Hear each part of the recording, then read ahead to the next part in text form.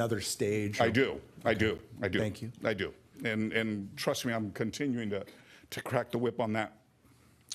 Ms. Friend has probably told you repeatedly all the hard work she's been doing on the municipal services agreement. Just to remind you, we have an agreement that goes through 2030. However, we have the opportunity to do a reset, and which is what we're talking about right now. I want you to know that the port staff, while they have other cities that they're constantly asking for records, they don't have that problem with the city of Coronado. With the city of Coronado, it's like they love, Ms. Friend keeps very good records. It makes it real easy to help on this thing. And so I'm anticipating that by March, it's coming before the board, the port board, and we will have that issue resolved on a reset on that municipal services agreement.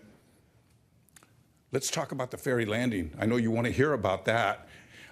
We've gone through some pretty dark periods there on the commercial ferry landing. I personally had a pretty, it was pretty dark times that we went through. I'm here to tell you that I think that we are on the road to recovery. I think that we have gotten both sides to talk. Both sides are at the table. Both sides are coming to agreements on issues. We're going to make that project work. As the community has been expecting all along. And I think it's going to be something that we're all going to be very proud of. We're going into closed session on Thursday on this item. But I think that it's going to be something where the board realizes, and Mayor Duncan, I want to thank you for, I mean, you took a very active stand and you asked me, can I help you? And I said, I welcome the help. And it was very, very helpful to us to be able to get everybody to listen that we weren't about to agree to start all over again. That the subtenants that are there, they needed some certainty. And so, it's all going good. I'm feeling a lot better about it. So stay tuned for more. We'll see where we go with this. On the restaurant that we have a couple doors down from there, I want to thank you all, those of you that were able to make it. We're in construction for the project of Social Syndicate. They've got several brands and themes of restaurants that they have. They keep telling me that the closest they have for what we're going to get here is going to be something like the beach at the Monarch Beach in Del Mar. And so I believe it'll be a very nice addition to our waterfront and to Coronado, and the residents and the visitors alike will be able to enjoy a very nice place. A restaurant that we've been waiting over 30 years to make happen. It was when I was back serving in the 90s, it was an empty lot that was just kind of sitting there. It didn't happen. And it's kind of fun to be able to come back and push that thing across the finish line. We're in construction, it's looking good, and so I'm happy about that. And Frank, if anybody is listening doesn't know, this is the lot next to Il Fornaio, and that project looks great to me. They had like the floor-to-ceiling windows, trying to really showcase one of the best views. And the other thing I just want to mention is this is on a separate lease than the rest of the ferry landing, so this project is assured to go forward. So thank you for clarifying that. You're exactly right. Finally, I'm going to just touch real quickly on the safe harbor boat storage facility down at the Cays. As you know, we were able to successfully buy out the lease of the previous leaseholder there. We are right now where we're going with this, again, wheels turn slow at the port, but I'm pushing hard to get the landscaping plan, which they're working with the HOA and showing what's going to do, what kind of improvements we're going to have there, and then leasing up the space. Again, going slower than I would like to have, but it's still very much on my radar screen. So with that, let me stop and answer any questions that you may have. Council members, any questions for our Port Commissioner? I'll just make one comment in case they're thinking for a moment of any questions they may have, is your approach on the ferry landing is incredible. And I think it's really important to try to point out to everybody, neither you, in my opinion, nor myself, or the council, I believe, we're pushing, saying the ferry landing's been run perfectly, right? We're pushing we want the best project possible, But part of the best project possible, in the comments that I said to the port at their last meeting, was the timeliness of the remodel. That is a real deal, and the less disruption to this community, and as you rightfully pointed out, the certainty to the tenants. Those three things. So again, I think this difficult sort of sausage-making process that we went through, even having to see if the port would put it on the agenda as a potential action item, and everything everybody went through. It's not an animosity or a personal thing with any of the commissioners or the port or anything. It's to get the issue back in front, to see if we can get a better project, a more timely project, and to deliver the best for the community in the least disruptive way. And that's what we're hopeful for, and I think it's happening. So thank you for your efforts in regard to that. Well, I appreciate that. Again, your help was huge for to me to make it happen. We got their attention. We weren't about to start all over again. This thing's taken 3.5 to 4 years. I think I was quoted properly in the newspaper when I said there's fault on both sides. There definitely has been fault on both sides. But I feel like I'm kind of in family court where I got mom and dad finally talking to each other.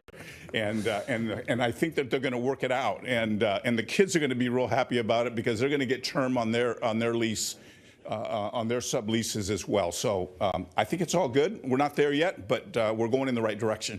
Councilmember Fleming, do you have a question? Frank, I want to thank you on behalf of the city for your hard work and advocacy for Coronado.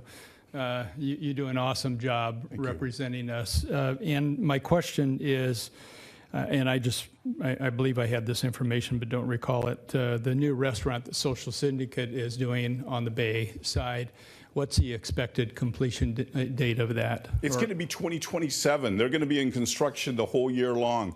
I was hoping that they would that we would have something by Christmas time of 26, but it's not. It's going to go into the first quarter of 26 or 27 by the time it opens.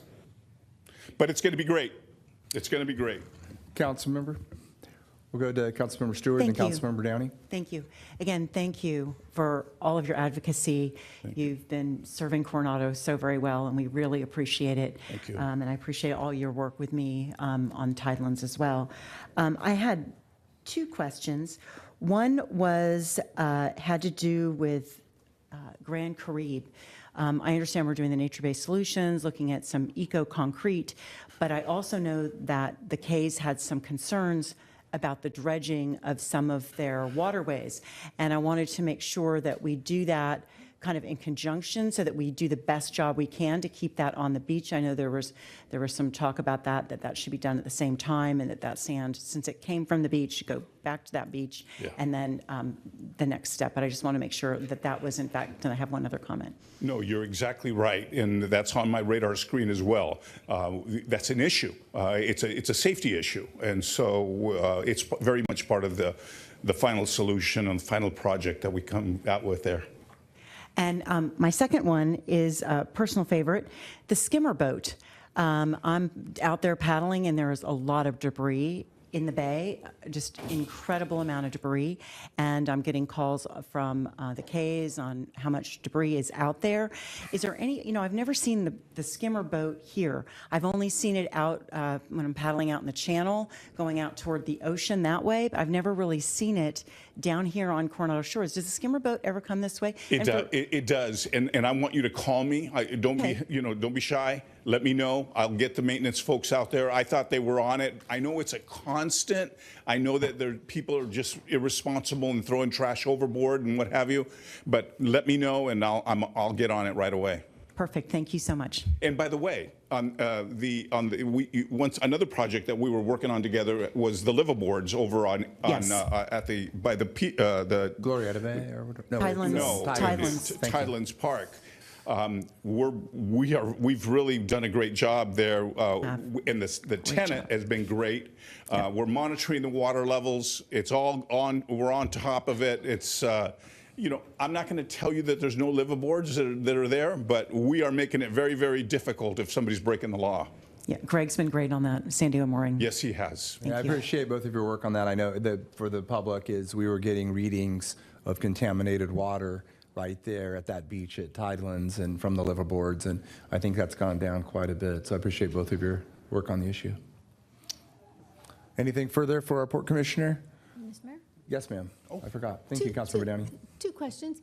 First off, you mentioned the new restroom going into Tidelands. And you mentioned it's the same as the one, but you were a little bit obtuse about it. So you're saying it's going to look like the one at Spreckles or the one that down at the K's or the Gloria? Which restroom are you comparing it to? Oh, I'm sorry. It was the one at Spreckles that I was referring to, and I was drawing a blank on the name of that park. I apologize. But yeah, it's Spreckles. Now, I haven't seen the design of this one, but the way it's described to me by our engineering staff, it sounds like it's very similar to that model that of restroom facilities that the city put in over at Spreckles. And one of the things we discovered that it allowed us the opportunity that if we're going to have suddenly tons of people, that we then add the extra trailer around the back. So this didn't come up, I know, this is not part of the project, but it's just something I'm wondering if it would provide in the designs the flexibility of doing that if, say, we're having, I don't know, the 4th of July, or some other reason we're just going to have 1 million people in town. Because that might be, since we're in the design phase, just making sure that is a possibility should people do it. I will carry that message back. I'll make sure that they are aware of that and that we have that safety valve, so to speak, there. The one thing I would recommend to you all is if in fact, this is a $2.7 million project and we have $6 million in the bank, be thinking about, I know that you talked about the restroom facilities here at Glorietta Park. And so let us know. I'd love nothing more than that money to be spent while I'm still here in office. Well, that's my other second question. I thought when we came up with the options we wanted to spend, not only did we want the new restroom there, but we also talked about upgrading, and I'm not going to use the right word, so maybe somebody else will remember what it is, but the workout stations around the park there at Tidelands, I think we had said that was one of the things we wanted. So is that part of the restroom, or is it separate? It is. It's okay. Part of the restrooms, and I think it's all within the 2.7 million. I'll okay. Find out but I know there are new exercise equipment that's part of that project there. Fantastic. Thank you so much. Thank you again, Frank. And everybody doesn't really usually remember, but this is essentially a volunteer position you have that you treat extremely professionally. So we really, really appreciate it. City Manager, do you have something now, or? Just one thing. So council, what we can do, about 1.5 years ago, the council at the time had debated various projects and had tendered a letter to the port as referenced by Councilmember Downey. What I can do later this year is maybe bring that issue back to you.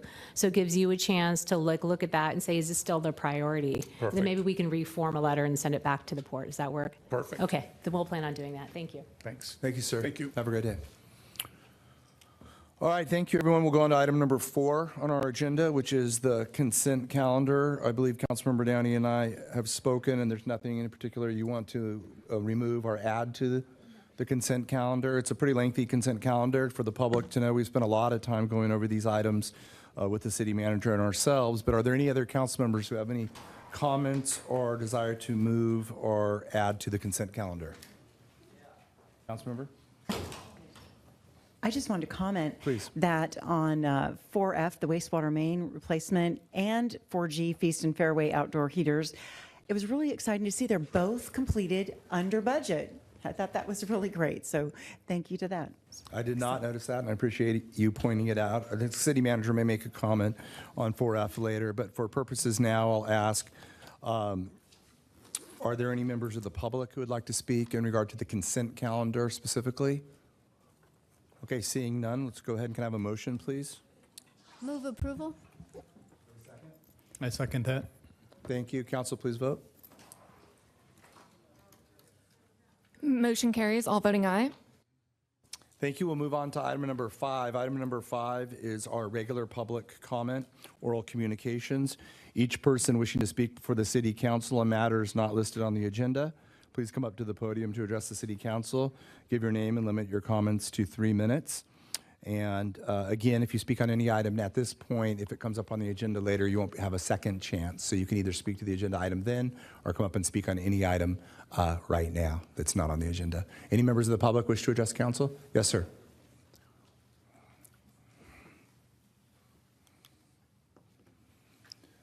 Good afternoon.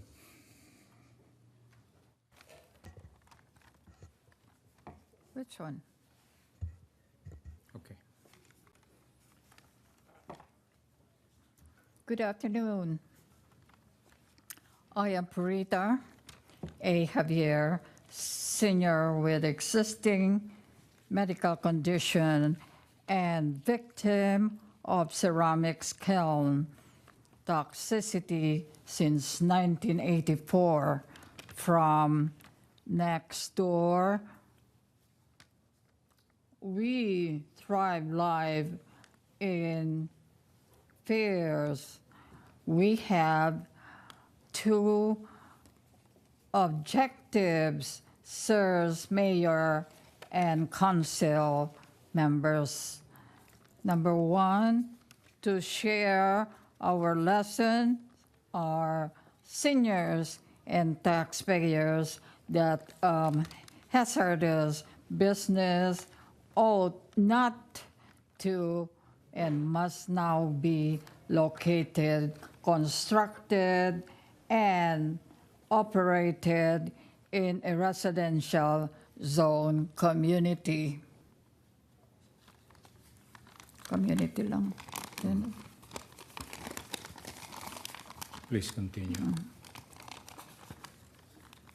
Okay, number two, to seek help from the honorable mayor as new members of the governing board, air pollution control district, specifically on policy, change of APCD code rule all where 20 industrial 11. and That's 11. Code Rule 11. 11 where policy change of APCD code Yeah. rule all where 20 the Industrial. industrial Sorry, Filipino English.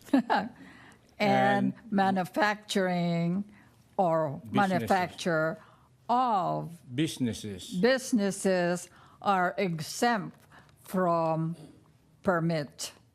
One of these polluting, what's that? Activities. Activity is Paragraph 8. paragraph 8, Code Rule 11. Code Rule 11, ceramics kiln fired by Woody, what's that? Okay. Okay. We are both victims of this poison gas destroying the air we breathe in that particular populated area. District 9 of City of San Diego. This is not to intervene here, but rather to share to you a lesson which should not be allowed in a beautiful, clean crown or the show window of the region. We were looking for the finest city. And when we step in that portion of this compound, we asked them, where is the finest city? And they said, we do not know. We only know of a crown city. We missed that kind of description. We have been consistently attending public meeting at the City Council for 5 years under the leadership of Mayor Gloria, and up to now, no action, but silence. And the last action was, I was ordered, restraining order, not to enter the City Hall for speaking the truth, that we in our community are suffering. We are hurt physically, mentally, and financially as we try to look for a solution. Air Pollution Control District, City of San Diego, county where the Air Pollution Control District was taken out and became independent, 2019, approved by the governor. And who owns it? Oh, Mayor Gloria. He owns the air we breathe, because up to now, we haven't breathed the free air from the Pacific. because of the geographic character of our community. We came here, sir, not to push you or pull you, but rather bring that hands justice for us San Diegans. You are new, fresh, and intelligent, honest, as we have observed it.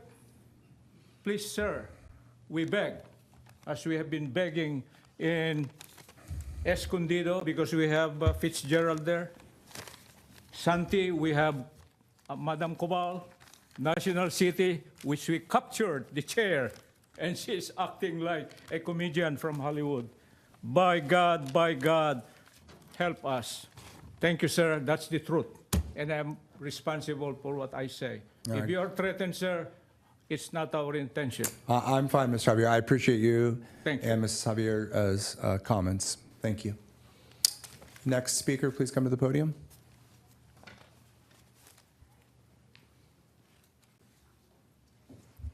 Hi, council members. My name is Sheila Barron. I'm a new board member of the Coronado Community Theater, which has been operating as the Coronado Playhouse. And I appreciate the opportunity to speak with you today.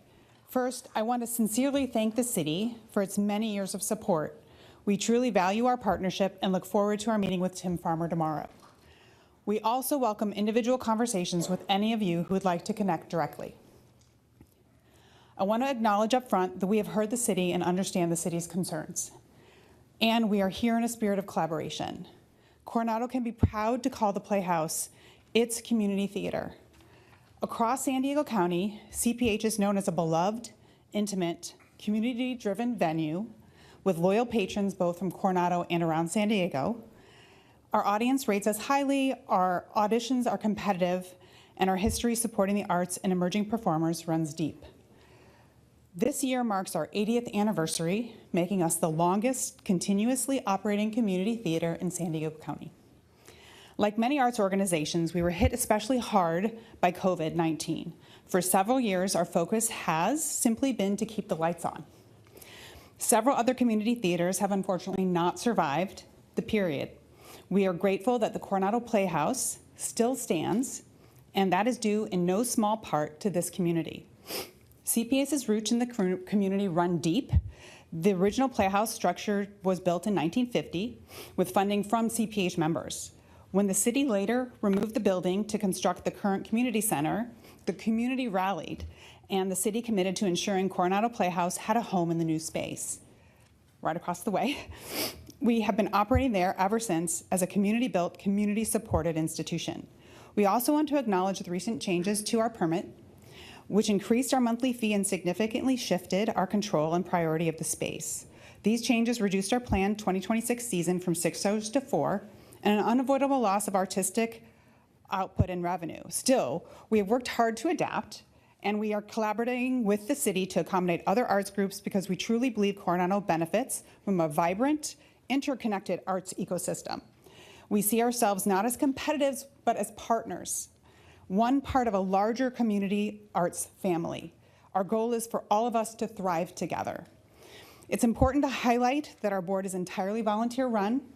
We have added 4 residents of Coronado to the board: Linda Benning, co-founder of COSA, myself, Sue Allen, who has 25 years in the film industry and a strong presence with a film festival, and Stephanie, a small business owner and accomplished actor for 18 years in the Actors Equity. We're asking for continued support so that to ensure the Playhouse remains a proud, enduring asset to the community, just as it has been for 80 years. Thank you for your time. Thank you for your comments. And I think you did reach out to me potentially for a meeting, and I haven't gotten back to you yet, but I think in a couple of weeks it might be a good time for that. So I appreciate you coming to council today. Thank you for your comments. Welcome. Hello, everyone. My name is Stephanie Gachet. I am a resident of Coronado, and I'm one of the recent additions to the board at the Coronado Playhouse, along with Sheila. And I joined the board in November because of my long personal history in theater and the performing arts, but also because of a wish that I have to be a voice for the Coronado community on our board. and to use my local connections here to help embed our organization more deeply in the community through key partnerships and some really fun initiatives that I'm looking forward to. But as you know, our future is uncertain right now as we face potentially losing our home here in the Playhouse space. So I'm here to thank you in advance for your support of our ability to continue our work here as the longest running community theater program in the region. I also want to share with you that our planning for 2026, which began last year, casts a vision for this year that's really exciting and that I think will really be in alignment with what I believe the city is hoping Coronado Playhouse will be moving forward for our community. A theater that serves local audiences, continues to attract the wider San Diego community and tourists to our island, and that stays rooted in the community we serve, providing opportunities for locals to engage in theatrical life, including performers, volunteers, youth, adults, schools, and other local organizations. So to that end, we have curated our 2026 season based on our patrons' feedback to include many local favorites of our audiences here. And we've begun, and in some cases continued, the work of engaging with other local organizations through partnerships with, for example, COSA, the Coronado Historical Association, where I'm really hopeful we'll be able to collaborate on celebrating our 80-year history this year, the Coronado Island Film Festival, and we look forward to continuing our multi-year partnership with the Coronado Junior Arts League. We also have experienced a recent influx of funds from some very generous local donors that will help us bring our ambitious vision to life this year and will help us better serve our community in fun and exciting new ways in the coming years. So obviously we welcome further discussion with all of you, of course, but for now I just wanted to say that I hope we can count on your support for the continued growth and success of our precious community theater. Thank you. All righty, thank you for your comments, appreciate it. Any other members of the public like to address council? Please come forward. Evening. Good evening. Almost evening, afternoon, evening. Whatever time it Combo. is. My name's Tim Barron. I'm a local resident. I graduated from Coronado and as well as COSA, class of 2015. I'm an associate technical director at North Coast Rep and Equity Theater up at Solano Beach. I have worked professionally many theaters that would take me the whole 3 minutes to list. I want to say this. I worked with the Coronado Playhouse. This will be my 4th production with this upcoming show, Barefoot in the Park. I absolutely love it here. I've been living in Coronado for the last 13 years, and I love having a space and this opportunity to my time, my expertise, and my talent to give back to the community. And there's no better place that I would than with the Coronado Playhouse. Many people there that I've known, that they're some of the most friendly, kind, and intelligent people that you could ever meet. And I really do hope that I can continue working with them. With that being said, like I said before, I'm one of the actors in the newest show that's coming up, Barefoot in the Park. And coming up and within the next couple of weeks, we're going to have an invited dress, and I would like to invite all of you guys to come and see that show, to see kind of what we're about and see how we work and how things operate. Thank you. All righty, thank you, appreciate it. Any other members of the public want to address council in any matters? All right, we'll go ahead and close public comment. Are there any members of council who has a public comment? 2 things. One, anybody who was here for earlier presentations, don't worry about offending us. Feel free to leave if you've done what you wanted to today, so you don't have to sit around through this whole very long meeting, I expect. And the second thing is, no, I'll just wait when we do our reports later. Thank you. All righty, Councilmember Stewart. Thank you. It is my absolute pleasure to introduce my intern, Ella Mathis, if you want to stand up. Ella is a junior at Coronado High School.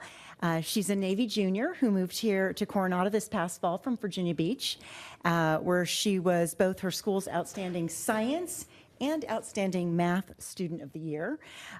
She has another internship up at Scripps with a chemistry professor. She's a champion debater, and she started a debate team at CHS. I'm not sure I want to debate you, but I'm excited to have you on my team. She'll be with me January through the end of April, and the internship is really to offer kind of a little behind-the-scenes look at city governance, just to give her a taste of what we do, and opportunities to attend official meetings and engage with community leaders. So please join me in welcoming Ella. So glad to have you here. Thank you. Once a teacher, always a teacher, right? Welcome. Any other council members have public comment? Okay, we'll go ahead and we'll go on to our next item is our city manager report. I don't think she has a large report today, but she has a comment or two to make. So. I do. Thank you, Mayor Duncan. Council members, members of the community, good afternoon. And I don't have a big report, but something I wanted to take a moment to point out. This was a consent agenda item. It was item 4F, and it concerned our wastewater main replacement project. And I just think it's important to take a moment to celebrate our successes. This is a big project. It started out, we had a hard time even getting bids for this project, if I recall, but we got it done, and it replaced about 5,000 linear feet of sewer mains along First and Second. So those of you who live in the neighborhood certainly experienced that, so thank you for your patience. And we also did 285 linear feet of the K's sewer force main, and we also had emergency repair on Glorieta, you might recall, about 6 months ago. It turned out we had an immediate need, so the contractor, since they were already deployed on site, were able to get over there. So I just wanted to, thank the City Council for your support. We have a lot of projects in our CIP, and we've had your unwavering support to get these projects done. And also thank you to our staff for getting this going. It's been a difficult environment to get projects done, but they're so critical and important. So thank you, Mayor Duncan. I just wanted to note appreciation. Thank you. Appreciate it. Thank you, City Manager Friend. And we'll go on to our next item on the agenda, which is item 8A. We have council reports on interagency assignments. Are there any council members who'd like to speak on their interagency assignments? Want me to start with Councilmember Stewart? Again. So as my work with Sandag Shoreline Preservation Working Group and Sandag Shoreline Preservation Policy Task Force, I met with Coastal Frontiers Corporation as recommended. This is a group that works with Sandag to look at placing more transects on South Beach and coming up with viable solutions to the eroding beach that we have in that area. I also met with Surfline. This is a group, many of you probably know them because they put up some cameras for surfing to check out the surf, but they also do more than that. They provide daily sand monitoring that is extremely important and useful data using GPS cameras that don't show actual people, but they can also help you with counts on the beach, but don't give you facial recognition or any body at all. It's something that we need in order to look at any kind of shovel-ready project and grants as we work to save Sands Beach. And this is from shore erosion, of course, sea level rise in cooperation with our neighboring cities. I also attended 2 Cal Cities, Coastal Cities leadership groups, both as a county representative and also as the vice chair. And in addition to setting all of our priorities for the year, we received a presentation on offshore drilling that is pushing to happen on off our shoreline in 2027. And so we were looking at the devastating impacts that could possibly impact the environment, human health, economics here in Coronado, and of course our military. And thank you, Mayor Duncan, for signing that letter opposing that. I really appreciate that. I think it's really important to San Diego region. And in conjunction with this topic, I also attended the California Natural Resources Agency with Surfrider with Save Our Coast, and had a chance to look at thinking about what it would look like with a blight of oil rigs, on our beautiful view. It would be pretty horrible. And I know, having sailed up in Santa Barbara, my daughter sailed up there and been out on the water there, that, you get oil on your boat every time you're out with the oil rigs that are up there. With the Cal Cities monthly meeting, both representatives for CCA were available there and speaking on electrification, which was interesting. And several of us attended an e-bike meeting today, which was very interesting, with 289 in attendance. And I also wanted to give a big shout out to our CHA's Island Island Icon induction ceremony, and congratulate 12 incoming. I know there were several of us that were there. Thank you. It was really fun to be there. And note that one of our own is also an icon, not inducted, previously inducted, Councilmember Purvis. So congratulations to you as well. I also enjoyed the Friends of the Library event in our beautiful library. It's always amazing to come in that main entryway and see how beautiful it really is. And I wanted to say thank you to the Friends of the Library. I was able to meet the new director, and the Port of San Diego. Many of us were there. Again, I'm just so impressed with what the port is doing and their work to improve our water and air quality for our communities along the waterfront. And I also wanted to give a shout out to our police department. January 9th was the Law Enforcement Appreciation Day, and I just wanted to make sure that they all feel very appreciated and for all they do for our community. I really appreciate all you do to keep us safe. And Councilmember Kelly Purvis and I travel to Sacramento later this week. I'm on one of the policy committees. Mine's environmental quality policy, and Councilmember Purvis, I'm sure will tell you what she's doing. But I think we're going to have a great trip, and really looking forward to representing Coronado, as they haven't had someone on this committee before. Thank you. Thank you, Councilmember Downey. A couple of highlights. The first is I also, along with Councilmember Stewart and Councilmember Purvis, all of us from 3 separate locations, participated in the same call that was put together by Cal Cities, which had a roundtable discussing what other cities are doing about e-bikes and what efforts we can make to try and see what the legislature is willing to do. All of you have heard over the last couple of years a lot of the things preventing some policies or laws being adopted is it requires the state, it requires more. So we're not going to discuss any details, but know that almost everybody up and down the coast hears our residents. All of us want to do something. So now we're trying to see what small things can we do that we don't need state approval. And we've heard some neat things. Some other cities are doing it. So at some point we may come back and talk about them. But more importantly, what can we get the state to do? What can we legally get done? So I just want you to know people are thinking about it, looking at it, trying to figure out what options we have. Also today before this meeting, I participated in an ad hoc group for MTS. And we're looking at what is the future of transit. As you, I think, have heard me in the past say, we will not have money in the next couple of years to meet our current service needs. Unlike other parts of the country, MTS in San Diego is top of its game. They have some of the best return on investment.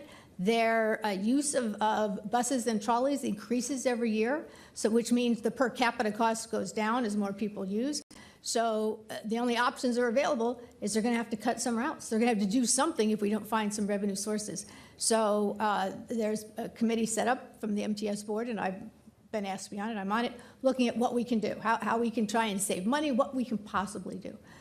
So that's going on constantly around us as we're looking at those options. Additionally, many of you may not be aware, but the Caliam Water, who obviously is our water server here in San Diego, at least Coronado, has notified us, well, they are required by the Public Utilities Commission, notify everybody that they are proposing increased rates for the next 3 years, as all utilities seem to want to do every 3 years. And so I've been following those proceedings. There's going to be some participation proceedings, but at some point, as I'm reviewing more of it, I will personally provide comments, and that if it's in some future addenda, the city wants to look at it, they can too. But just so you know, and it's on your radar, along with everybody else that seems to be wanting to raise our utility rates, Caliam Water is also asking for increased rates. That's it for now.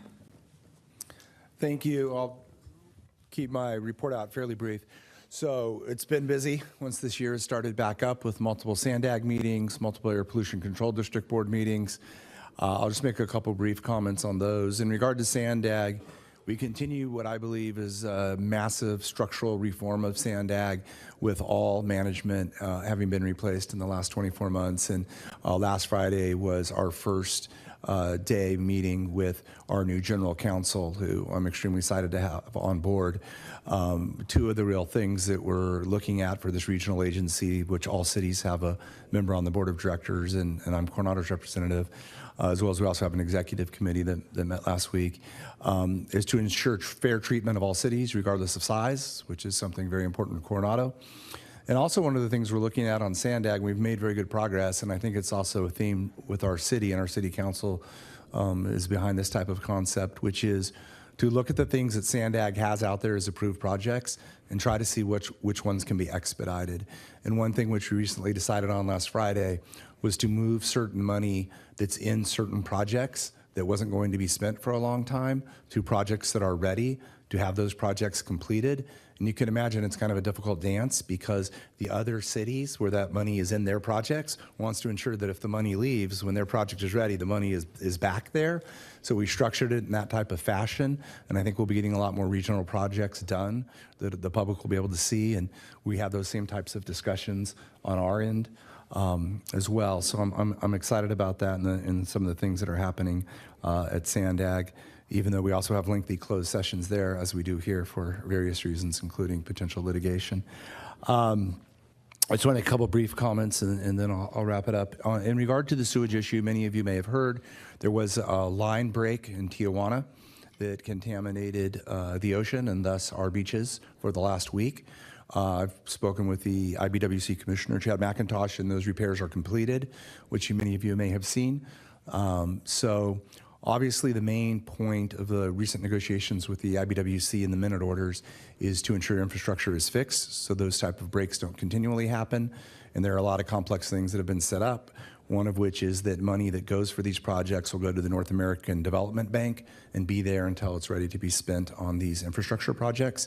But the real main thing I just wanted to mention, and people forget because I know it seems very far off when our community's been suffering with sewage issues, and Imperial Beach as well, but in a lot of ways it isn't that far off. The expansion of our plan is going to be done by the end of 27, and it's ongoing and being built now, and there'll be additional remediation projects occurring along the way. That's just on our side. On the Mexico side, it is true as well, and I've spoken quite at length about the outfall pipe, which is something that we are very excited to get into Minute 333, which was recently signed in December. This is the concept of a 6-mile outfall pipe from the Mexico plant, which is treating about half the sewage that goes down there, with the other half untreated, dumping directly onto the beach in the ocean waters. If we get the 6-mile outfall pipe, it'll be one of the longest outfall pipes that exists, but it'll be available for treated sewage effluent, but also if there ever is a breakdown at the plant, and or for the remainder that currently isn't being treated until they build another plant. And so the new order that was entered in December requires the governments of the United States and Mexico to come up with a plan within 90 days and to bring that plan within the next 90 days to the two sovereign nations for their approval to get the project going forward. So that, I believe, alone, even though we don't want any pollution going into the ocean, would likely have our beach completely open, as well as really mitigate the damage in Imperial Beach and have them open. And that's separate from all the other things that are going on to control the sewage and to treat it. But again, our plant, and this is separate from other pilot projects which are in the works, and I have a call with the commissioner of the International Boundary Water Commission tomorrow at noon on this, but other pilot projects to mitigate it even further now. So I just wanted to briefly mention that. I do believe there is hope, and I'm very excited about it. And I'll go ahead and turn it over to Councilmember Fleming. Did you have any report outs? Yeah, just a couple of brief things. Recently attended the Port of San Diego swearing-in ceremony. We had some other members of the city council that attended that as well. And then on January 15th, I attended a MTS board meeting. Councilmember Downey had jury duty, actually, and was not able to make it, so I was thankfully available to cover for that.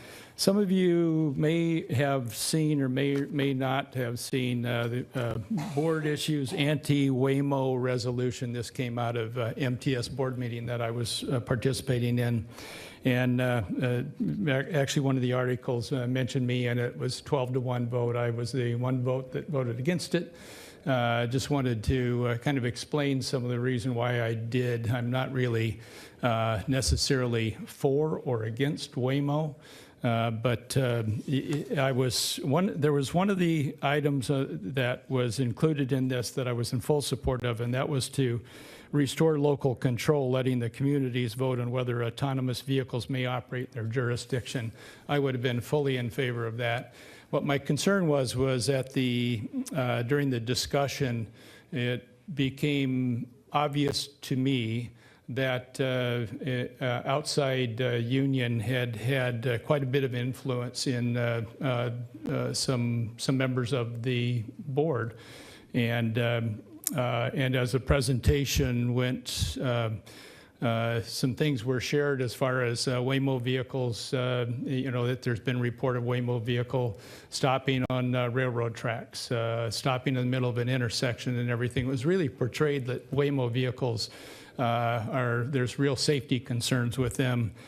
And I challenged that, but didn't have any data. I did some research since then, and an independent study with the autonomous vehicles, there's 88% reduction in property damage claims and 92% reduction in bodily injury claims compared to human-driven automobiles.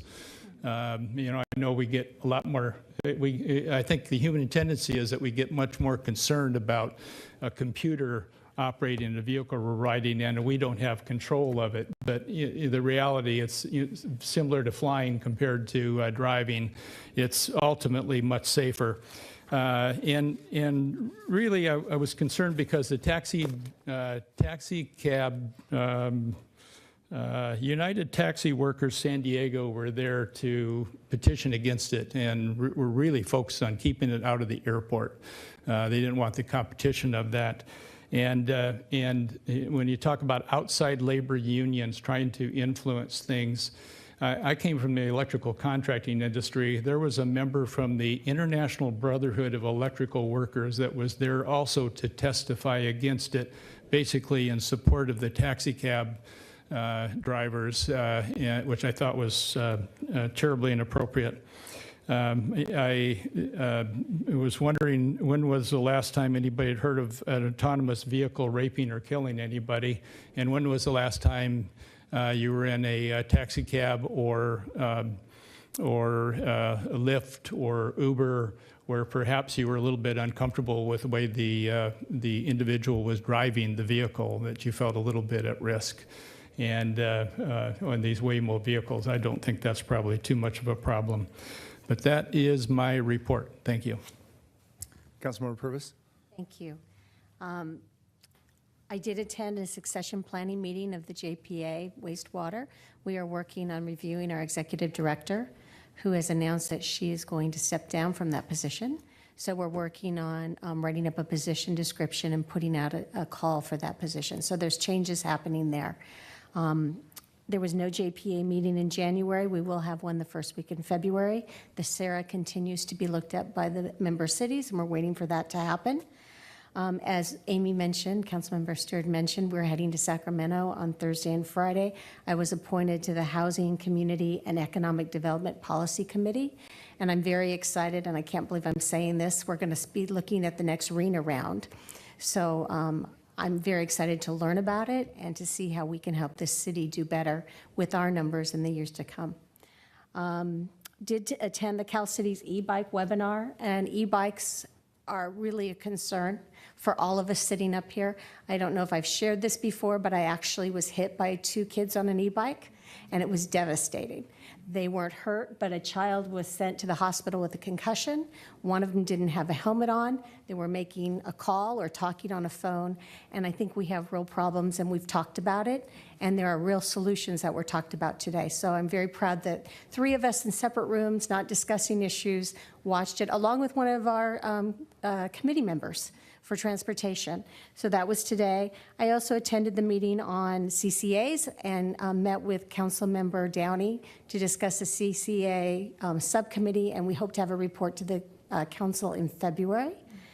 And finally, I did attend the ICON event as well, and I was very proud of all of our new members, long overdue, great members and pillars of our community, and the Friends of the Library event was really fun and well attended. And I loved the poet that was typing poems there. And great exhibits. Our library is really a jewel, so support the Friends of the Library if you can. So that's it. Thank you for your report. I would just like to say, I know it started off with Councilmember Stewart also mentioning it, but it is very rewarding, and I'm just very thankful for when I go to Friends Library or I go to Coronado Historical Association. In these groups, whether I agree with everything they've ever done or not isn't really the point. The point is they're just a bunch of people trying to make our community better.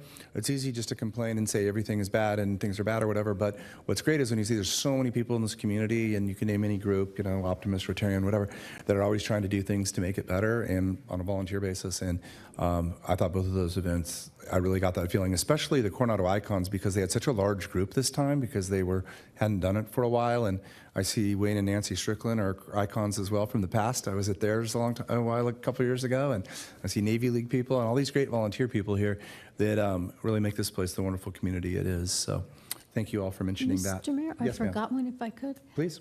After one of our meetings last year, the city has restructured how we do our commissions and our appointment process, and there were several members of our mobility commission that were concerned about how things had changed. So I met with them last week and explained some of the changes, some of the suggestions. I listened to some really good ideas, which is why I invited one of them to join me on the call to look at what we could possibly do about e-bikes. And as the mayor just said, we are so lucky. Every time any of us go anywhere, all the other cities are envious that we have such great volunteers in Coronado. I mean, when the city calls and asks for help, we don't have a problem getting it. And so I will just reiterate what I said at the last meeting and what I told the volunteers to mobility that I met with before. We appreciate it. Please know that we appreciate that. Thank you, Mr. No, I Mayor. appreciate you saying that, and I had an inquiry about that from a news organization about how has it landed in the community, some of the changes, and I said, well, the main intent, I know council agrees, is it's not a disrespect towards anybody or any work that they've ever done in the past. We're trying to have the city governed in the way that we think is best, and respectful disagreement, I totally get, but I respect all those work, and that's where many of us started at different times. I served 2 terms on the Bicycle Advisory Committee and 2 terms on the Civil Service Commission, and I did watch, and we'll continue to evaluate things as they develop, but I did watch the other day, because we don't have enough meetings, right? I watched the Design Review Planning Commission meeting, and I thought it was an excellent meeting.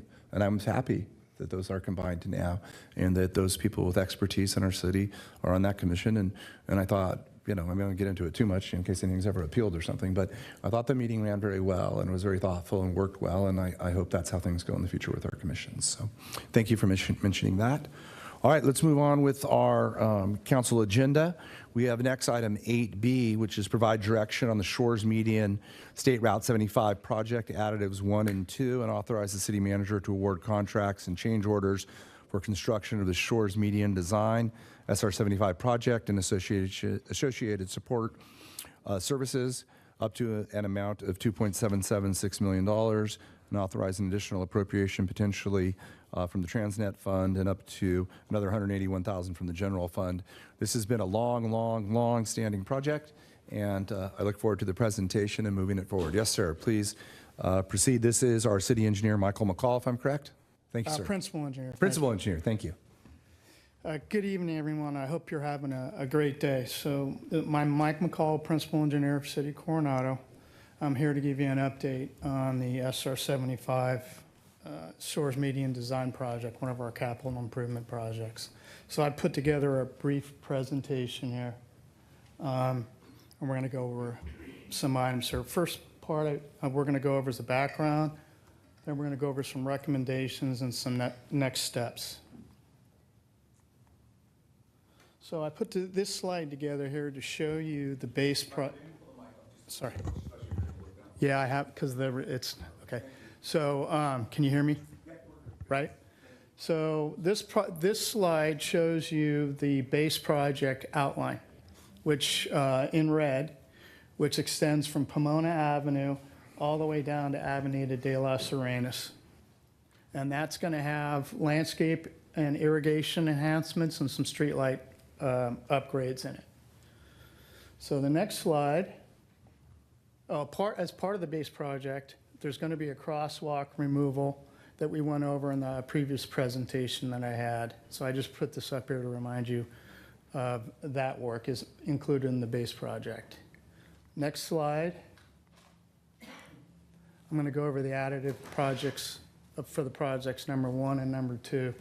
Additive project number 1 in the blue shows it extends the project from Avenida de las Arenas all the way down to Rendova Road.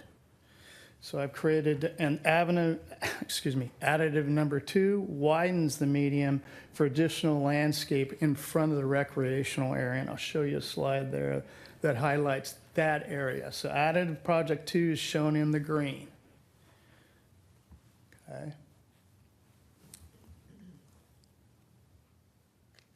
I went the wrong way, sorry. So now we'll go over some recommendations.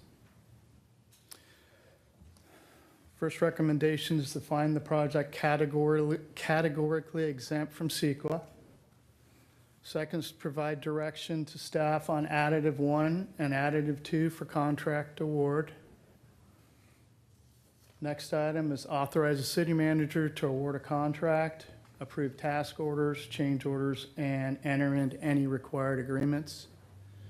And finally, appropriate additional funds for construction. And I wanted to note that and point out that Hotel Del funds are part of the approved general funds that were appropriated for this particular CIP. And the next steps: award the construction contract, and hopefully after your decision tonight, and then we'll start construction early Q2, if all goes well. And maybe it's in the report, but are we, because this has been taking so long, not cracking on staff at all by any means, but with the prior iterations of council of the last couple terms, and with the prior mayor and everything, and I was on the Caltrans subcommittee, we've been working on this and everything. I just want to make sure, from your point, are we good with permits now? Or are we good? Yes. We're good, right? We're We ready have to permits. go. Because that was really, okay, we And have the permits it includes the base project, the additive 1 and additive 2 at this point. Caltrans has gone through the plans and approved those. We have a permit for that work. It does have a deadline on the permit, and if the project goes, if we have to at one point extend it, that would require reapplication. Okay. And I know this is something, just for edification, I know many people have been around for a long time and know about it, but this is something that the Shores community has really sought. And I'm always sensitive to when I hear from the Cays or the Shores, they feel at times like, neglected from what we're doing. I don't think it's accurate, but I get why they feel that at times, and especially when a project like this takes so long. But before we get into the merits of it, we should ask, are there any other questions for the staff on this matter for our presenter? And you wanted more of a description, Carrie, or? I just want to talk through alternative 2. Can you put whatever picture you have up there of alternative 2? Can you see the It's slide? additive 2? Yeah, additive 2. If I'm understanding, the expansion of which I'm not saying I don't support, I'm just trying to understand. Is that all going to be an area that is existing median area, so it will not have to do anything different to a lane of travel there? If you notice, what we're doing is filling in a concrete area that's it extends from the existing median all the way to the turn lane that's not being used. There's a turn pocket that's not being used. So we're going to add some improvements in that area, in the green area there, and extend it. And then that allows us to build additional landscaping and irrigation in front of the rec center. I'm understanding that. That's not my question.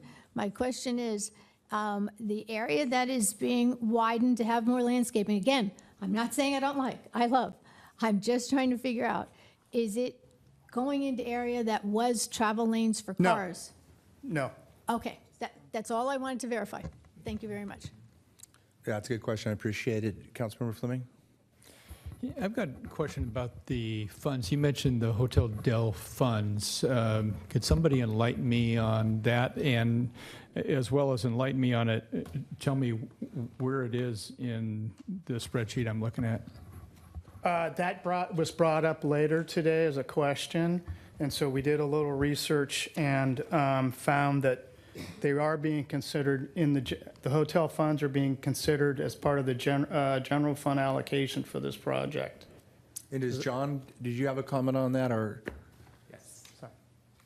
So introduce yourself and then tell us, please. Good evening, Mr. Mayor and members of the council. Thank you for that question. So we had further discussion about the Hotel Del Development Fund. So the history of that fund, a city received a total of $1 million, $250,000 first, and after the last amendment, which I believe was executed back in 2018, around that time frame, the city subsequently received another $750,000 for a total of $1 million. Currently, about $600,000 of prior appropriation from the general fund for this project, which was back in fiscal year 2023, was appropriated from this fund. This fund is sitting as part of the general fund balance.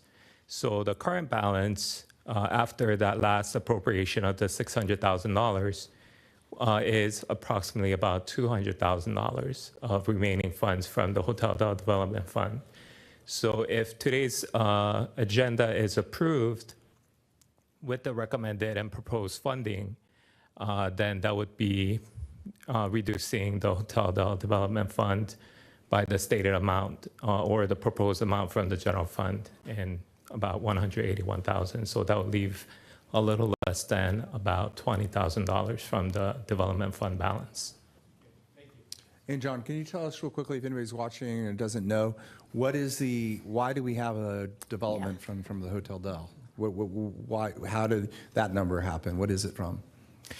So that precedes my time, but answer. based on my review of the agreement, that fund was specifically provided for certain improvements along the SR 75 shore median improvement, including some of the public facilities such as restrooms, and also for some landscaping improvements. Thank you. Councilmember Downey? Yeah. When the Hotel Del wanted to amend the master plan that we'd approved, we went into negotiations with them so that they wanted our support in front of the Coastal Commission. And the city ultimately gave it to them, but part of the agreement was there was going to be $1 million for improvements, and the city could designate what we want. I personally spent years trying to get approved to have a restroom added to the beach area so that the people that are surfing had a place to go, because the community said they wanted that. The Hotel Del even agreed to have a restroom in front of them. But once again, thanks to the Coastal Commission, we were not allowed to put a public restroom on our beach. So that $1 million sat there till we could figure out what else to do with it. And so we've been figuring out this is a great way to use it. It's beautifying that area. So that's where the money's Yeah, from. no, I appreciate that. And part of the reason I asked is because the concept is almost somewhat of a mitigation for the development. So thank you. And do we have any other questions for this staff presenter from our engineering department? All right, seeing none. Thank you, sir. Thank you very much. Appreciate it. Do we have any members of the public who'd like to address council on this matter? If so, please come forward. All right. Seeing no members of the public who want to address council on this matter, we'll close public comment and we'll proceed to council member deliberations. Anybody like to start us off? Councilmember Purvis, please proceed. I'm in full support of this project and the staff recommendations. I think it's well overdue. I'm sorry if I caused confusion. I asked about the Hotel Del Fund because I knew that money had been sitting there for a long time. And the Shores, every time they would talk about this project, would say, how about that Hotel Del money? So it's wonderful that we're using it for that. And I just wanted to get it on the public record. And so that's where that came from. But I support this 100%. I think it's going to look fantastic. I hope they get it done in 6 months and not 8. And summer is coming, and we all know what that means. So yes, I would make a motion to support with additives 1 and 2. Thank you. Do we have a second? I second that. Any comments, Councilmember Fleming? Just that I'm in full support of this, and as Councilmember Purvis stated, the base plus additive 1 and 2. Councilmember Downey? I just want to thank staff and all the folks that have worked on this all these years. The fact that we can now actually expand it and make it a little nicer. Many of the folks in the shores asked through the years, why can't it look as pretty as we have done Orange Avenue? And part of it was the right-of-way and how we would do it. And so I'm so glad we found a way to address that so this can look as beautiful. And just so you know, we also had to spend time getting Caltrans to approve, as we do everything in this town. So the fact that this is going to get done, I'll believe it when I see it, but that's the first ribbon cutting. I will be there early to make sure we cut this ribbon. So thank you. Councilmember? I think we're all thrilled for this project to move forward, and I'm really excited for our friends at the shores who've been waiting for years for this project, and just a huge collaboration of people to make this come to fruition. I'm particularly excited about getting rid of the ugly concrete median. I think it's really going to be a lovely entrance if you're coming up the Strand into the main part of the city. So very exciting. I'll be voting for it because I'm extremely happy this is happening before my town hall at the Shores in 2 weeks. But I do want to just point out a couple very brief things. One is, we're obviously a pro-crosswalk city. We want crosswalks, right? But this crosswalk is pretty much a nuisance. It's illegal under state law. Caltrans doesn't support it. They support the removal of it. It sticks out at a point in a way that's not really conducive to safety or to traffic management. Also, frankly, the people leaving the shores in the morning have a really difficult time with that left-hand turn with the way it's constructed. So I'm in full support of it, but I just wanted to mention that in case anybody's wondering what we're doing. Yes, Councilman. Just to clarify, there is a crosswalk on the other side, because I was initially very concerned, but then they showed me, traffic-wise, the one on the other side is the safe one, so now we're just trying to funnel people to the safe one. Absolutely. It'll be safer and faster, and there's obviously good crosswalks on both sides leading to that crosswalk. So it's like a U, so to speak, now. But yeah, I think it'll be much safer, and I'm in full support. So I think we're ready to vote. Council, if no other comments, please vote. Motion carries, all voting aye. All right, thank you. So we're going to move on to our second to last item, also known as our penultimate item on the agenda, which is 8C, approval of the 2026 legislative policy guidelines and priority legislative goals. City Manager Friend is going to present the staff report, please. Yes, thank you very much, Mayor Duncan. Good afternoon again. So the legislative program for 2026, this is coming back to you for the second time. This was initially presented around mid-December. Council talked about some things, made a few changes, and ultimately said we want to do a little bit of a deeper dive in this before we adopt it. So in the intervening time, we'd asked for ideas, suggestions, edits to the legislative program, and we're presenting those to you this afternoon. So I am very happy to facilitate this, and I'm going to propose that this occur in 3 parts. The first part is, if you're looking in your packet, it would be starting on page 207 through 228, and that is the legislative policy guidelines and substantively in their form.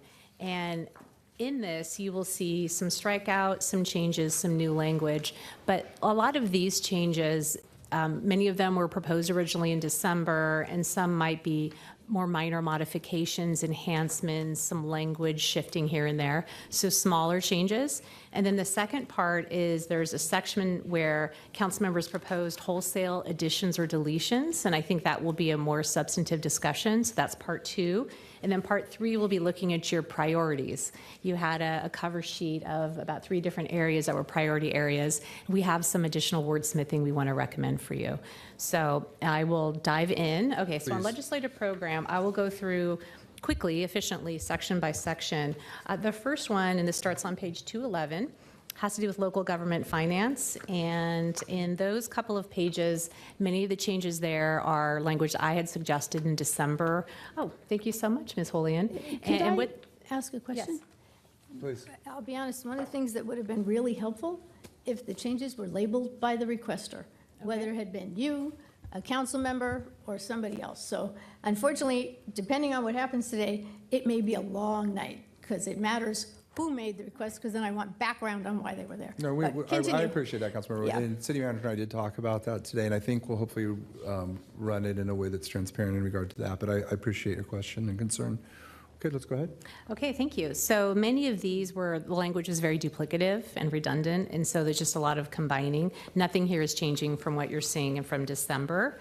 Next page, some minor changes, the inclusion of Coronado under D1, but nothing substantive there. I'm sorry, like I said, there's going to be a long night. So if you're telling me everything on page 211 was changes you suggested to make it a better document, it wasn't to change policies or our direction. It was to clarify existing direction. Exactly.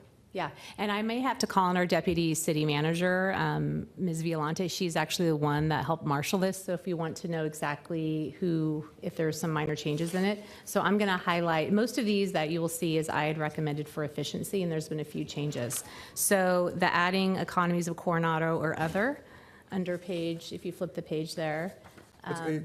Tina, just real quick for 1 second on, Yeah. on 211. So, and again, we can ask whatever questions we want. We'll have public comment. We'll come back for our council member discussions on it. But my understanding is, to be clear, is on 211, those were suggested by staff. I look at them, the theme that I've seen in their suggestions are twofold. One is to try to ensure efficiency of city operations and protect any revenue that's been, or funds that have been directed to our city, so that it's clear that we can advocate that those funds not be taken away, such as in B1. Okay, so let's go on to the next page. You mentioned there was the brief change. Oh, yeah, the next page, thank you for scrolling up. There was just a strikeout under number 6, just to expand it so that this thing is not isolated to the current legislative session, just to clean up there. And then scrolling down a little bit, this is something that council had talked about on December 16th, is adding Coronado and other, just to spell out Coronado in that one. And Tina, please let us know if we get to a suggestion that wasn't a staff suggestion, so we can I will, and address that I concern. will also ask for Ms. Violante to help me on that one. Sure. Okay, so then moving into Section 2, General Government, there are no changes proposed there. Moving into public safety, you can see there is a suggestion to expand the title to crime and safety violations. And then there is language under some changes under 9 and 10. And I had recommended most of these, so the ones in blue I had recommended. And that is going on, just ongoing concerns about noise and our ability to help monitor that with limited staffing that can be in every corner of the city. And so an interest of looking at technology. So I had recommended that. The next one on e-bikes, that is an ongoing issue that was really addressed earlier in this meeting. And so I had suggested everything in blue, and I think in red there, insurance standards on the screen had been a council member recommendation to expand that. Thank you, Councilmember Purvis. So let's just pause for a brief second. We're not going to obviously debate the merits of them right now. We'll do that when we have our discussion. But does any council member have any questions on item 9 or 10 before we move forward? Yes, item 10, please. Please. Is there a typo? It says on the third line, EGE bikes, or is it e-motors? Or is e-motos a specific word? I don't know. E-motos is its own modality. Okay, and then we heard on today's call that there's also e-motorcycles, which I had not heard that term either. That's an e-moto, yeah. Well, that's Or what I'm there's saying. Can we e-motorcycle. just say e-motorcycles just because I didn't know what e-motos was? Yeah, or after e-motos, put in parentheses, Or there you go, put another one. including Yeah. e-motorcycles. Yeah. Thank you. Okay, any other questions on this? Move forward. Again, we can discuss any of these items Absolutely. when it Yeah, comes, great. but just if we have questions on the language or what the meaning is or anything. All right, going on to, I think we're on to the next page, item Okay. C, fire protection, item 4. And item 4, this was my recommendation, and this is to talk about public safety facilities, and I'm thinking about our fire station work we need to do. So if there's a way we can have expedited and streamlined permitting and review for that. All right, and then flipping to the next page, and this falls under item F, the San Diego Coronado Bridge.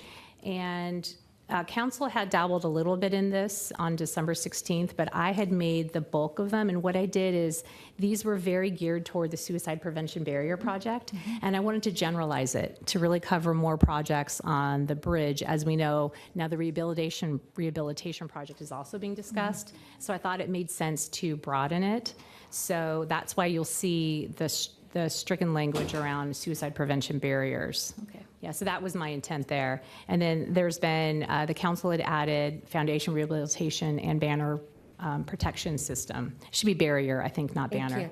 Yeah, barrier, not a banner. What is a banner protection? Barrier, so I apologize for that typo. Barrier protection system. Thank you. Okay. And council, if you have any questions, we're going, just please, especially if I'm reading this or looking at what's on the screen, just please feel to speak out, please. Okay, now we're moving into section 4 and talking about transportation and public works. And here you see one that was just to generalize, so it's not just DOD and Navy. It's talking about state and federal, so that was a change that staff had recommended. We'd added in the language under number 4 about including locally operated mini shuttle programs, as that's something this council is contemplating. Item 7, just generalize that a little bit. So rather than focusing on cameras in 25-mile-per-hour speed zones, residential neighborhoods, just technologies in general on safety concerns. And I have a comment about item 7, if I may. Sure, more of a question, hopefully, but yeah, go ahead. I'm sorry, what? I mean, more of a question or a comment about the language, yeah, because we're with the discussing the merits of it, we'll do later. You But understand, of course, Councilmember, yeah, please. The language, I would just. Thank you. My question is, did you mean simply speed cameras or speed and noise cameras? Oh, we can certainly add speed and noise. I think in this one, because it's about transportation, I'd focused on speed. Noise cameras had shown up under public safety under section A9. Right. However, it doesn't hurt to throw it in as well, because there could be a combination product as well. And I do see that it states such as, so it's almost like the use of technologies, it's almost like including but not limited to, is probably how I would phrase it if I was writing it. But I'm fine with that interlineation, at least for discussion purposes. Okay, then moving through, I had recommended the strike through in item 9 about the implementation of complete streets, because that is not an active project set for us there. So I thought it was too specific for our current objectives. On item 11, this was a council member ad that threw in the inserted language and transportation network companies such as Uber and Waymo.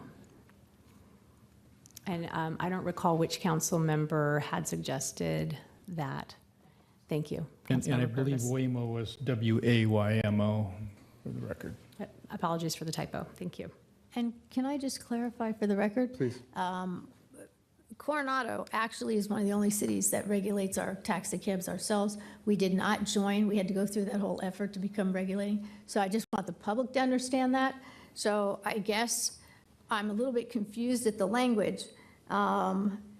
We have, maybe, I'm trying to think how to wording it, since we already have this jurisdiction, I guess, for taxi cabs.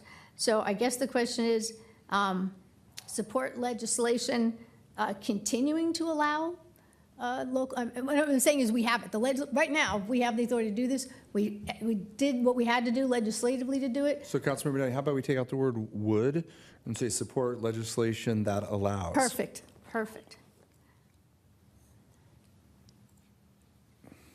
Okay. Okay, thank you.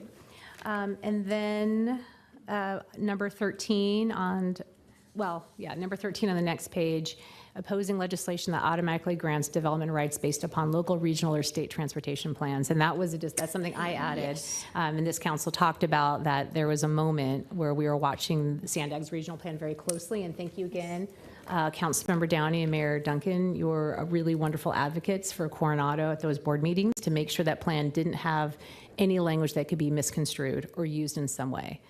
To If suggest there anybody was more doesn't know, happening. Councilmember Downey chairs the Sandag Regional Planning Group, and was also very instrumental when we write letters about Sandag policy, of analyzing them and helping me, not just helping me, but at times educating me. So thank you. Okay, and then on item B6, this was a council member, I think just for efficiency here, support legislation providing state funding for the city's household hazardous waste collection program. Okay, and then moving through just a couple of small changes there, slight wordsmithing, design, build, or other alternative delivery methods for construction capital improvement programs. Boy, that'd be great. Yes. All right, and that completes that section. So then moving on to resources and the environment. The first one I had added, talking about CEQA requirements, that's efficient, tailored to appropriate scope, and completed within reasonable timelines, because we like to get moving and not have a lot of review drag down our progress.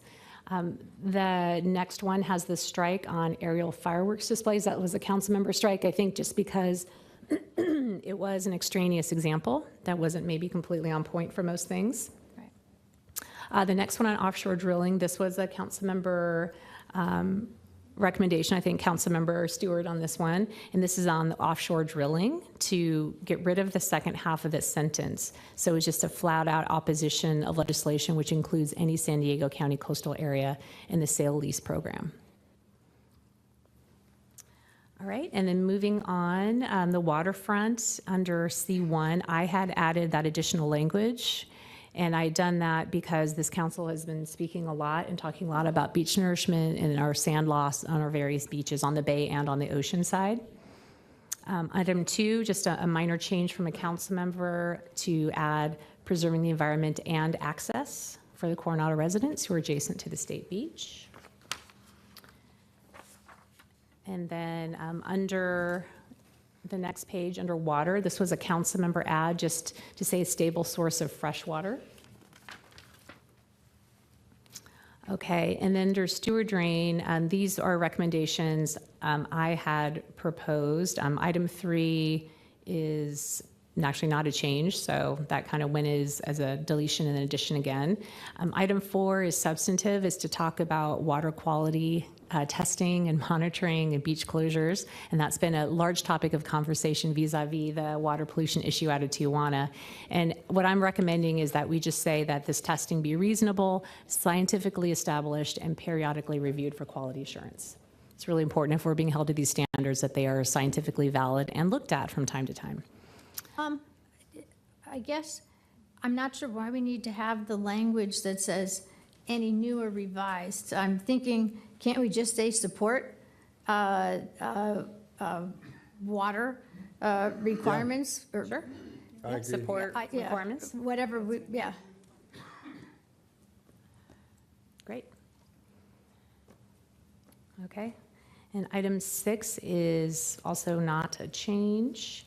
And then going down to the next page under cross-border water pollution, number 4 there, you can see this is a mix of red and blue on the screen, and this is something the council had wordsmithed. I had suggested some language change to it in blue, and the council had wordsmithed the additional in red. It's not showing up on the screen. So that was discussed back in December.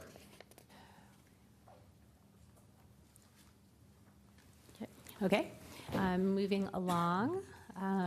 Just a simplification here, just getting rid of some redundant language in that regional growth management. Okay, and then flipping the page and looking at this energy, a council member had added under J1, support legislation that effectively stabilizes energy availability, promotes electrification, and reduces energy costs. And then similarly in the second piece, a change of the word alternative for renewable energy sources. And those are Councilmember Stewart on that. Okay, and then on land use, the changes in blue were mine. And there was a way that I was looking just to simplify, make the language a little clearer under section 1 and under section 4 as well. Oppose legislation that impairs a local agency's land use authority or enables automatic intensification of development without due regard to local context and community impacts, public input, and local legislative consideration. And that is really captures a lot of the spirit of your discussions around our land use issues vis-a-vis state law. Okay, and then I also added item 10, And this would support reform of the Mills Act property tax formula to provide transparency, predictability, and reliability to residents while reducing administrative burden. And that also comes from a lot of discussions here at the dais, in a direction we'd like to go, because it's an extremely complicated formula that's absolutely set by state law. It's very difficult. Okay, under housing, and we're nearing the end here of this first part. Under housing, a council member had added ports and airport authorities to section 3. And I think that was discussed a bit in the council meeting. I'm remembering a tiny bit in December. Thank you. And then item 4 is just an additional refinement. It incorporates the concept of local context and finality of state requirements upon certification. We'd like to be done. Yes. That's not always the case. We'd like to be done and be able to move on. Okay, and then under recreation, just a one-word change there. Support legislation that provides funding to complete, expand, and maintain the Bayshore Bikeway project. And so that was a council member addition. I think Councilmember Stewart on that one as well. Okay, and then this is our final section under Navy relations. Section A has a couple of additional enhancements to it, adding ocean water quality and pollution on areas that it's recommended we support the Navy on matters of mutual concern. I recommended striking E, because that has to do with the ACUS, and that whole issue had resolved, I think, shortly before I arrived here, so I felt this was obsolete and recommended removal. Item E, it support efforts to reintroduce passenger ferry service as a sailor commuter ferry to and from Coronado's and neighboring cities' military bases. I know it's something we've talked about here as well, that ferry system used to operate, and there's a lot of discussion that that'd be very helpful. So just some clarification there. And then under G and H, I added these as well. Under H, so there's a lot of discussion around expansion of the days in port, that the 3 aircraft carriers could be here concurrently. And we know there are a lot of impacts when we have 3 carriers in port, a lot of traffic. We feel it a lot, especially if it's in a maintenance cycle and there's a lot of people coming on in town to service it. And so the Navy is studying, although it's on pause for now, but they're studying an expansion of being able to have 3 carriers in port for about half the year. Right now it's 29 days. And so it's an incredible Okay, up to 4 part-time, thank you.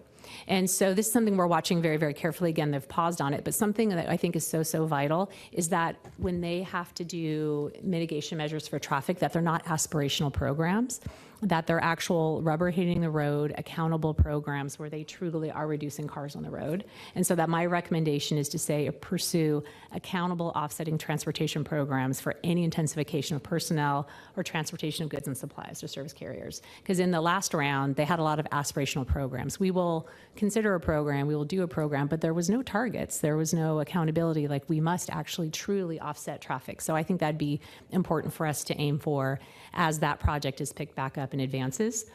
And then finally, item H, this is really a nod to a lot of our neighbors up on Alameda around First, where there's a supply pier that's not currently electrified. And so a lot of supply ships come up and they have to run their diesel engines. And so the nearby neighbors have sometimes very intense vibration and sound impacts that they cannot escape in their own homes. And so we think it'd be wonderful to get this pier electrified so that they can plug into shore power, shut down their engines, and then our residents can have more quiet enjoyment of their homes. Yeah, the cruise ship industry in San Diego and the port have a comp, and APCD and CARB have accomplished that on the other side of the bay for cruise ships, so they can plug in now and no longer have to run. Yes, Councilmember Downey. Couple of questions. On G, well, all right, let's back up. The Navy started their review of the update to the number of days at sea of several aircraft. We filed, I thought, very impressive comments suggesting that they never gave us numbers when they started that 25 years ago about the supposed mitigation. And we filed some other pressing comments, and they stopped doing it. So we can all guess why they didn't go forward, but they're still doing this. So I'm not sure. I want to make sure this language, this is nice, and I'm all for being nice, but I want to make sure we have clear direction that should the need arrive, because keep in mind, we have these so that you don't have to wait for the city council to give direction to do anything. So I want to make sure this language is clear enough that we are giving staff authority to file comments in response to them doing stuff.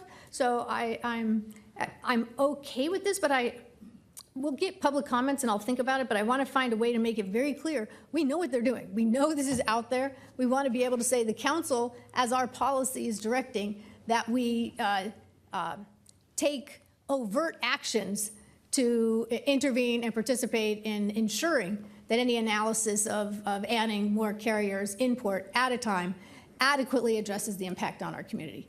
So. No, I appreciate that. And when we get to discussion too, we could see if we think of any additional language, but I'm fine doing it now too. I mean, you know, we could use emphatic words or maximize. I mean, the other thing that we aren't really talking about, and some people know or not, but when you talk to the Navy now, it's every carrier that comes down from Washington before it's deployed to, you know, this part of the world is going to come to Coronado first before it leaves. Yes. Everyone.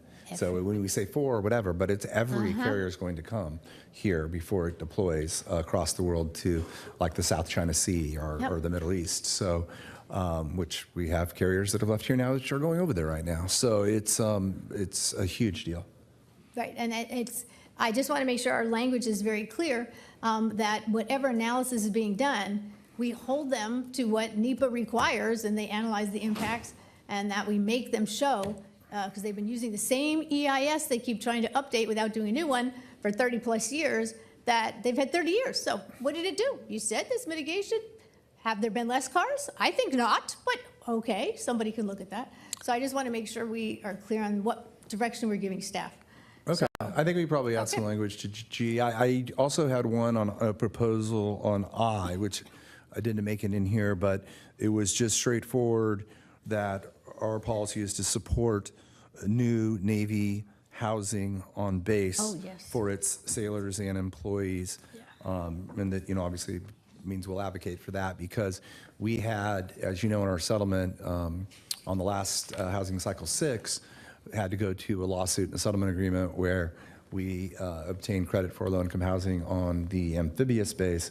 And part of the contemplation is that North Island's going to be building new housing, and we want to be able to support and encourage that without having to come back to council and hopefully have that be part of cycle 7 in the future years. So I know we have the RENA language, but so that's my proposal, is just that simple statement for an item I. Does anybody have any questions on that? I think it's great, and that is, we are supporting the Navy in attempting to get the language they want for housing, so. I mean, we're supporting them, but we're also, I would say, maybe even a little bit more than that, emphatically advocating and encouraging them to do it. Okay. I think they want to, but I want to advocate and be able to sign letters and things like that, that they do that. Okay, so the language, since we want to advocate they do that, the language is support, is it legislation? I don't know. I would say support additional Navy housing on NAB for its sailors and employees. Do we want to limit it to NAB, or do you just want to say Naval Base Coronado? Oh yeah, NBC, you're saying? Because that includes everything. Yeah. Because they could put it down. I think we could be fully broad. We could say Naval Base Coronado and all surrounding bases. You know, so even if we're going into San Diego, you know. That's a good point. That's fine. Yep. Okay.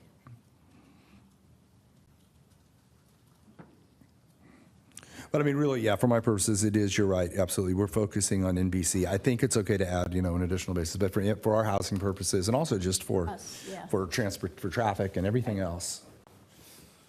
Could we just and modify? For their quality of life. I'm sorry, could we just modify NAB to NBC? Yeah, thank you. Thanks for keeping up with it. Fast typing.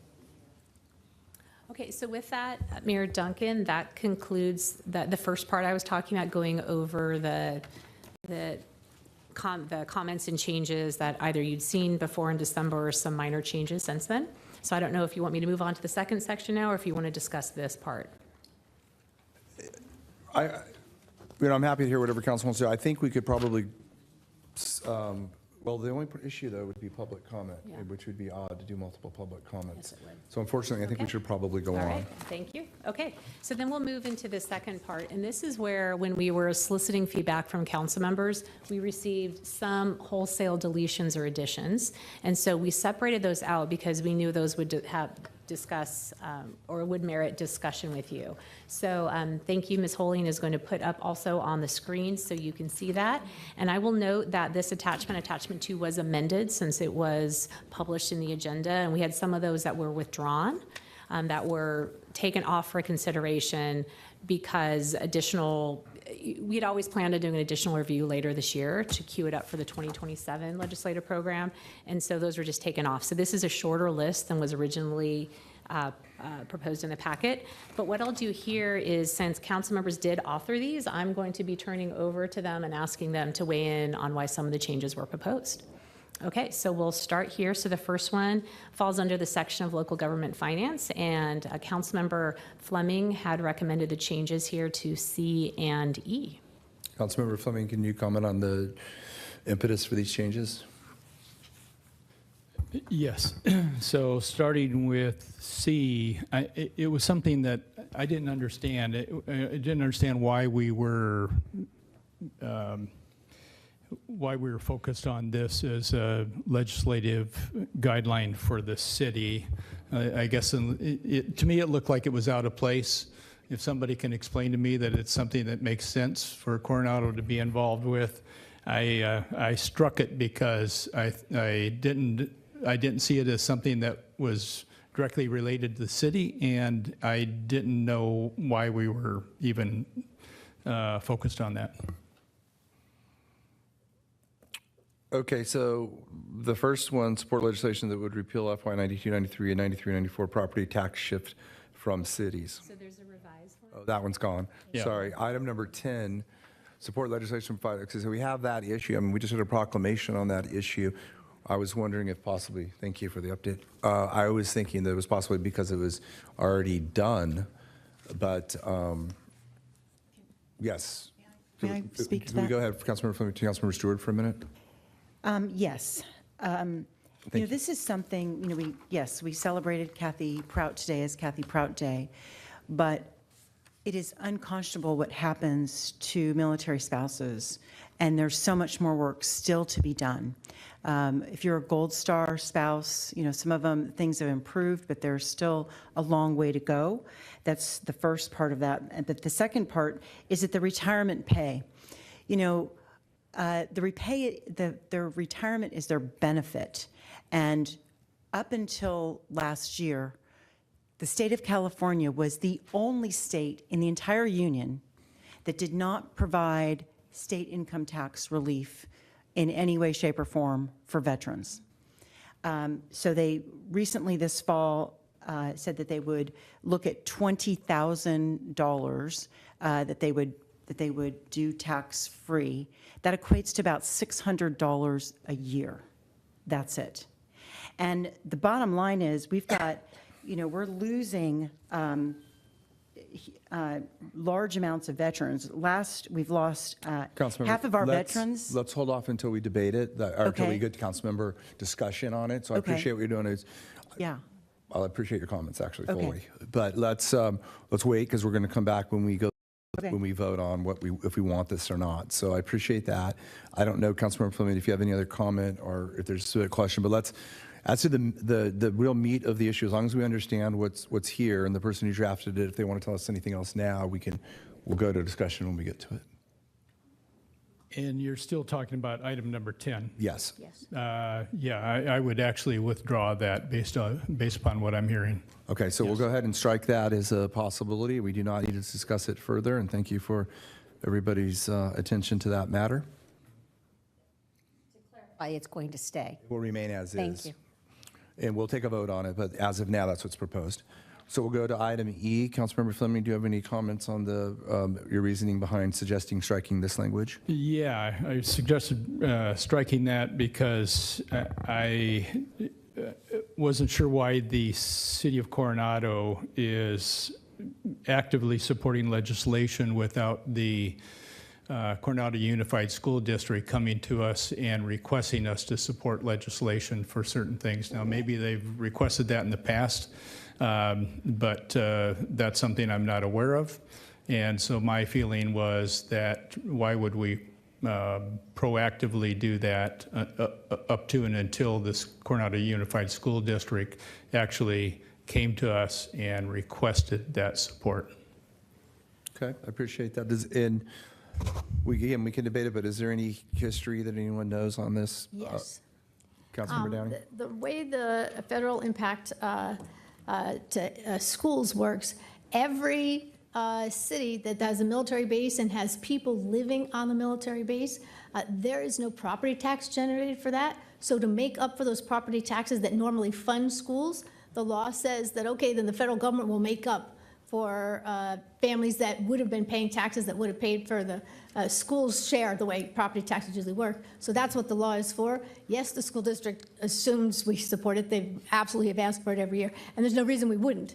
We're not losing the money. This is what happened is it would have been there, especially since we want to build more housing on all the military bases. That would be more money our schools would lose. So that is the impetus of why this is there. So that's number one. Did you have any comments on number two, which is the flexibility of the pass-through? Is that similar? I'm not sure what health and safety 33676 2% pass-through is.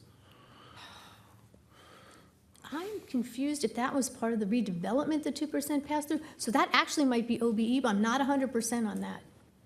Okay, maybe we can have somebody look it up while we're. And I'll just weigh into many Please. of these things, as we were saying in December, are legacy. Yes. Yeah. And that's what I'm saying. This really needs a full, thorough comb over that I was reserving for That the we were fall. going to do, yeah. Because there's a lot of history there and there's a lot of questions. Yeah. So that one I'm just not sure about. Okay, so we'll deal with it when we get to it, but maybe Okay. with something we can suggest on anything that we think may be legacy and we're not sure of is to give potentially the city manager the power to strike them if they're no longer relevant after review and informing us, but there really aren't too many so far, so that could potentially apply to that when we get to it. All right, so we're on to D. Yes, so this edition you see in D2. the red language, this was proposed by Councilmember Fleming. Yes, and I'd like to go back to Sure. E1. Based on what was shared, I will withdraw my strikeout of E1. I would leave the strikeout for item number 2 under E, I guess, until and unless we find that it's something actually relevant. Okay. Thank you. No, I appreciate that. I was actually going to ask you that, so thank you for bringing that back up and letting us know. All right. Yes. Mayor, if I could, I had an opportunity to look at Health and Safety Code 33676, and that is related to redevelopment. And as you know, in 2012, when the state actually eliminated redevelopment, they did that by an omnibus bill, and it didn't really clean up all the other sections that's related to it. At the time, the city's support for the school district is giving them an ability to actually be flexible to those pass-through payments. I'm not clear with a very quick research whether or not the successor agencies, if it's impacted, and I don't know in the short time whether I can research that by the time you guys actually discuss this matter. All right, well, maybe what we'll do is maybe we'll consider leaving it and putting it up for review in 2027, because I believe, if I'm not mistaken, that basic aid changes after this year, and so I think it may be moot after this year. So, Councilmember Fleming, maybe you can consider that and let us know what you think.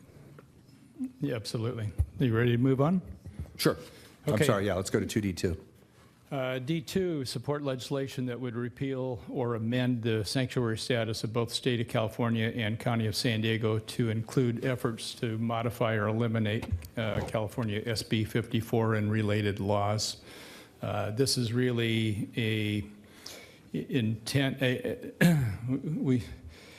We see a lot of things going on across the country, frankly, that tie back into resistance and a lot of violence that's happening across the country associated with a lot of that. And I think we should not, as I feel that as a state and a county and locally, we should not be restricting legal federal law enforcement activity. And so that was my reason of putting this in here. That was it. Okay.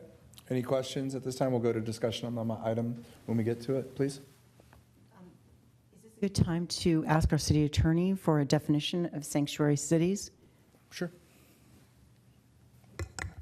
Sanctuary cities is actually not a term of art. It's not There's no legal definition. It is a term of art. It is a term of art, it's an expression, and that expression is used depending on certain parties who they want to make a point. It has been used as an expression to support welcoming communities and equity. It has also been used to, as was mentioned, resist certain federal mandates. I will just note in this particular case that SB 54 has in fact been litigated, and it has been deemed by the courts, the Supreme Court, and that in this particular California courts, it's been deemed that it is legal. It was not taken up by the Supreme Court in earlier Trump administration. So as it stands, the law is SB 54 is actually enforceable. So, Could I ask a clarification? If I'm understanding, Coronado hasn't requested to be a sanctuary city, correct? So we have nothing to do with this. no, whichever form of right. sanctuary city expression, that has not been discussed in Coronado. That we've ever That's done. correct. Okay, and there's nothing, if I'm understanding 54, there's nothing that says we have to take it up, we have to do anything with it. It's, as long as we don't get involved in it, it doesn't matter to us. Our police department, actually DOJ, California DOJ, has sent out guidelines in terms of what can and cannot be done in furtherance of SB 54. So as a city, we're bound by the state law. Thank you. Okay.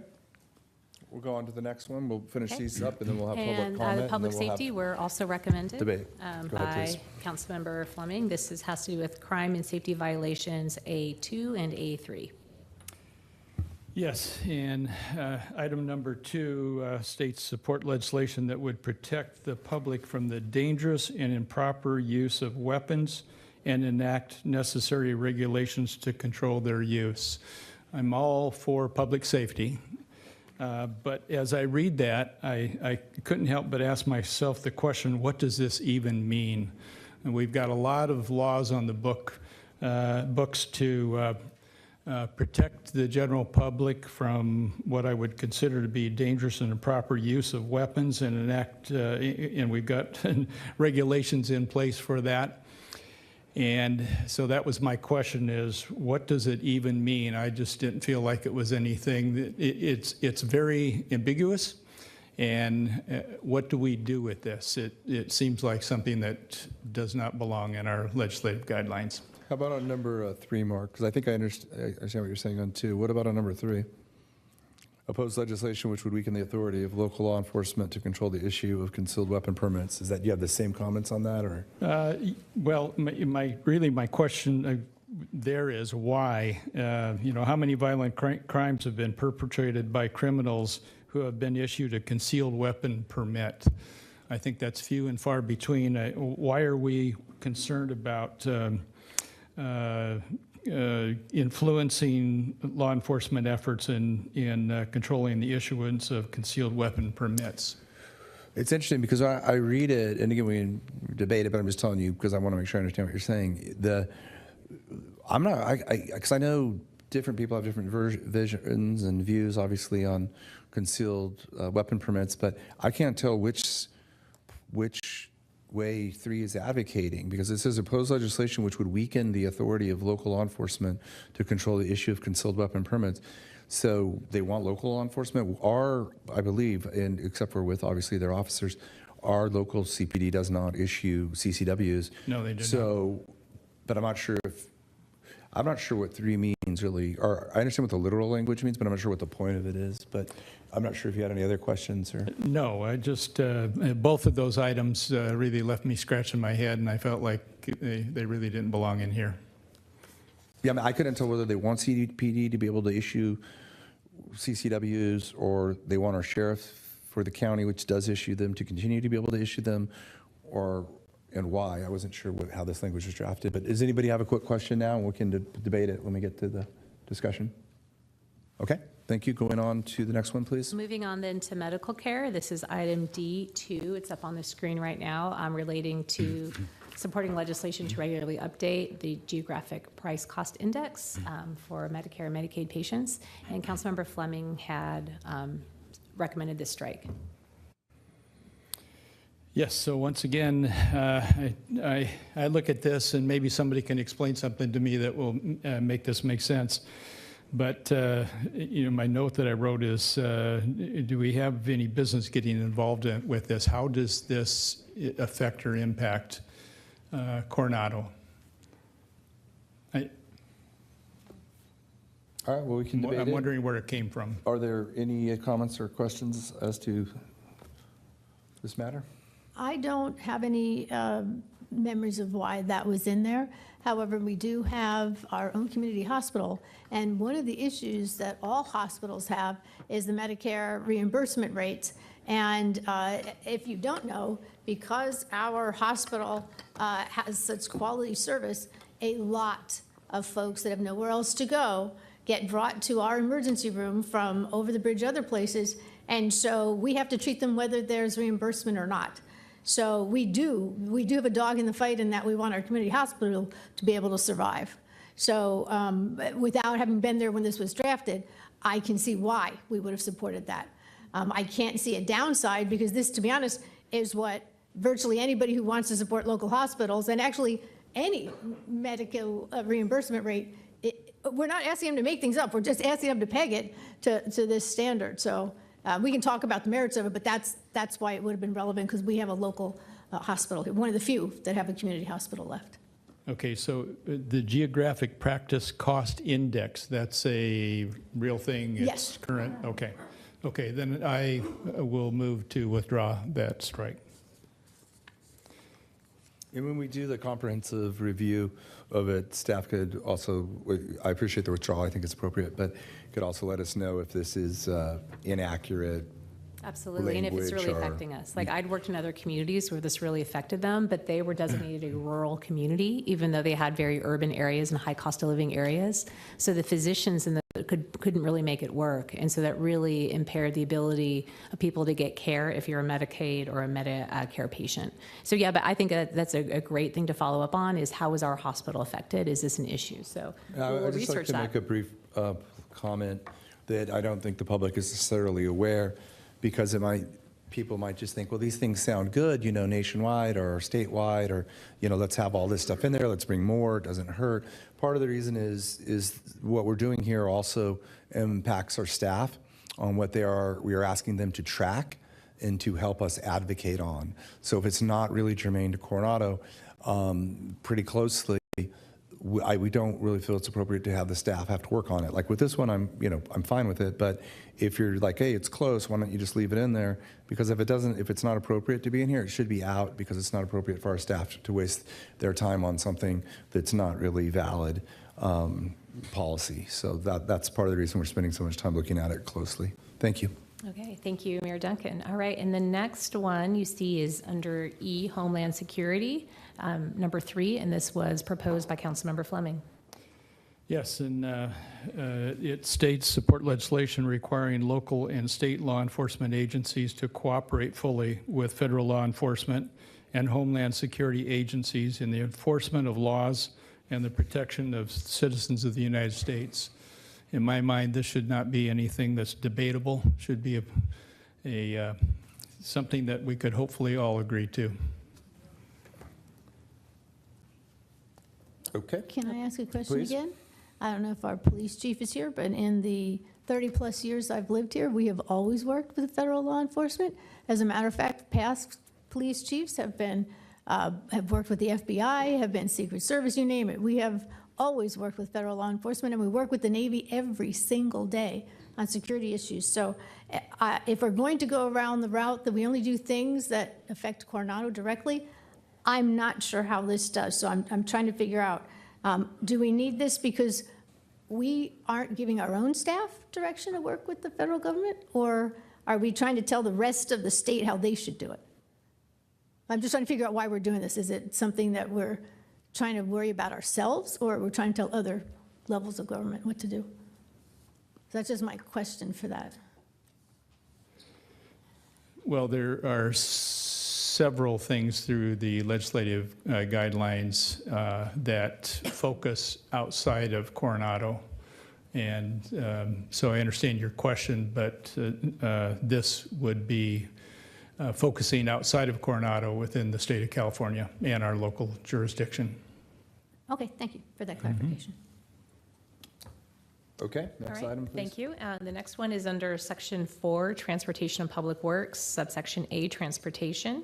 And this strikeout was recommended by Councilmember Fleming. And of course, that says support legislation to authorize state and federal financial incentives for employees who commute to work, carpools, or use of public transportation. This would, in my opinion, this would just be another taxpayer-funded program that doesn't accomplish much of anything except adding government overspending and deficits that lead to future tax hikes. I think our California state's artificially high fuel prices are incentive enough to promote carpools, and that's not working. Instead, what's happening is our hardworking people in California are paying dearly to be able to commute to work. I don't see us supporting federal incentives that are subsidizing carpooling out of taxpayer funds and it being successful, so that's why I struck that one. Question? Well, I just want to tell Councilmember Fleming, it already happens, and it is the reason that the Naval Base Coronado is the most successful of all the entities in the county of San Diego. Every year receives a platinum award from SANDAG for promoting carpooling. That is their answer. Remember what I said when they started in the 35 years ago, whenever they started doing the home porting of adding more carriers? That was one of the incentives. There's a federal incentive all over the nation, and it actually here is getting people into van pools, and not just one or two-seat carpools, van pools. So they actually do make a difference, and the federal government can do whatever they want. So you can tell us not to support it, but to be honest, they don't give a darn what we have to say about it. But it actually does make a difference in Coronado. So that's why, even though some things we talk about, have a national or not national, this one directly helps Coronado get cars off the road. So that's why it's been there in the past. Now, things change, obviously, but that's what it's for. So I just want you to realize that one has a very local connection to us. Okay. And let's debate the merits of it later, but if you have something else you want to, what you feel about it based off of that. I was at SANDAG getting our Platinum Award with the Navy when they got theirs this year. Okay. Okay. So moving on, now we're to Section 5, Resources in the Environment, and the first subsection there is H, Air Quality, and this is the last recommended change from Councilmember Fleming. Okay, so that item says support legislation that would provide funding for alternative fuel vehicles and charging stations for electric vehicles. And my opinion is Coronado should not be focused on promoting taxpayer-funded subsidies to help some people purchase their vehicle. I believe that if people want to buy an e-vehicle, they should have a right to buy an e-vehicle. But the other taxpayers should not be funding that, therefore subsidizing the purchase of that vehicle. Let me ask you a question on that one, Mark, because of a couple of things that I've seen at SANDAG and other places. Because I understand your point, and then again, we can debate it, when we get there. But I was just curious of would you feel about if you said took out funding for alternative fuel vehicles, but said support legislation that would provide for charging stations for electric vehicles? The reason why I say that is the funding is part of the reason of what we're doing is I really think we should support only policies that, and I may support a few others, but support policies that we may be able to have an effect on, because we want to be effective. And again, we want to use their time efficiently. But if there's already funding for charging stations for electric vehicles, which does come down from the state and federal, both into SANDAG, I'd like to be able to sign a letter saying I'd like to get Coronado's share of that. So, maybe a potential line out would be to take out for alternative fuel vehicles but leave in charging stations for electric vehicles. I understand your principle that you're promoting, but also we're dealing with the reality of getting money for our citizens too. So go ahead. If I could, Mayor. Please. The city, along with all the other public agencies, is under a mandate, state mandate, to actually transition to alternative fuel vehicles by 2040. And the history behind this is to actually augment the city's cost to transition to meet that mandate. Yeah, it's actually the same analysis that I'm saying then, because if we're mandated to do it as a city, as opposed to private owners, Mark, as opposed to private, and we are then, again, I would like to be able to say to the state or Sandag or whoever, if, for our fleet of extension, we would like the same funding treatment as, other cities. Yeah, and based on that, I appreciate that information. Based on that, I will withdraw the strikeout. All right. Appreciate your listening and thinking about that. So we can pass on that. So let's go to the last couple we have so we can get our public comment in tonight, which I'm sure we have some. Item K, land use, and items 11 and 12 here were recommended by Councilmember Purvis. Councilmember Purvis. Yes, I included these because of the importance of our historic program. I also wanted to make sure that we identify local use of those items when we're making our decisions on land use in this community. And historic resources often aren't considered in the equation, and they're very important in this community over the years, and we just adopted a historic context statement, and we have quite a few houses in the community that are historic. I was over in North Park watching what's happening over there, and a lot of their little houses are disappearing, and 7- and 8-story condos are going up, or apartment buildings. They're not condos, they're apartment buildings. So I added these two for that because there was no identification of historic in our legislative goals. I was reading it one more time before we move on.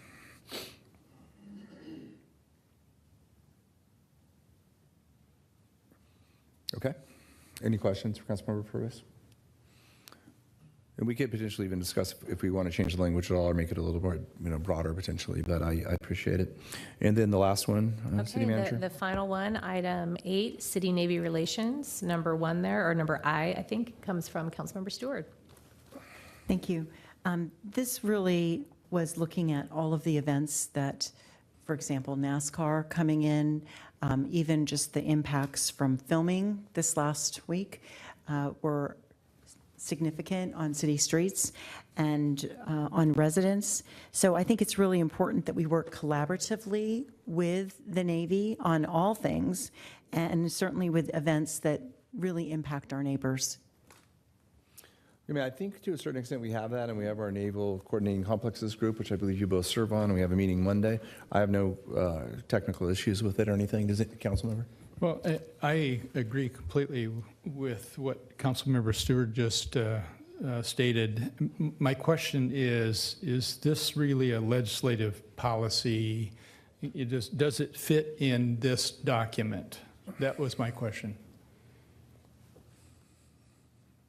I believe it does, just because it impacts Coronado. I mean, this is an impact on Coronado when Naval Base North Island decides to have an event of some sort that's very large scale. It does impact us, and I think, it doesn't mean that we don't necessarily agree with it, but I think that the important is the collaboration piece, and I think we need to continue supporting that. His question is it a legislative policy? But I hear what you're saying. Let's go ahead and hold off. Let's further debate on it if that's okay, unless somebody has a specific question until we get to it. But let's go if we can. I'm not trying to rush anybody or trying to silence anybody. So if anybody has anything else to say here, please do. But otherwise, I'd like to go to public comment when we're ready. City Manager. And just the final section, if we can pull up, was the priority legislative goals. So as you just went through, we have 20 odd pages of all these enumerated legislative goals. and it's helpful to have focus. And so a couple of years ago, this was introduced, the priority legislative goals. Thank you so much, Ms. Holian. Eliminate cross-border water pollution, increase infrastructure funding for stormwater, wastewater, recycled water, major capital projects, implement reasonable seventh cycle RENA projections and policies, and the new number 4, allow for local establishment of e-bike regulations.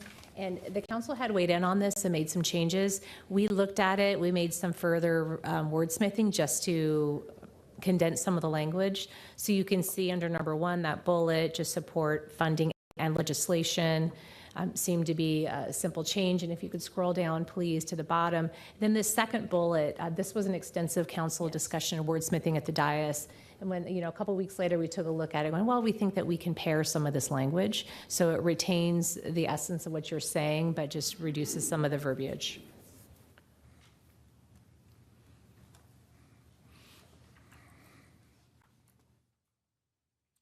I appreciate what you've done here, and I don't see any issues with it. The only thing is, for me, would be whether or not under 3 bullet point 2, even though that is our legislative policy, to add a sentence that says, to the extent they do include military or federal military property, that the housing on those facilities is correspondingly included when they include the jobs on those facilities. Okay. So we're saying we don't want them to, right? So Support we don't have to amendments change any of ensure it. Based on properties, exclude federal military property, port property, state administered property from RENA calculations, or require accurate regional distribution of military employment. So you don't want accurate military distribution, just do not include. Let me see, let me take a look. It's second line from the bottom.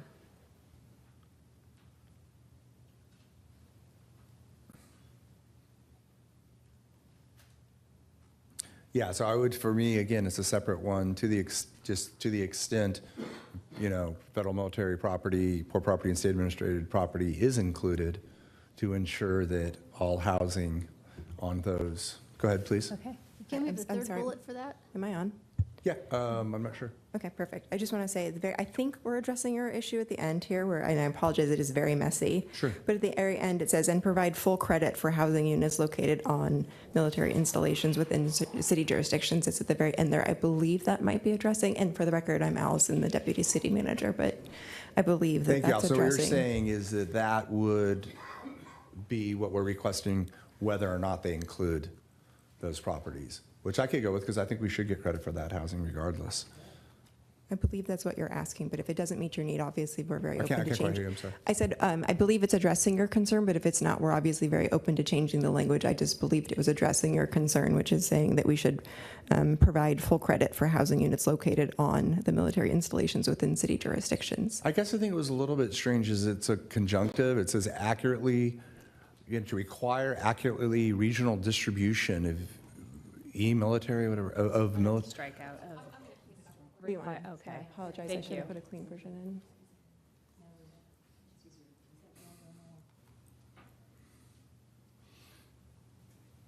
The council had discussed either providing credit or distributing it across the bases, which is why that language was in there, because we were Right, no, deferential to the and I think council's we- distribution. Yeah, and I think we are requesting that. That's something that has been proposed before at Sandag and discussed. But where are we now? It's at the very last sentence. It says, and provide full credit for housing units located on military installations within. Okay, or require accurate regional distribution of military employment across jurisdictions. It should perhaps have an Oxford comma there.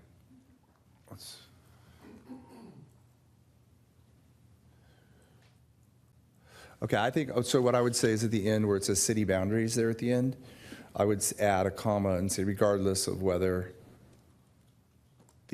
the aforementioned jurisdictions are included in the assessment or not. Mr. Mayor, I still think it'd be easier if we made a separate bullet.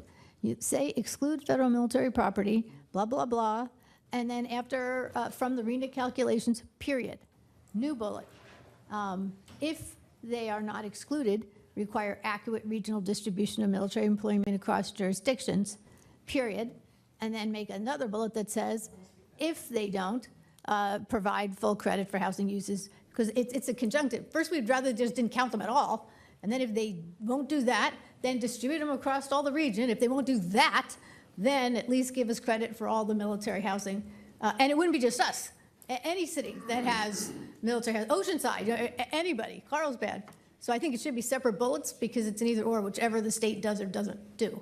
I believe it would be to the city's benefit to always ask for credit within the city's jurisdiction, especially given the difficulty of us meeting our RENA. So I don't know that you want to say or. That's why I say and here, But no, provide full credit. No, if we've excluded all those jobs, then we wouldn't need, we can't ask for both. We Well, can't that say is what exclude it- all the yeah. jobs and give us credit for housing on the basis. That's what I'm asking. That is what I'm asking with that sentence at the end, which was regardless of whether the aforementioned jurisdictions are included in the assessment to give us full credit for the housing units located on military installations within the city boundaries. But Is that a realistic ask? If they remove 20,000 jobs, we get to count 1,000 houses on there towards our other obligation? No, that's absurd. well, they did the opposite to us. I realize. They literally did the opposite to I- us. They gave us no credit for the housing on the base and required it remember for that. the jobs. So they did do something that outrageous, so which is the genesis. Mr. But Mayor? let's go ahead and debate it when we get there. Yes. So I'm the one who put in that we exclude the federal property altogether Yeah. so that our RENA numbers are not as high. Yep. So that's the whole idea, is to say, we don't have all of these people that come to the base that we have to count. They don't live within the city jurisdiction. And so then it was added on that but if they do count them, that we want full housing credit. Because right now, as I understand it, we don't have full housing No, credit. I know. I mean, that was the entire Correct. argument at Sandag and Cycle 6. Yeah. I'm very Right. familiar with So it. I just wanted to make sure that we added, the first thing, the first part. So do we want to, I mean, we can finish it up. Would we finish it up, or we could do it via bullet points? I'm fine with what Councilmember Downey is saying, if we want to set it forth like that. Do you want to ask the clerk to do that? We could take a look at that way. Carrie, go ahead and tell her what you're looking at. So you put after the word from the RENA calculations, period. Yep. Then new bullet, alternatively, require accurate regional distribution of military employment across jurisdictions, period. New bullet, get rid of and. Alternatively, if neither a regional distribution or exclusion of. I think you could just say alternatively. I think it would probably Oh, work. you think so? Okay, Yeah, I just- think it'll read nicely. Oh, okay. Alternatively, provide full credit for housing units located in military installations within the city boundaries, regardless of whether the aforementioned jurisdictions are included. You can take that part out if Yeah, you I want. Just have a understand that period part. after boundaries. Yeah. There you go. Is that within city boundaries? The military installations, is that technically considered It within is. city boundaries? It is. Okay.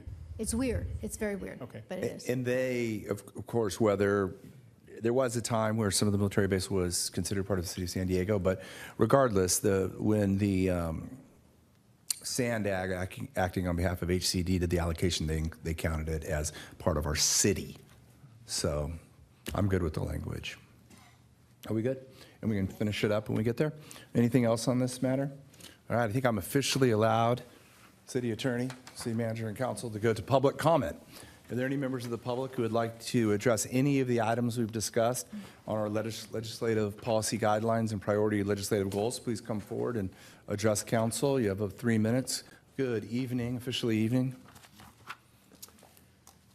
Honorable council members and mayor, I am here representing the San Diego Military Advisory Council, and I very much appreciate Councilmember Fleming withdrawing his opposition to item C10. That's what I came to talk about, so my speech is irrelevant. But I was prepared to tell you why that particular issue is important in Coronado, and I'm happy to do that whenever anybody wants to do so. But I'm going to take advantage of the opportunity to tell you about SDMAC. You all know SDMAC. You've all been to our events. You understand that it's become a very powerful lobbying organization on those things that relate to military operations, military personnel, and veterans. And to the extent that we've been inviting legislators to come meet with us and meet with the base personnel and experience life on the base. That's happening again this Thursday and Friday. And Friday, in fact, there'll be a Naval Base Coronado all day. And our own Assembly member, Tasha Byrne, is going to be here. I'm going to be bringing her by at 8:30 on Saturday morning. So I look forward to this whole process you're going through, resolving and letting us take a look at the places where we can assist. So I'm volunteering on behalf of STMAC to help you champion those things that overlap with our issues.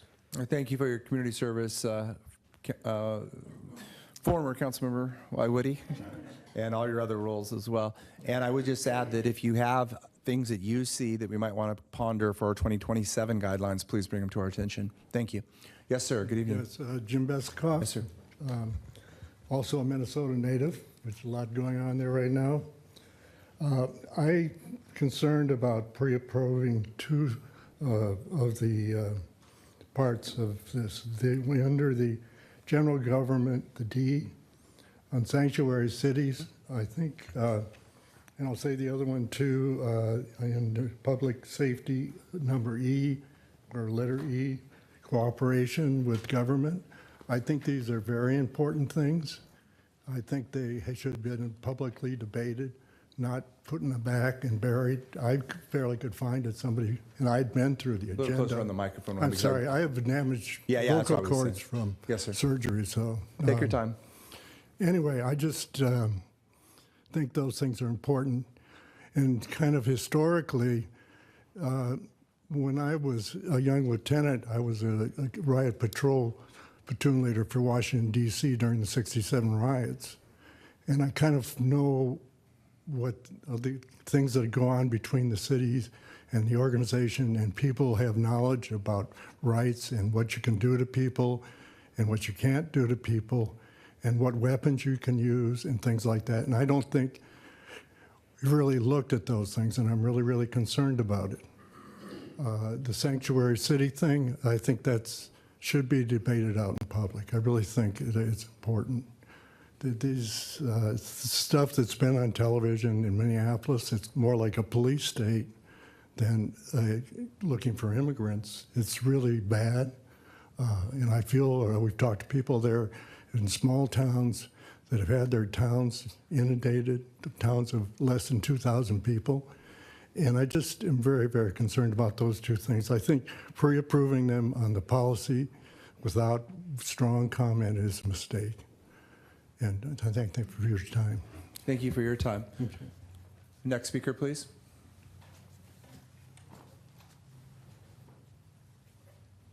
Evening, sir. Yeah. Mr. Mayor, council members, I'm a resident of Coronado, and I want to make some comments on 8C Attachment 2. Without going into the debate, pros and cons of ICE or any of the federal authorities that we encounter or see on the news, I just don't think that Coronado should take a stance on an issue like this because it polarizes us. We know what the laws are. The folks know what the laws are, and those laws are standing. And I think to use a trite comment, I think it's above our pay grade to be doing something like that. Thank you very much for your time. And your clerk will probably ask you for your name, sir. Sir? Meg? Oh, sorry. It's okay. You're absolutely actually not required under law to tell us. Stephen Phillips. But we appreciate it. Thank you, sir. Next speaker, if we'd like to address council on the legislative policies, guidelines. Evening. Good evening. I would like to second the gentleman that went before this one, in that these things should be up for public debate. They should not be slid into meetings. It seemed like it was a little bit hidden. I would also urge city council members that if you don't understand something that's in the legislation, rather than striking it, maybe do your homework and try to understand what those things are before just throwing something out in terms of trying to get something into legislation. I think it's really important that as a council member that represents our city, that everybody does their homework and fully understands things before either striking or making new policies. So I just urge you to do that. My name is Rachel Phillips. Thank you. Thank you. Would anybody else like to? Yes, good evening.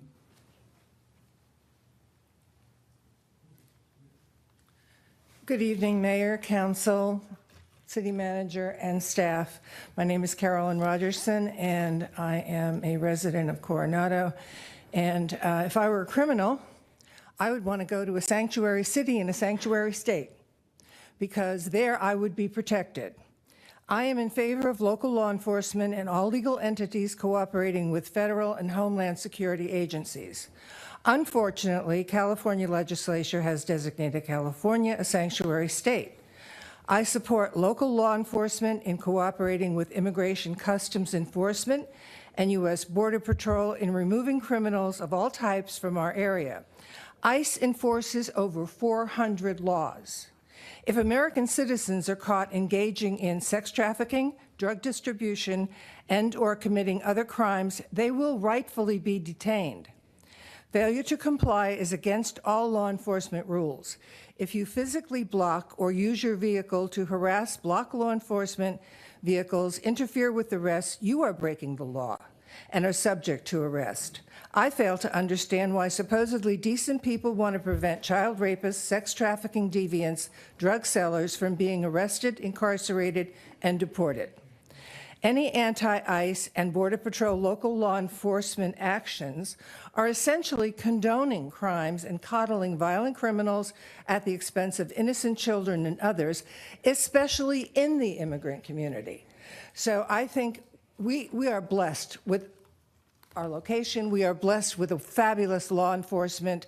Our local police are wonderful. My son and I are engaged in whether or not Coronado Police or Newport Beach Police are better, but that's a personal argument, and we both respect our law enforcement enormously. Even though ours is definitely better. I agree.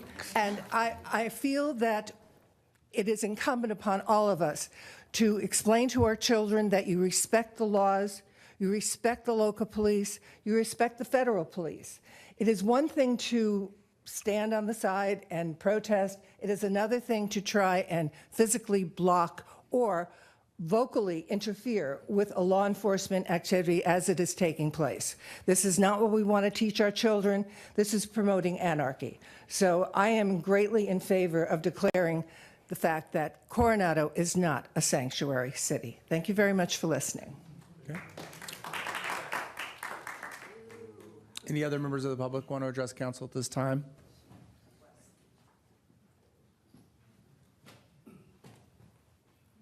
Mr. Strickland first, and then we'll go to you, sir. Evening.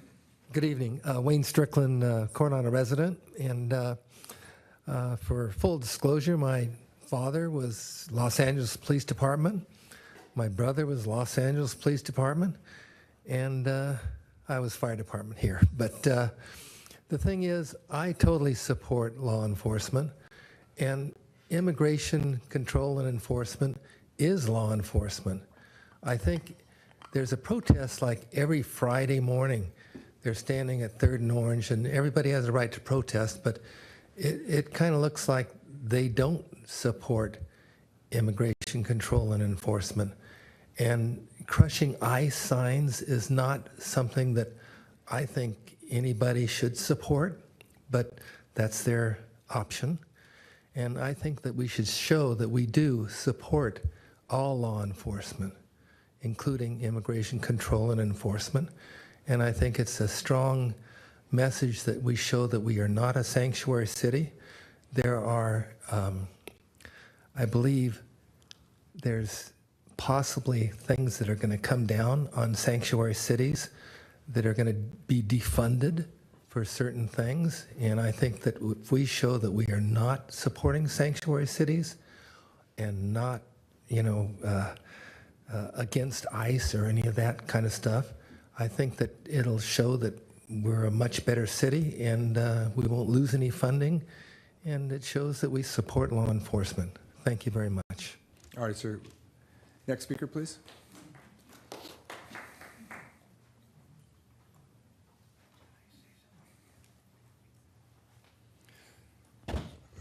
Afternoon, Honorable sir. Mayor, City Council, my name is Frank King. I'm a Coronado resident and voter. I'm here today to voice my opposition to City Council member amendments 2D2 and 3E3 to the 2026 legislative policy guidelines. My mother was a so-called illegal immigrant. My mother was an illegal immigrant. Despite being married to a U.S. citizen, World War II combat veteran, and the mother of 4 U.S. citizen children, 3 of us who have served in the U.S. military, she spent 9 long years in bureaucratic limbo under a suspended deportation order until she could obtain permanent resident status. With my father's help, my mother followed the rules and did everything right to the best of her ability. She reported to the immigration authorities every January, as was required at the time. Sometimes INS agents would surveil our home and follow her as she went to the grocery store or walked us to school. After all, it was the McCarthy era, and everyone was a suspect. My mother did finally become a naturalized U.S. citizen. If President Trump's misguided policies had been in effect during that time, I have no doubt that my mother would have been targeted by ICE, arrested, detained, and deported, just as is happening today to the non-resident immigrant spouses of U.S. veterans and mothers of their children. The Trump administration claims to be targeting criminals, the worst of the worst, but we know that is a lie. They're arresting and deporting low-hanging fruit, like my mom, decent, hardworking people who have, in many cases, deep ties to their communities. In fact, more than 70% of those being detained by ICE have no criminal history, and most of those who have been convicted of DUI and other misdemeanors or infractions. They cannot make their quotas by going after only the worst of the worst, so they cast a wide net that snags non-criminal immigrants and even some United States citizens as well, because, after all, they're brown or speak English with an accent. Requiring our state and local enforcement to cooperate with federal immigration authorities does not make us safer. Quite the opposite. It puts us all at risk, especially our immigrant communities, because they will be reluctant to call the police if they are victims or witnesses to crimes. They will fear that the local police would share their information with ICE, meaning being a victim or witness to a crime could result in their deportation. I thank you for your time. Thank you, Mr. King.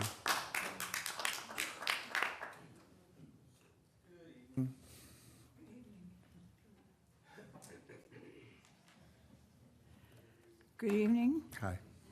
Mayor, members of the council, staff, and my fellow residents. I'm Doris Besikoff. I'm a member of this community, and really I'm here most of the time as a member and a resident of the case. Tonight I would begin by telling you a little bit of additional information about myself because I'm here in a slightly different context. I'm retired. I'm not going to give you legal advice, but I was admitted to the bar in 1977, and I retired in 2000. I am proud that I'm a member of the federal bar, of the 10th Circuit Federal Bar, the Supreme Court of the United States.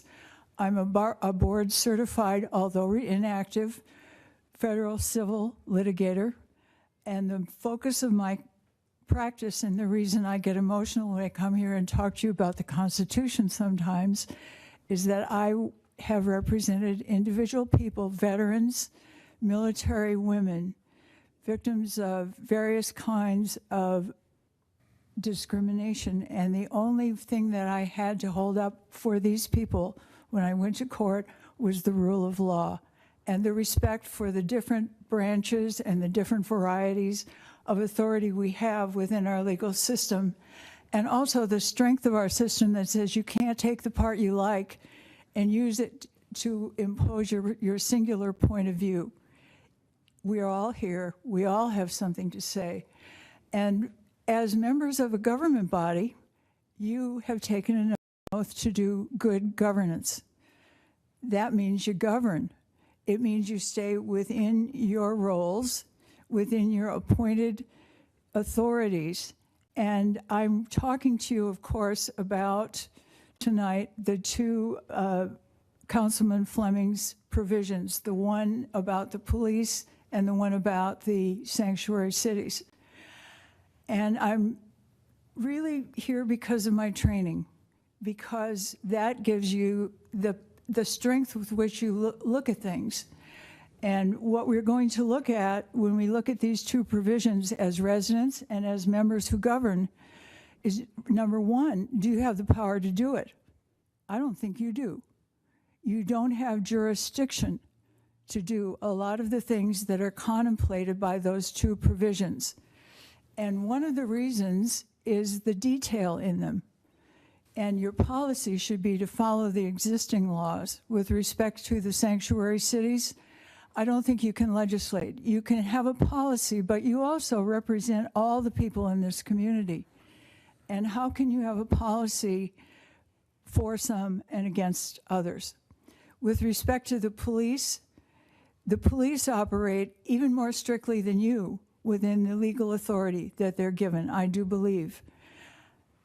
And you can't tell them what to do. They enforce state law and local law. The federal agency enforces federal law.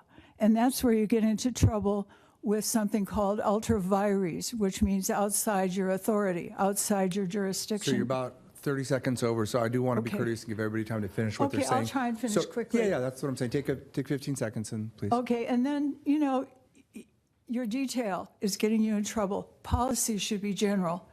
Specific policies are things people get hung up and they violate and they finesse. Please just stay, as you did with some of the other things this evening, with the general rules, the principles, and the oath you took, and stay out of things you don't really have power to do. All right, Thank you. thank you for your comments.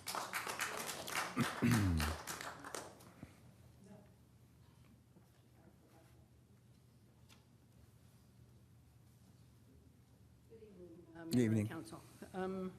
I'm Suzanne Ramirez. I am a local resident. I am very supportive of law enforcement. I don't think anybody could challenge that. I spent a few years as a deputy district attorney in this county. I put a number of bad guys in jail. I don't think any of them were illegal aliens, to be quite honest. I'm not afraid of your gardener, your child care provider, or the person taking care of your elderly parents. They don't scare me. ICE does.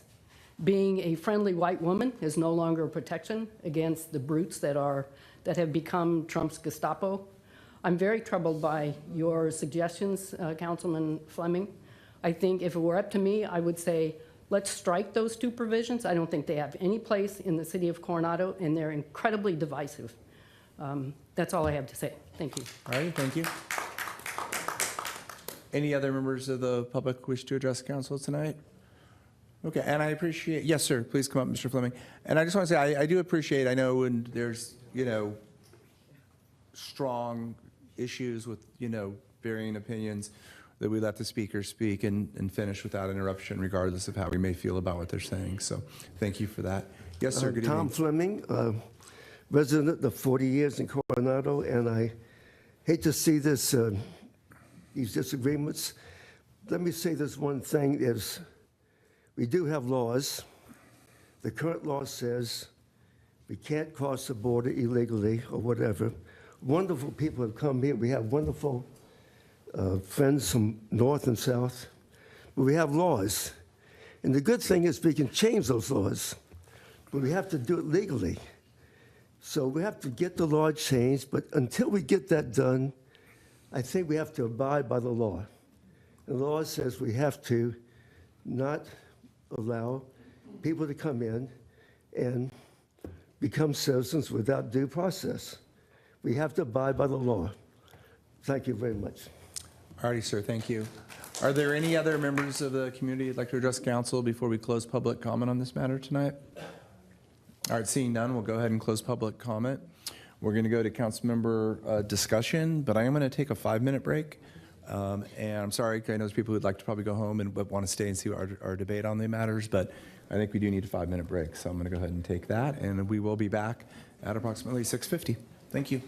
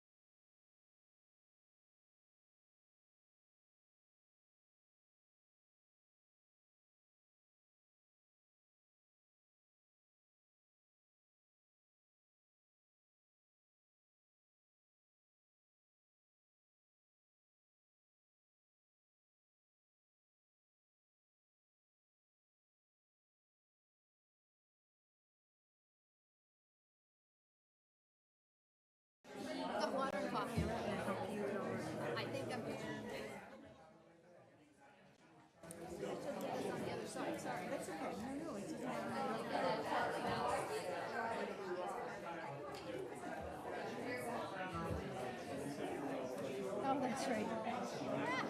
Stand on it.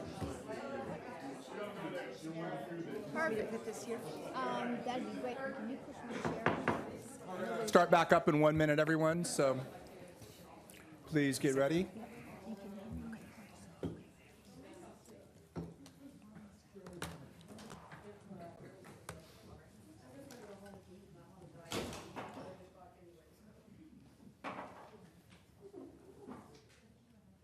All right, everyone, thank you. We're back in session and we do have one other brief matter after this, I believe, but let's begin with our 2026 legislative policy guidelines and priority legislative goals discussion with council.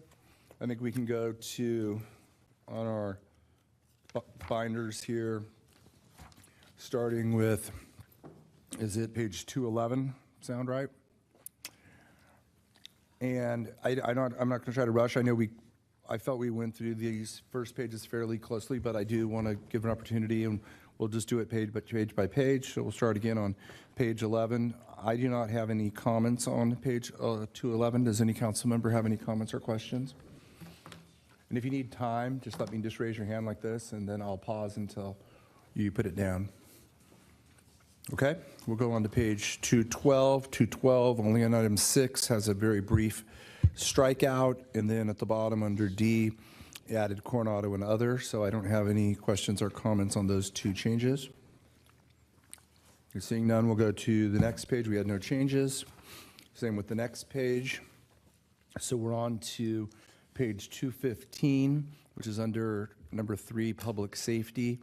At the top was added, and safety violations, and goes down to a couple other changes regarding technology, speed, noise, and traffic violations, and using additional technologies, which I am supportive of, but I'm happy to listen, and also with the e-bikes, if there's any questions or comments or additions that council members recommend. Just want to clarify, Mayor Duncan, that there was in the prior discussion the addition of including e-motorcycles? Yes. So we do have that. So after in the section on item number 10, where it says, for example, e-bikes or e-motos, I'm fine just with adding e-bikes, comma, e-motorcycles or e-motos, even if they mean the same thing, just to be clear to all of us. Or including e-motorcycles like that, that's fine, perfect. But again, I want to just pause for a moment, because I know you just had the e-bike presentation some of you attended, and if there's anything else you want to add on at this time. I do like that it's a support legislation that allows for local establishment. There may be some additional things we can look at in the future that a couple other jurisdictions are just starting to do, such as Oceanside. So if we're good, then we'll go ahead and go to the next page, please. You're under fire protection. I don't have any issues with those. We're trying to expedite our facilities or our fire stations. Let's look at the next page at the same time, please.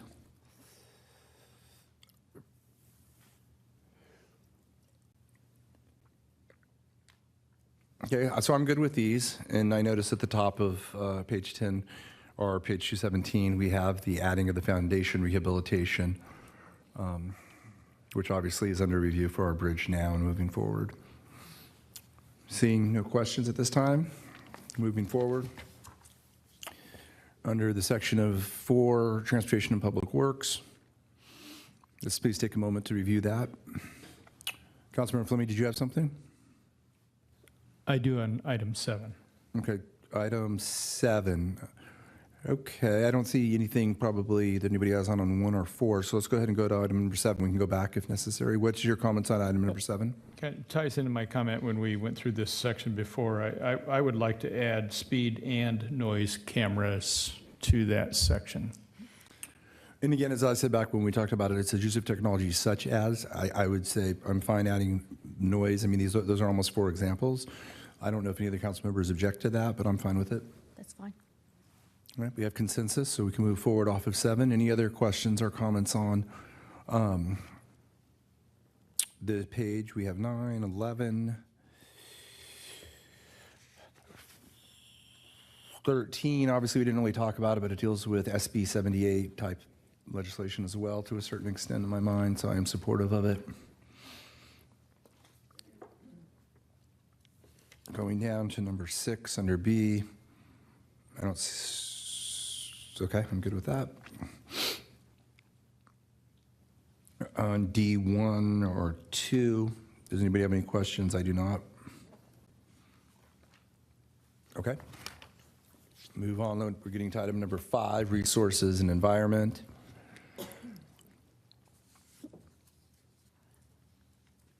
I'm supportive of 1 and 2.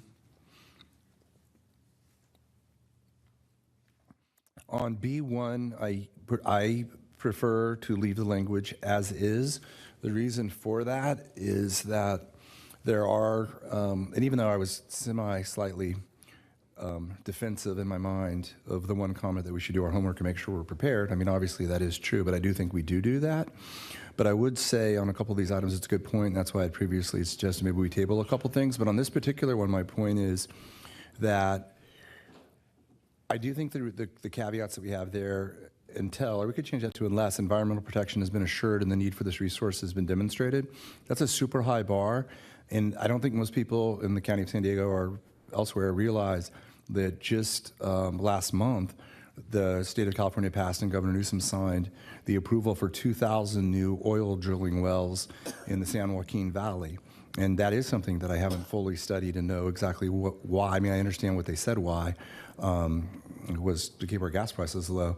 But I guess my point is, you know, I just recently wrote a letter that just went out that was in compliance with our standing policy of number 1, saying that we oppose it. You know, we have various special reasons in San Diego, of course, with our military, already our sewage contamination and otherwise, why we would oppose it. But I think that the language is well thought out and set forth, you know, thoughtfully, which is why I would not vote to change the language. I doubt that there will be something that will come in front of us that will meet those standards, but I'm also cognizant of wanting to have effective policy, and I'm not really sure that removing that would make our advocacy potentially any more effective. But that's my opinion. Do we want to, I think that was your suggestion, Councilmember Stewart. Do you want to go first and we can just work our way down on anybody to see if we can reach consensus on whether we change it or not? Yes, I feel strongly that environmental protections, when you're dealing with oil, is an oxymoron, not to be honest with you. I don't know that you can have that. And so, you know, we're putting something in. What we're just trying to do is say I think everyone can agree that we don't want oil rigs in San Diego County in our coastal areas. I mean, that's just plain and simple. And I don't think we need to say until environmental protection has been assured, because, you know, we've been assured in the past, and we have many, many, many examples of where it was supposed to be protected, and it's not. And I think some of us remember when we had tar balls on our beach, and not so, it wasn't so long ago that we had tar balls that were really unpleasant.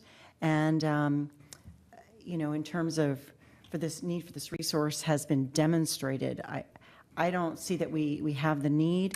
It was my understanding that the onshore drilling was a compromise so that we would not do offshore drilling. That was my understanding of that. Thank you for that. So I'll have you down in the change it to this, just to strike this language vote, with my vote to keep it so as is, and then now Councilmember Downey. Because I'm not sure if things are larger that I'd be supportive, but this is very specific to San Diego County, which means things that would be of our coastal. So then I'm supportive of the changes suggested by Councilmember Stewart. I wouldn't be wanting to take statewide policies, but do we want them out off of our beaches? No, we don't. Right, and that is pretty much what I have a copy of it. It'll be in our next agenda packet, but that is the letter, you know, that I wrote. We have these various reasons why, and we don't want it in their San Diego County coastal areas unless environmental protection has been assured and the need for the resources has been demonstrated. And we don't want it in Coronado, period. And my understanding is it's not proposed. I do not believe the federal government was involved with having an offset regarding putting the wells in San Joaquin, 2,000 wells in San Joaquin Valley versus not doing something offshore, or that even the state was. But I'm not even sure they're the same kind of oil, but But I hear you. I mean, I'm not, I don't believe necessarily those tar balls came from anyone in San Diego. I'm not aware of one in San Diego, but I understand what you're saying, and I'm not, offended by anything, your logic of what you're saying. I get it. So, okay, Councilmember Fleming.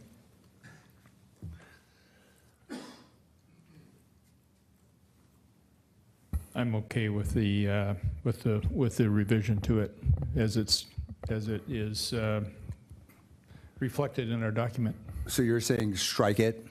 Yes. Okay, so we have the votes there. Councilmember Purvis, do you want to weigh in on that? Yeah, I support the striking of the last sentence. Okay, so we will strike it, and that's fine. And I don't feel the need to have a separate vote on that issue. So we'll vote on the package, and that change is approved as what we're going to go forward with on our ultimate motion. Unless, okay, and I'll do that motion at the end. So let's keep going. On waterfront, including beach sand replenishment and protective measures. Anything there? I don't have an issue with that. I don't have an issue with 2. Okay. Next page. I have no issues. I think those suggestions are well thought out. Please take a moment to look at them.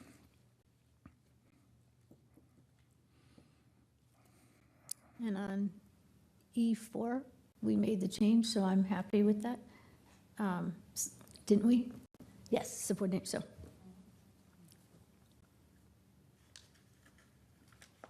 Yes. Let's go to number F. On paragraph 4, let's just take a read at it real quick because it's such an important issue to us.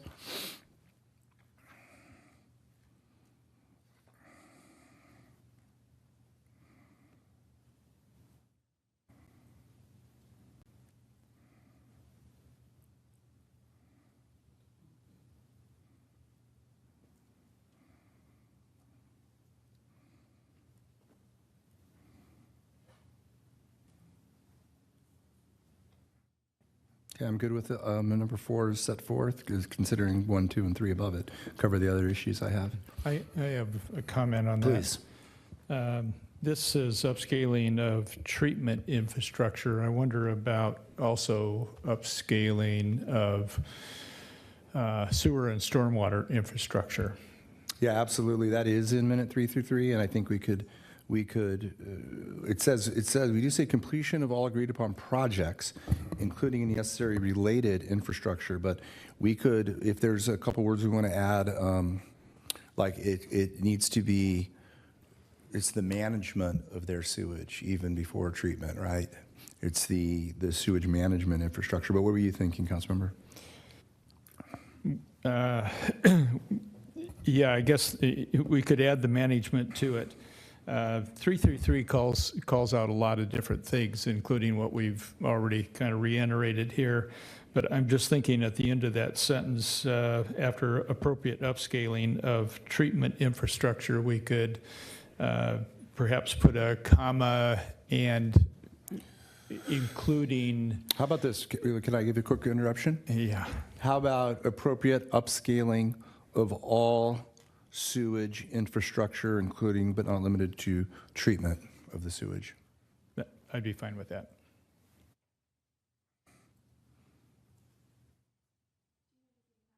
Sure. So right after infrastructure, put comma, including but not limited to treatment infrastructure. If you wanted even clearer, that we could say including but not limited to wastewater management and treatment infrastructure. Do you want me to add wastewater management? Let's do that. That's super clear. Excuse the interruption. Was there also a stormwater component? I thought I heard Councilmember Fleming talk about stormwater and wastewater. Okay, so after wastewater management, Is put a comma. stormwater in 333?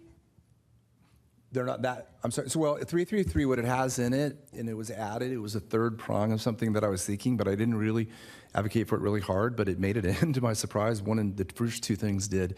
But the third thing that made it in was the requirement that they come up with an overall Tijuana management plan for all of their water and wastewater, like very globally. So globally enough, our cities can't manage our stormwater, so we're expecting Tijuana to manage all its stormwater. We are managing our stormwater. Well, we are getting. you know what I'm saying, I do though. understand what you're saying. So that's part but of this 333. is advocacy. No, I just want to make sure It I'm is, understanding that. Okay, all right. Then I believe by it all is. means, put it in It's there a if in there. comprehensive plan. Okay. Including but not limited to wastewater management, wastewater and stormwater management, and then we could say as well as treatment infrastructure. Yeah, and I'm reading, I just pulled up minute 333 and it's subsection 5, talking about the stated actions.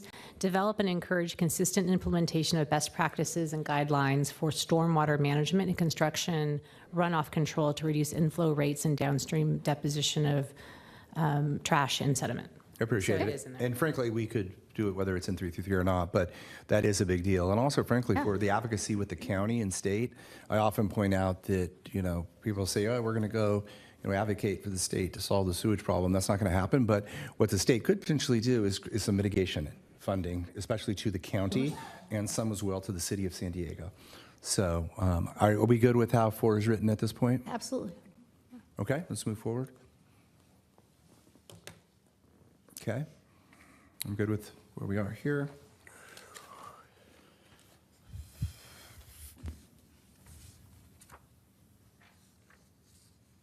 So, do we have any comments on J1, or were we okay with that? I can't recall. I'm fine with it, but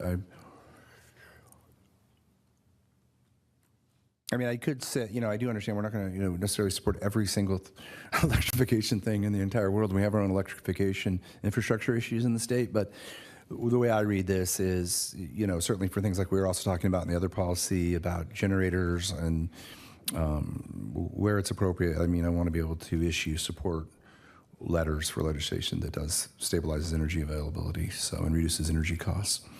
So unless there's an issue with that.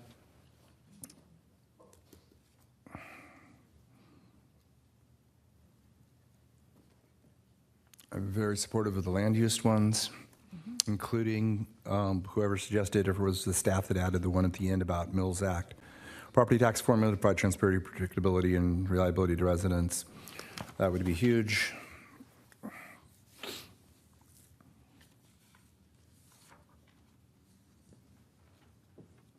Yeah, most people in the audience probably don't know under number 4, but our staff spends a significant amount of time still dealing with RENA issues with this HCD. So anything that can help with that, we're supportive of and want to advocate for.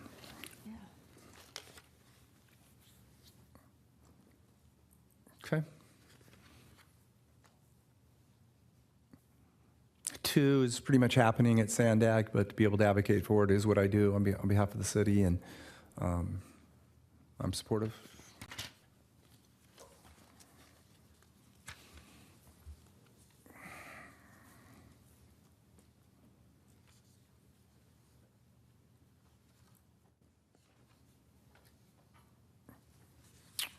But you may recall, even though it's not blue line, that I added I at the bottom, so take a look at that one as well if you have any suggested language changes. And take your time on this. We're doing pretty well. We're done with this first section after we finish this page.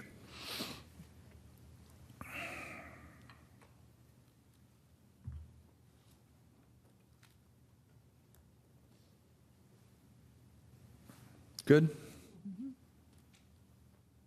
Anything else, Councilmember Downey, we good on this page?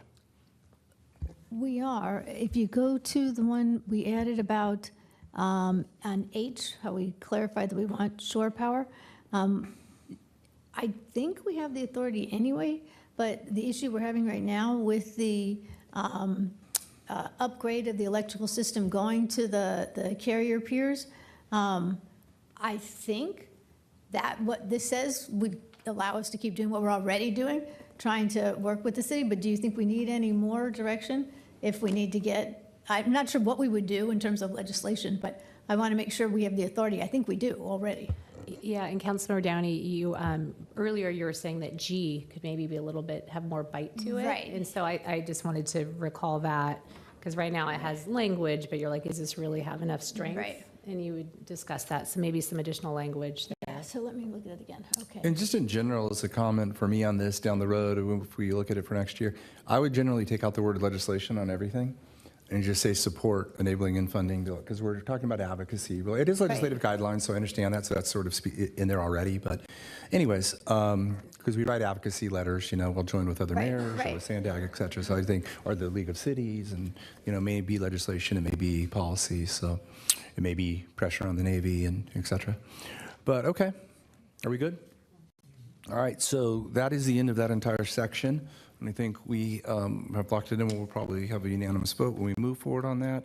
Is this a separate vote, or should we keep going? Why don't we do that? Because this one I think will be unanimous, so let's get one down that we can all agree to.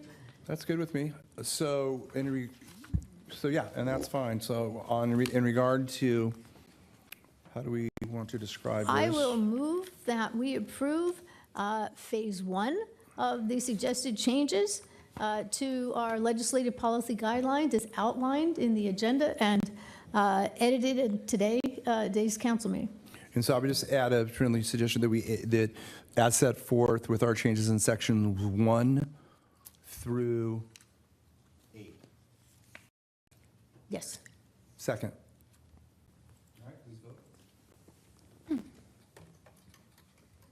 Motion carries, all voting aye. All right, so we'll move on to the next section, which is council member proposed additions and deletions. Let's see, what did we do on, did we strike the, okay. Go ahead, Councilmember Fleming.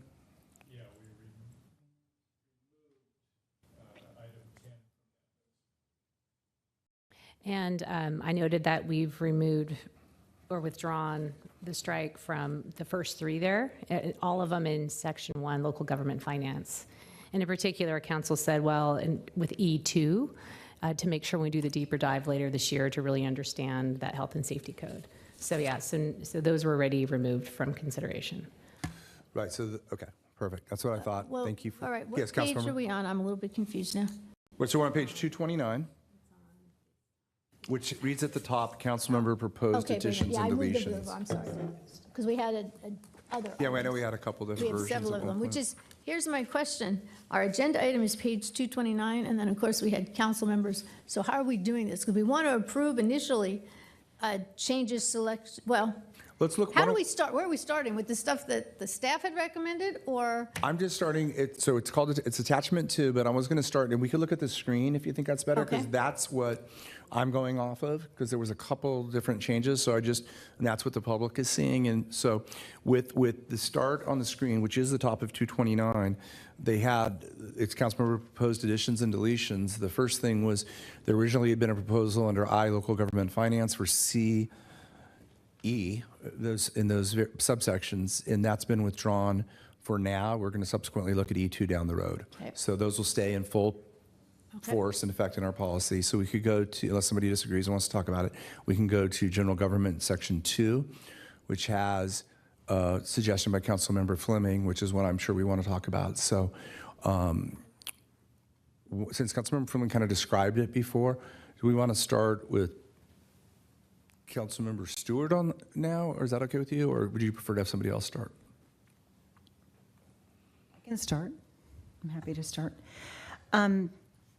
We had several, we've all received a crazy number of emails, and I will respond to all of them eventually here today. My phone has been blowing up with texts and whatever, I mean, well after the time limit. And then we've had some polarizing comments here with sides cheering. And to me, as we sit here and we look at this one, I really believe that both of these really, or this one and another one coming up as well, is that they're polarizing. They're national government. We already have a constitution with laws that tell us how our law enforcement governs. We have an amazing law enforcement. I put my full stock in what they do and support them 100%. They're ready. They're here for us, and I do not see that we need to add this in any way, shape, or form. I feel like, in many respects, this may end up putting undue burden, on our law enforcement, and whatever it might mean. And since there isn't actually a legal definition of what a sanctuary city is, I think it's open to a lot of different interpretations, which makes it very difficult for us to make any determination on this at all. And I think that this is a much bigger issue than the five of us sitting here. Well, let's take a look And at so I'm I'd like sorry. to, I would propose that we strike this one for, and, if you all feel like you wanted to do that, then you can put it out to vote. But I think that this is a much larger discussion, and I really believe, and I think people who know me know to my core that nonpartisan, we are nonpartisan. This is what we do. And so I don't want to polarize our community. I appreciate those comments, Councilmember Stewart. And let's take a look at E. So maybe when we go around, we can talk about D and E since they go kind of together. So I'm talking about, E, Homeland Security. Why don't we take a look at that and see if we can take care of, discuss both of these at the same time while we have that. Do you have thoughts on this one, Councilmember Stewart, or do you want a minute? My comments on both, I kind of said both of these. Right, that's why I was doing it. I've really, and thank you for putting them together, because obviously they're related, yeah. They're all related. And, the thing that's interesting about this is that I have always supported our law enforcement. I've always supported ICE. I was asked to do a video that I did for our Border Patrol with students, just to inform the community on some safety issues that I think were really important. But this is different now. This is different now. And because of that, I think that we need to pull back and really reassess, what do we want for our community? What do we want for our community, Coronado? And I am, I don't like how we're polarized. I don't like it. This is not what we're here for, or this is not what we're here to do. And I would oppose both of those. Artie, thank you for your comments. Councilmember Downey, are you good to go? I'm ready to go. I asked a couple questions earlier. What is the point of our guidelines, what we're trying to do? And if something that has a direct effect on Coronado and we want to do it, then I can see why our community would want us to get involved. But in both of these requests, they're both requesting we go try and change the law in Sacramento. Somebody's not happy with what the law is. That's not a Coronado issue. First off, it's a losing issue. We're not going to have any effect. And I always ask myself, when we go to Sacramento, we want to be heard. And if we have something specific, unique, then we can get listened to. People want to know, like the sewage, how it's affecting us, how it's affecting our residents, our businesses. Nobody's asking us because we're not a sanctuary city. We've actually been cooperating with Border Patrol long before ICE existed because people did bring boats up on the beaches. Sometimes they were going on the Navy bases. So, I mean, we've known about this. Our community has done the right thing. We assist if law enforcement asks because they saw people running from a boat. They ask our police. So at this point, we are already doing everything we should be doing. So I don't know why we would want to get into a political, because that's what this wants. This wants us to take political positions on state and national issues that don't have a direct effect on Coronado. Somebody wants to use our flag. This is what we think. No, we don't do that. We just want to protect our residents, protect our way of life, and do what we can. And if our opinion helps people to understand why it affects us, then we should voice it. We should file. Are we going to spend our lobbyists' money? Are we going to pay somebody to go lobby for these? No. The taxpayers wouldn't want us to spend their money doing that. These are national issues. So for those reasons, regardless of how you feel specifically on these issues, I don't think we have a dog in that fight. Now, do I think it's an issue that everybody cares about? We have lots of people on both sides that care deeply and encourage them to keep caring and doing what they want to do on state and national levels. I don't mind anybody protesting anywhere they want in my town. As long as they're doing it peacefully, I encourage that. But I don't think taking positions in these areas to change laws, nobody asked the opinion when they passed these laws. Why would they care for our opinion? Because we want to change it. So that's my opinion, so I would definitely not be voting for those. Artie, Councilmember Purvis. I heard a theme tonight that we're a land of laws. There was no one here that said they were opposed to the laws of our land and they wanted to support the laws of our land. And I've heard a lot about how much we care about our law enforcement and our police department. And I think that's what's important here. I could support a statement that says support legislation that supports our police, state police, federal police, but I don't want to go any further than that at this point. I think it's only going to cause a lot of problems in our community that we don't have, because we all understand that the laws are important and we abide by them. And we're supportive of our law enforcement officers, and that's kind of where I'd like to see us go at this point. So if I'm hearing you properly, looking at like item E, and it could be elsewhere if it fits better elsewhere for what you're saying, but just looking at what's in item E3 there, paring something like that down to say, we don't, again, we could take out the word legislation if we want and just say support local, state, and federal law enforcement agencies. Period. Period. It's a start.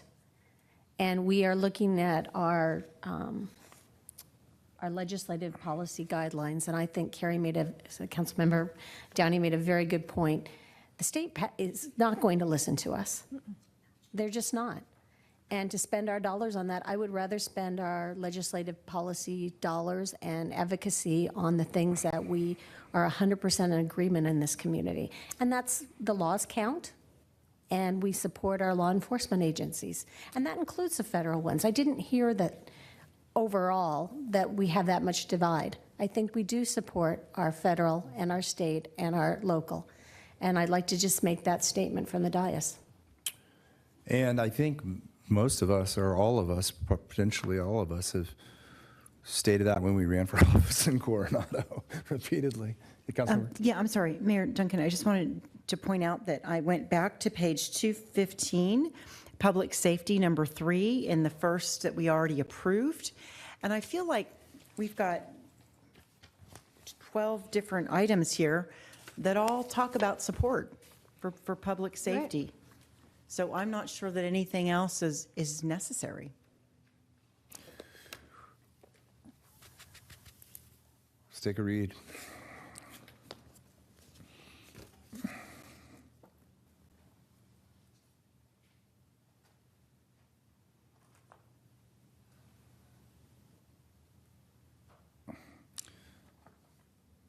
So I would move, if it was, my suggestion would be to take Councilmember Purvis's language, what we just described, and see if the votes are there, but take that language and add it to, well, actually, I'd probably just leave it where it is, because that's crime and safety violations. It's slightly different.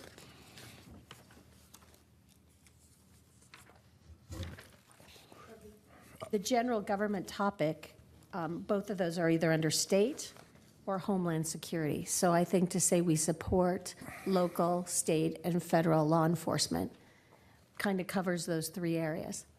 And where would you, I'm sorry, were you saying leave it in either or both, or do you have a preference? Well, Homeland Security is federal. Right.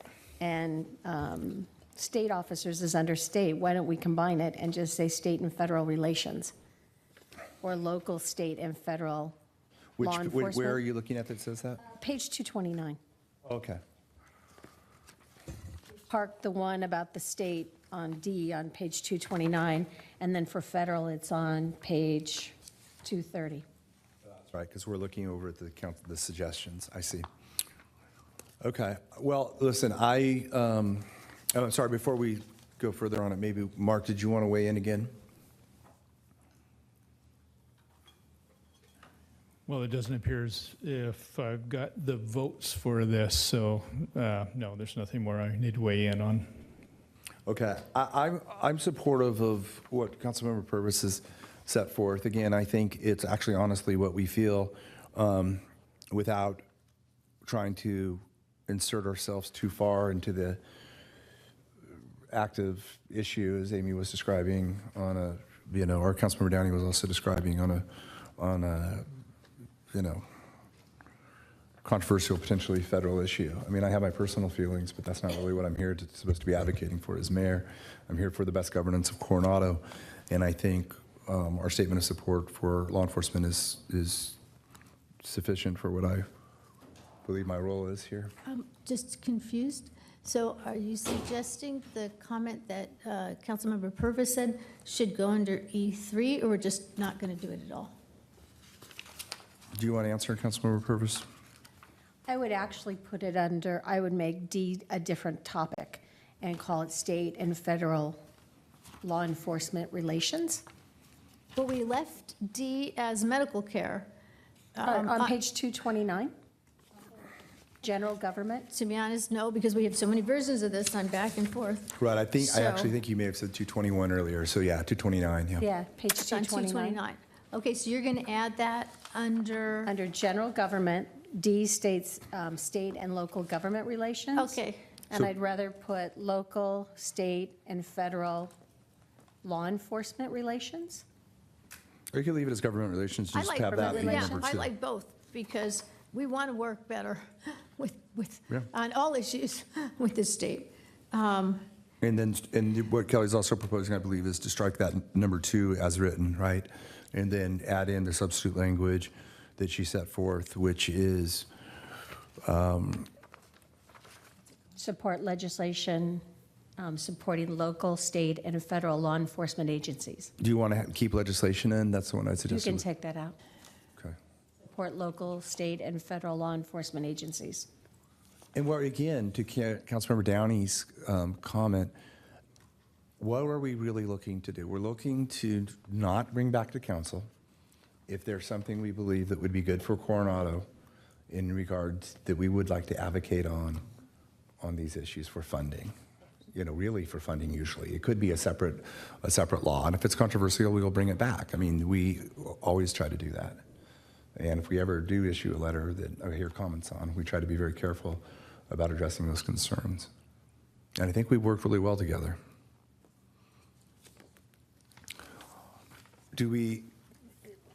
So I believe I'm supportive of this. Councilmember Purvis is supportive of this. Did you have something, Councilmember Fleming? Well, I was just going to say, based on this conversation, then I think we could eliminate E, that section under Homeland Security. Right. Right.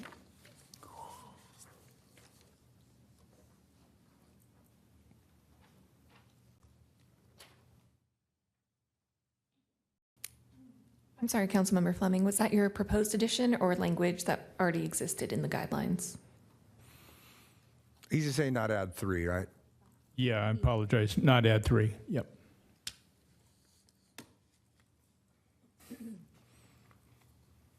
Okay, do we want to talk about this further, or do we want to move on? I mean, everybody obviously, if they want to do any type of sub vote or something, we can note something onto an item, which we've done in the past, but I think we've tried to work together to compromise and do what we think is best for the community and what we believe. So is it okay if we move on to K, land use?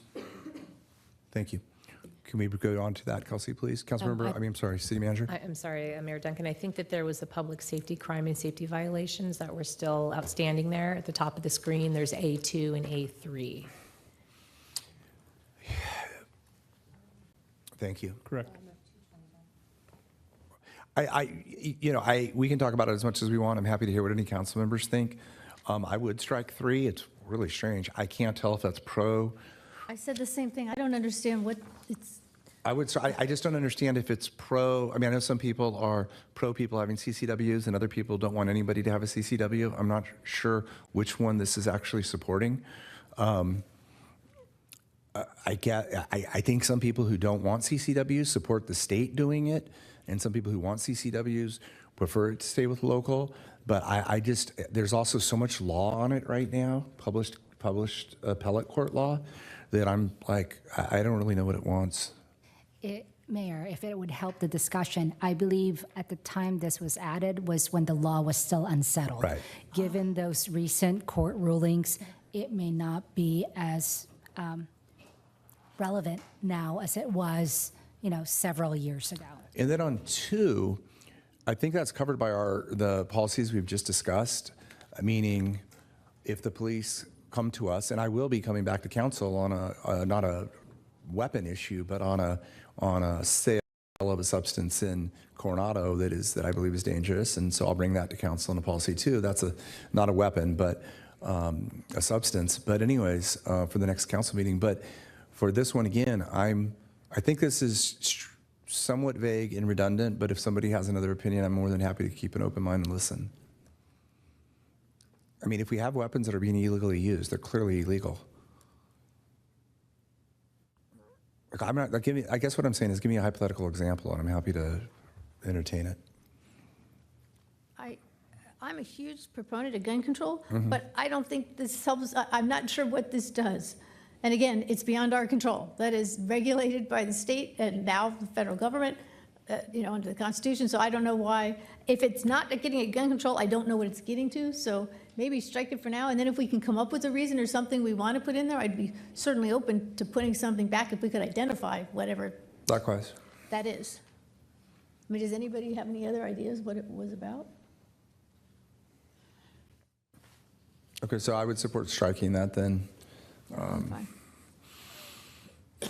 And then I believe remain on D, so we don't need to discuss D. We can keep going down, please. Is the strike for, did you want to talk about, this one was your issue, Mark, on number 6. I had a few comments, but I think you still wanted to potentially strike this. Do you want to address that now, and then we can get council member comment and see where we're at? Yeah, I still feel like this should be struck. It's, let me reread it again. It's been a long evening. Support Sure. legislation to authorize state and federal finance incentives for employees who commute to work in carpools or use public transportation. I know Councilmember Downey mentioned the Navy. I don't see that as any financial incentives that we're going to be successful in supporting. I think the Navy's going to do what the Navy's going to do as far as promoting carpooling. Actually, it was dictated to them by Right. Congress.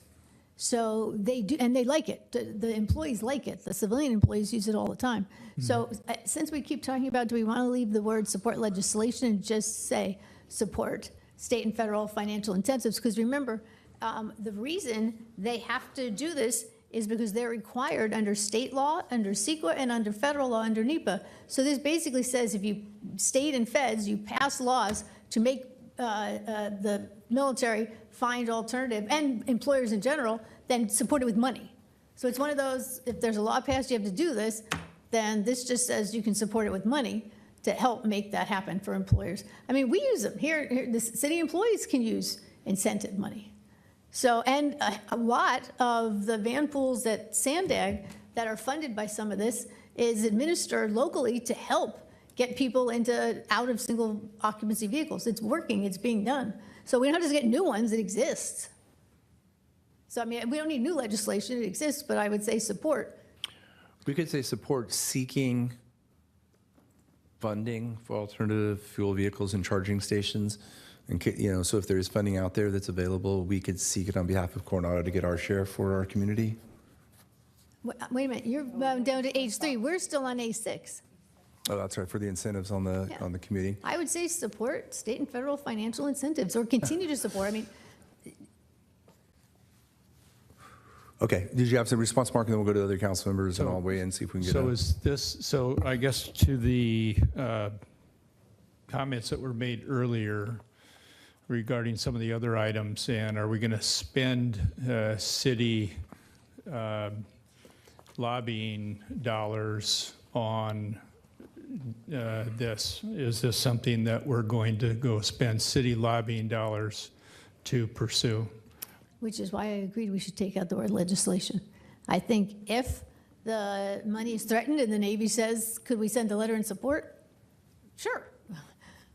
Yeah, I mean, I think in reality, obviously, it would be somewhat limited, right, in the sense that there may be something that comes up and then it would come through League of Cities or through other mayors requesting or through staff to say, would you be willing on behalf of the city of Coronado in regard to their policies to sign this letter or to draft a letter? That's usually how it comes to us. I'm not trying to minimize what I said earlier. There is some work involved for the city, and in other things, there's a lot more work, such as, potentially with historic things and other things. But that's kind of where we're at, Mark. What do you think? So is that, are you agreeing with what Councilmember Downey said then as far as removing legislation from this? Yeah. I mean, I'm Okay. looking at 6 right now up there. Support state and federal financial incentives for employees who commute to work and carpools are used. Really, for me, what I'm thinking is, I'm mostly honestly thinking for us is federal employees. However, I will tell you, if the Hotel Dell or something, sought some kind of grant to put, one of the biggest complaints I actually still get, I would say in the top 6 complaints I get is parking near the Dell and about the Dell. Employees as well. Councilmember Purvis? Wasn't there financial incentives for our ferry, the electric ferries that are Yes. coming in? So that would have fallen under this. And to the tune of $10 million Yeah. from CARB. So we don't know what's going to come down the pike. I'd leave it as is, taking out legislation to authorize. Do we have consent? Yeah. I agree with that. Okay. We definitely have. I'm good with that as well. Thank you, sir. All right, so we have enough consensus on that. H isn't up for issue, so we have K, land use. I did not hear any issues from anyone when we were talking about this, but I'm open to hear if there are issues or if they have recommended changes. So let's take a minute and read it again.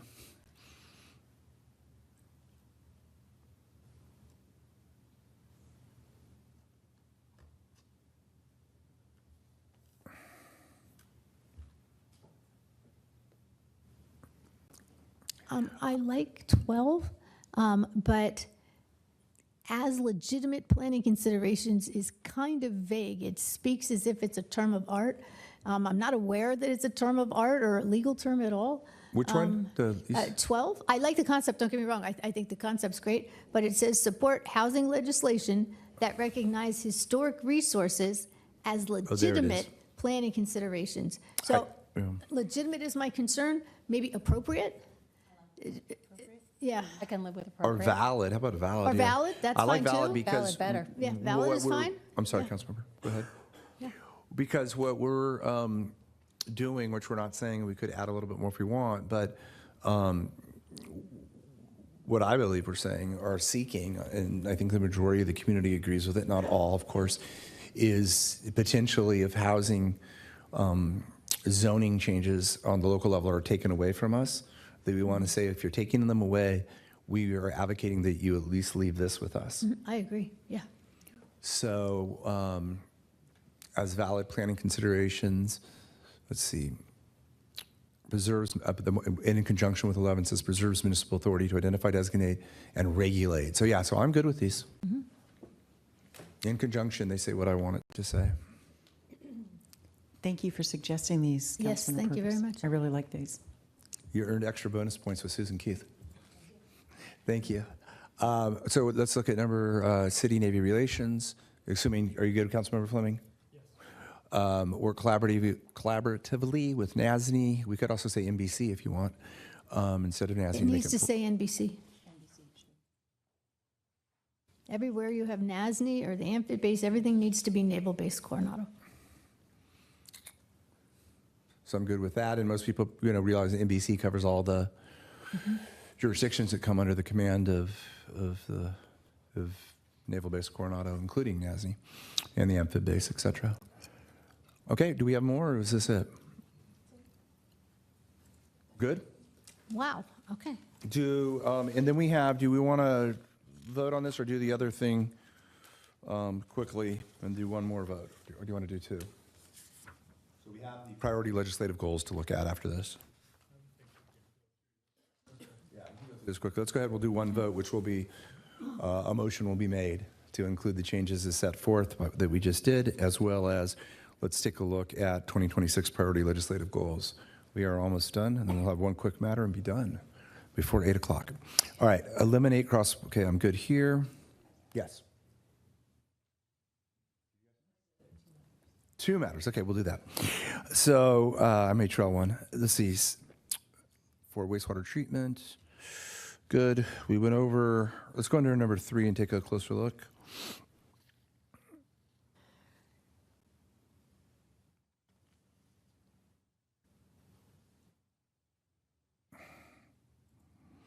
It's sort of the same language that we changed on the other one, but the other one is the detail of the legislative goal.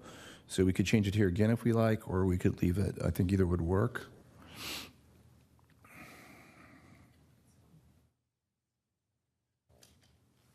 Good.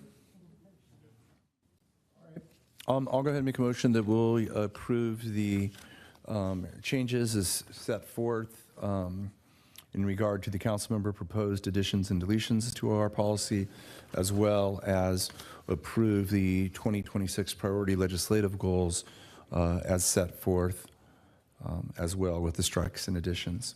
I'll second. Oh, Who do we give that to? Give it to Clerk Amy. Polian? All right. Councilmember Purvis? Please vote. Motion carries, all voting aye. All right, thank you, everybody. I know it's going to be difficult, and maybe sometimes when we make decisions, we get people mad at us on both sides of the world, their opinion, but I think we worked hard to try to do what we felt was appropriate in our roles, so I appreciate your work. Going to next item on the agenda. All right.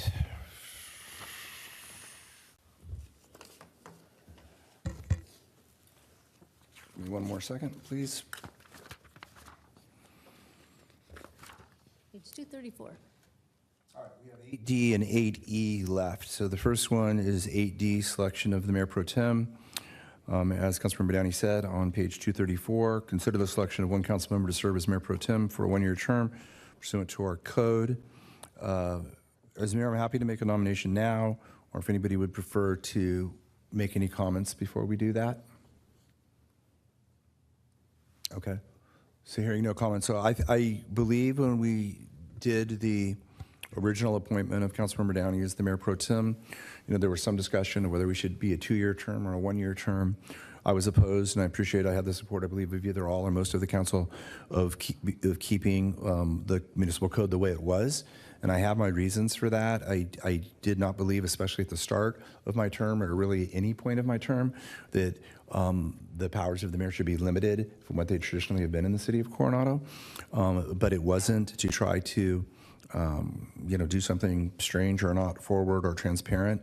I do believe that Councilmember Downey and I have worked, especially I would say in our last 6 months, to have a very strong relationship. Not that we didn't before, but a relationship that has become stronger based on the history of the first 6 months and whether we want to growing to know each other. That I'm very comfortable with Councilmember Downey, with her having the most experience on council as remaining as mayor pro tem. So I will nominate her again for another term, another one-year term as mayor pro tem at this time. And that is my motion. I'd like to second that motion. Thank you. And do we have any discussion that we would like to talk about that? Or Councilmember Downey, do you have any statement you want to make? I would like to thank you for the nomination, and I will gladly accept if the council chooses to. Thank you. Any other comments or questions? All righty, let's please vote. Motion carries, all voting aye. All righty.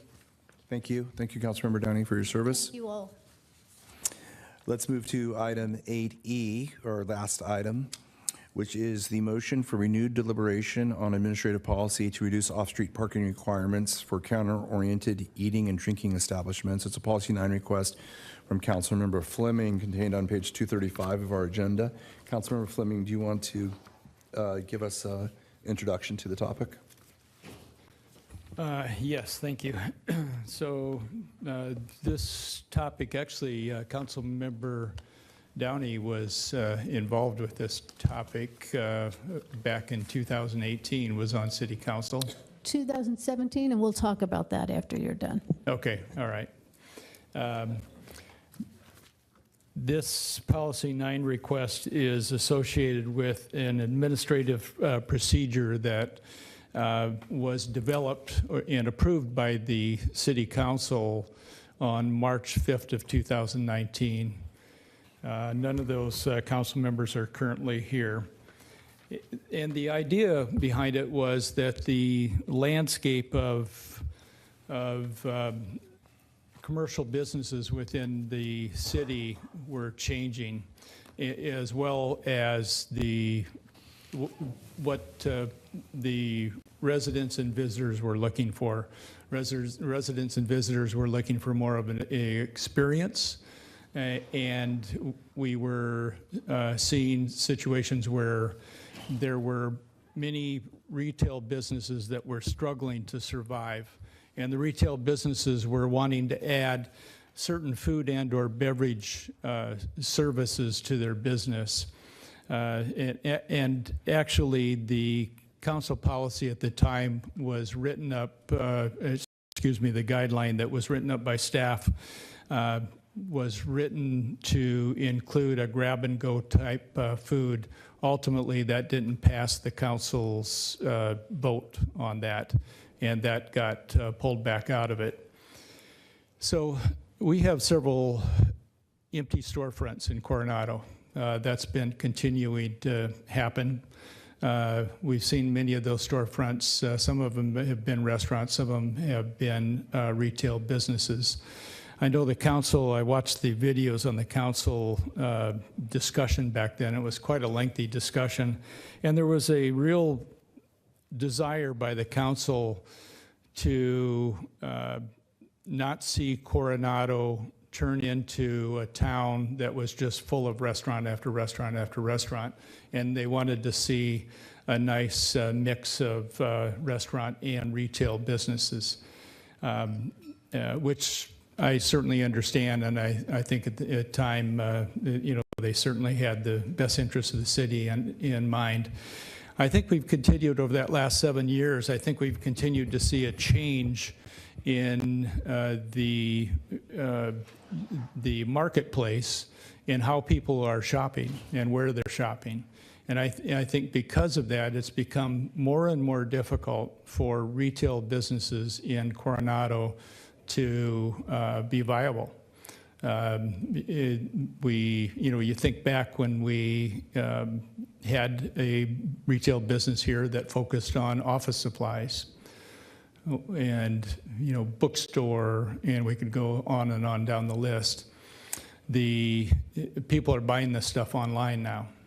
It's being delivered by FedEx, and UPS and certainly Amazon. And so we've seen that change a lot. And the result of this is that we've got a lot of empty storefronts. And the Coronado Plaza is one of the areas that has a lot of empty storefronts that I'm really focused on.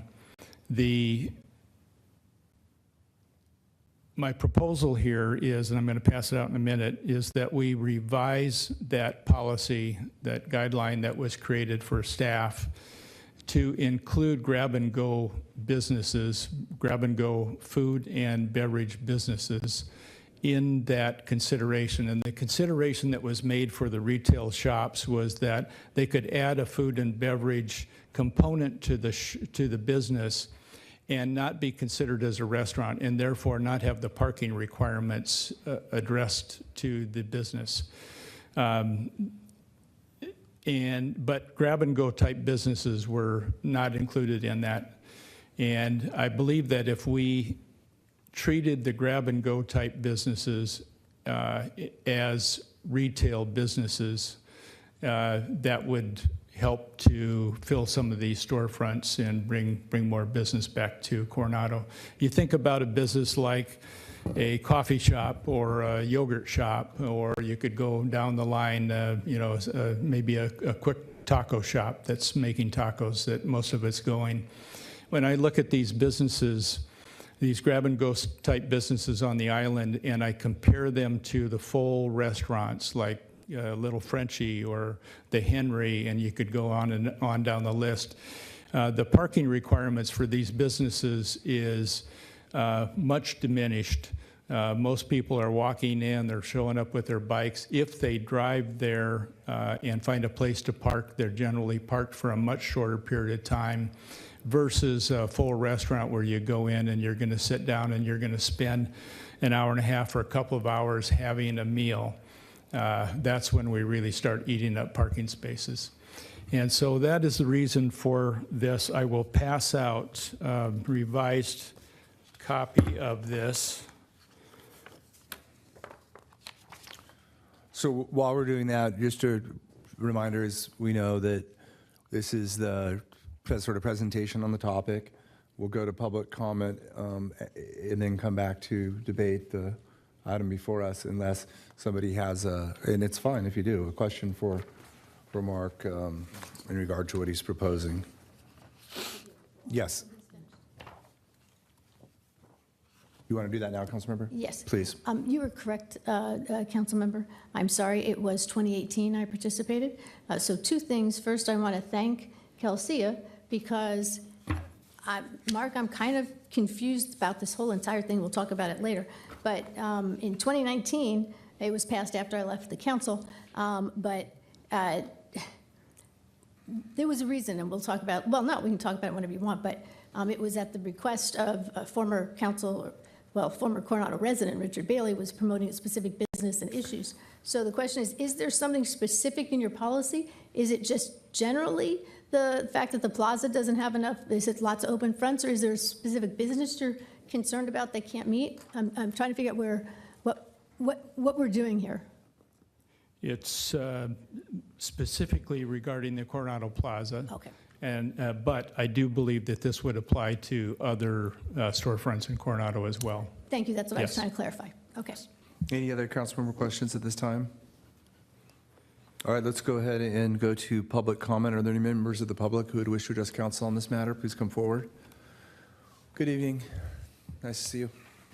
Hi, good evening, Mayor Duncan and City Manager Tina Friend and council members. I'm Marina Clancy, Executive Director at the Coronado Chamber since 2021. And when I initially saw this issue, I will say that I've spoken to a couple of council members because as the chamber has left its space, we've also been taking a look at spaces at Coronado Plaza and have been in conversations with the rabbi and other members in Coronado Plaza as this issue has come up. So first and foremost, I want to thank you all because I've seen all of your faces at our ribbon cuttings and at our events. And so I appreciate that you all support our small businesses that are reopening on the avenue and celebrating their important milestones. And you've all really showed your support to that. And it's no secret that a lot of our businesses are closing, and we have storefronts closing at a faster rate than they're reopening. Primarily, we all know that it's because of a lot of the high rent that's happening in town, and where the chamber and I'm sure the city would like to exercise a big hammer and say we need to reduce rent by 30% so people can continue to open their businesses. That's not possible on your end or mine, and so we take every opportunity at the chamber to support businesses that want to open on Orange Avenue and down the business district and uptown. One of the areas that we want to look at is the Coronado Plaza is a less than stellar building to open a business. We can all agree it's very hard to find a business when you're there.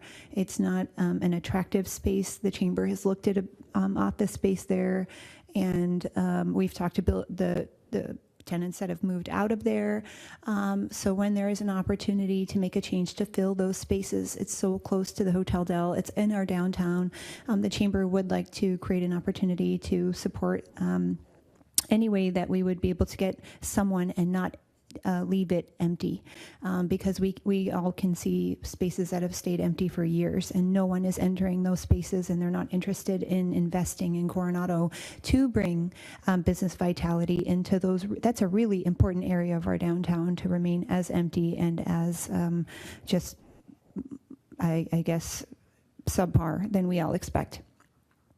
So as I'm saying that, we'd like to support bringing a business and changing that so that we can have more opportunities, especially in that very important downtown area for grab and go for those different businesses. But we also would like to say that the verbiage is vague in the area, that it does not include food trucks or any for counter service or grab and go. We do want to express that this is support only for brick and mortar businesses in Coronado and does not support any type of mobile food service or a food truck to be in Coronado at all. Street vendors, so to Yes, speak. exactly right. Yeah. Can I ask you a quick question? And then Councilmember Downey may have one, I see.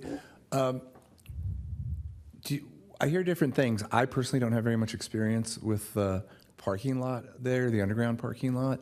Do you have anything to share with us on that? You may or may not. I'm trying to put you on the spot. Not I'm just curious if you have necessarily. any. We have our, when we were talking about extended outdoor dining, we had looked at that space. It's always, my personal experience is that it's always empty, and it's $70 a day to park. So It's $70 a day? per day. They match the Hotel Del price, and it's kind of weird down there, and there's almost no cars down there. Yeah, so I've only been there, I as think, far 2 as or that, 3 times, and that was my experience. But I'm sorry, go ahead. Yeah, that's my only experience as well. Councilmember Downey? Couple of questions. This item is before us because there's concern about empty businesses or maybe problems in the economy. Are you working? I understand you had a meeting with the city's Kelly Maples to look at ways the city can help with business development, help with our economy. So, absolutely. Did you bring this idea? No, ma'am, I did not. Okay. We have been looking at parking for years since I've gotten into this position when it started with outdoor dining during the COVID period. Okay, and then, let me stop you there. Well, we'll talk later, but when this legislation came up, it was before we had all of the outdoor dining we have now. It was before COVID, so there weren't that many outdoor dining. At this point, the businesses that are in the plaza, we were there for ribbon cutting for a law firm recently. And I did park down there, and it is miserable. But one of the questions we noticed is that the owner of the building doesn't even maintain the hallways. So if we're trying to do something to make it be more enticing to new tenants, why is it the city's job? The owner of the building is making money hand over fist, or not, since they're overcharging and nobody's using their parking. Shouldn't they be doing something to attract new tenants? Oh, absolutely. Absolutely, 100% without a doubt. But because we are not able to exercise a power over them, we do everything that, and that's something that we've talked about. Thanks to City Manager Tina Friend, we've been working with Kelly Maples on this, and between the Orange Avenue specific plan and private rent, where we are not able to tell the owner of the building, you must do this, or you have that we have a relationship with. We do not have a relationship with that owner. People seem to be quite frustrated with that ownership, et cetera. So any opportunity that we can take to show support in those limited ways, we would always take the opportunity to do so as the chamber. Were you with the chamber when David Spatafor had the restaurant on the top floor, and we actually had issues with the owner of the building? I remember meetings with the lawyer for the building because of their loading zones, and they weren't working with the EDCO pickup. I mean, they've just been awful from the beginning. Correct. Have they worked with the chamber to try and make it better for any of the businesses? We have a limited relationship with that building owner, and where we've asked for change, they've shown some interest in working together. But again, on the items that they're not showing interest to work with, then we can only get as far as them working with us on the other side of the table. Just a real quick question. Yeah, thank you. I'm sorry, Councilmember, let me just interrupt for a moment. And I'm not asking you to give me any names or anything, but my only experience with any type of anything on the ownership of this is when we chatted and you gave me the printout. But I thought, maybe I'm wrong in my memory, but maybe, and if you know or not, but is it the same owner now that was the owner back during the time period Councilmember Downey was talking? I thought it had sold. No, it sold for quite a bit of 40 to the tune of $40 million in 2022. Yeah, okay, that's what I thought. Okay, I was just checking. All righty, did you have anything, does anybody else have any more questions? Thank you so much. For me? All right, well, thank you for being here and staying to the end. Thank you. Appreciate it. All right, so, Councilmember Downey, I know you seem like you have some strong thoughts on it. Do you want to start now? and I'd be go glad first? to. I'll start from the beginning.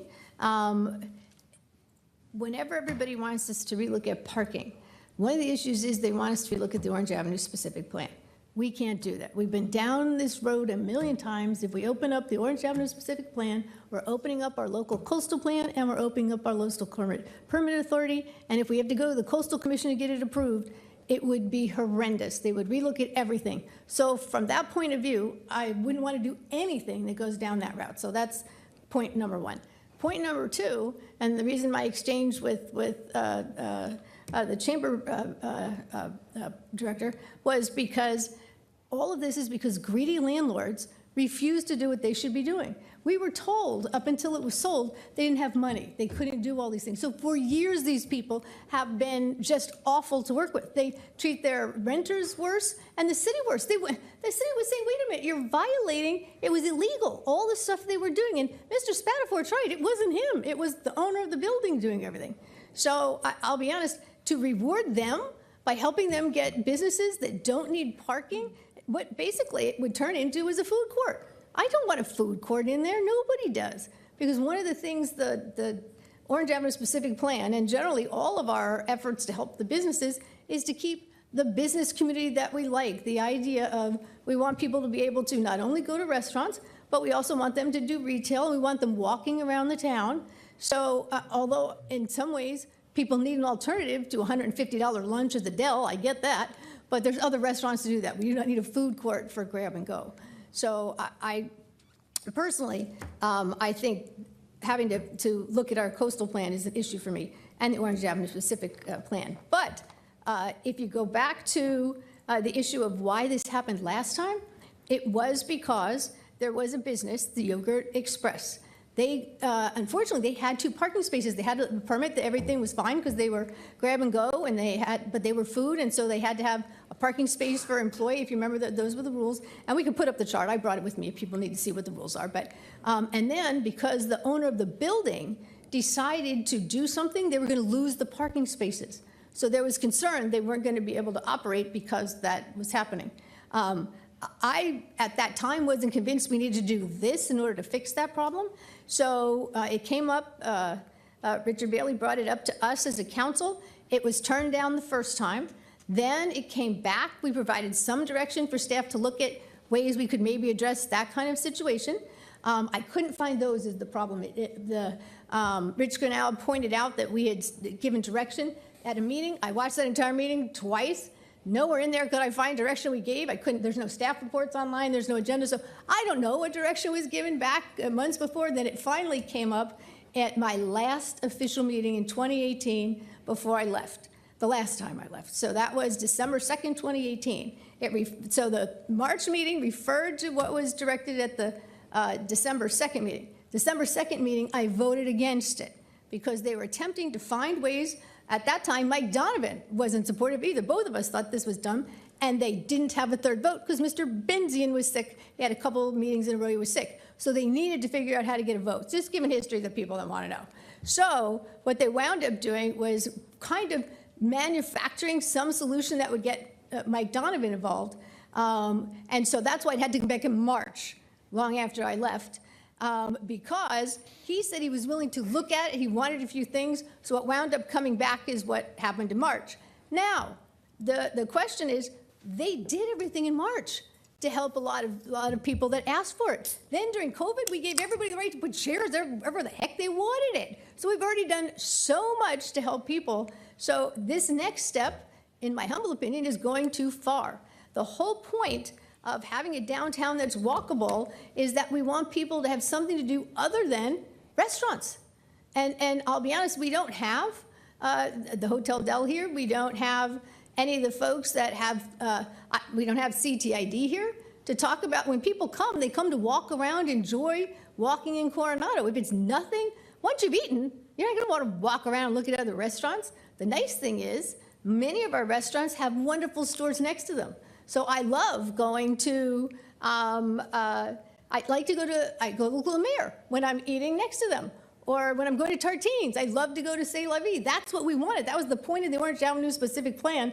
Put nice retail next to restaurants so people could do both and support both businesses. What's happened since this, we started looking at this again, is that much of our real estate has been bought up by people that don't really care. They want to make money the best way they can, and the best way is to have more restaurants selling more alcohol, which makes more money for them. Doesn't necessarily make our community any better. So do we want more big restaurants? I mean, that's how Bay Books had to move, which was the other thing that came back up in 2018. One of the reasons, and I will tell you, the people that were proponents in 2018 and then in the March meeting were smart. They found the best poster child.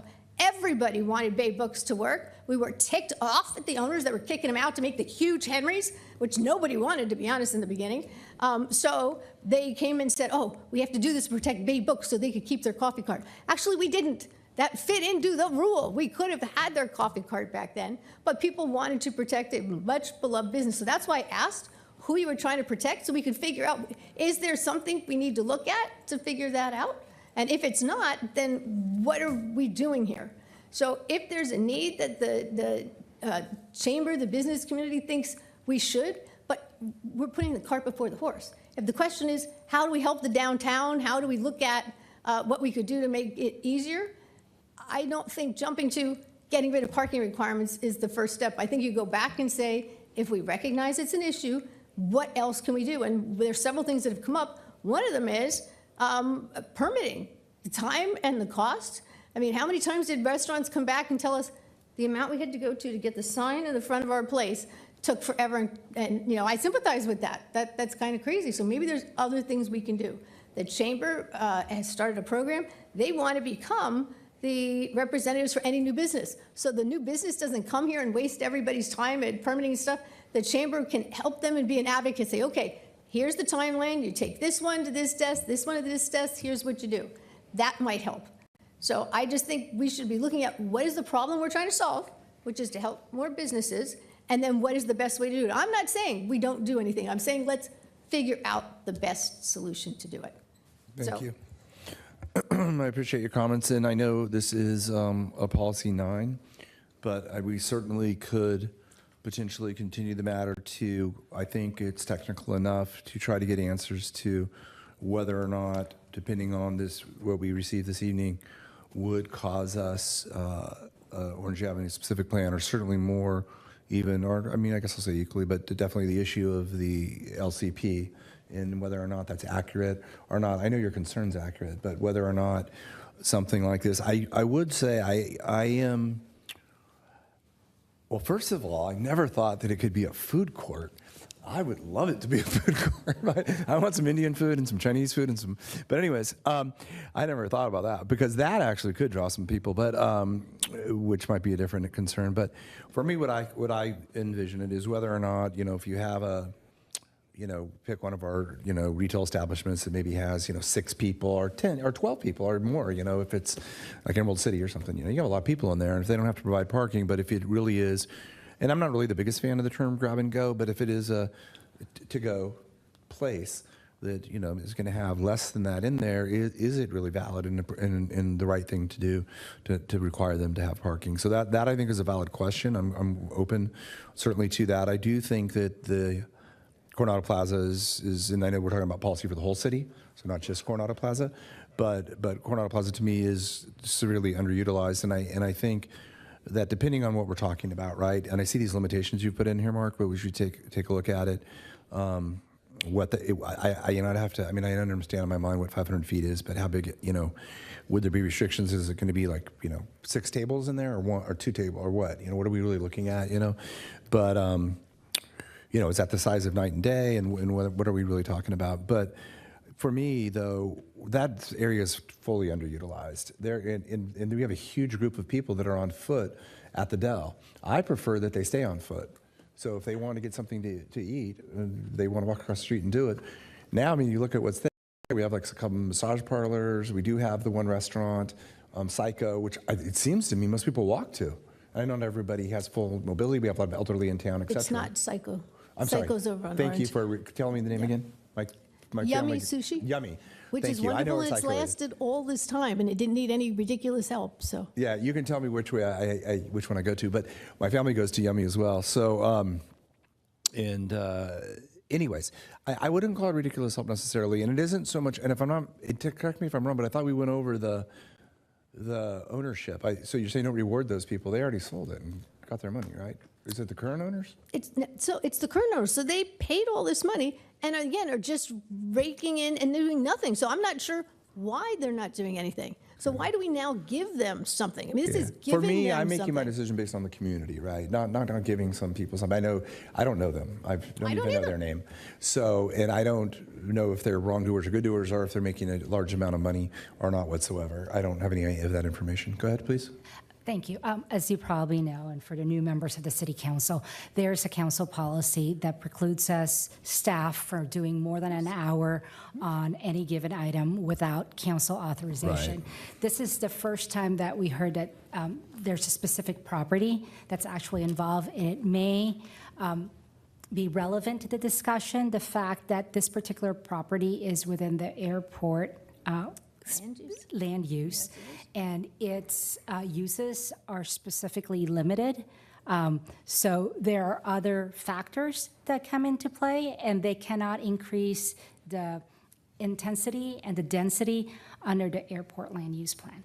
So yeah, so again, that kind of goes to what I was saying. I was just giving a few preliminary thoughts for germination, not necessarily to vote on, but I think we do need that information.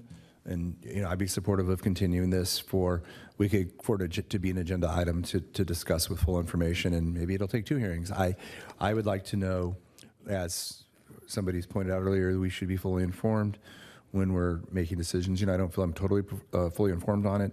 The concept, though, of and again, even on that usage intensification or whatever, they have, like that one restaurant is closed. My understanding is the larger restaurant is going to be reopening again, and I hope it does.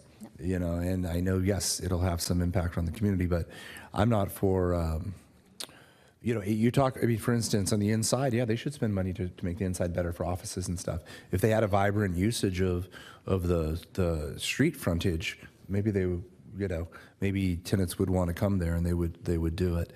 Again, I don't have the personal knowledge of any of their finances or what exactly going on over there, but we do have eyes when we walk around there. I've been to 2 ribbon cuttings in that building fairly recently.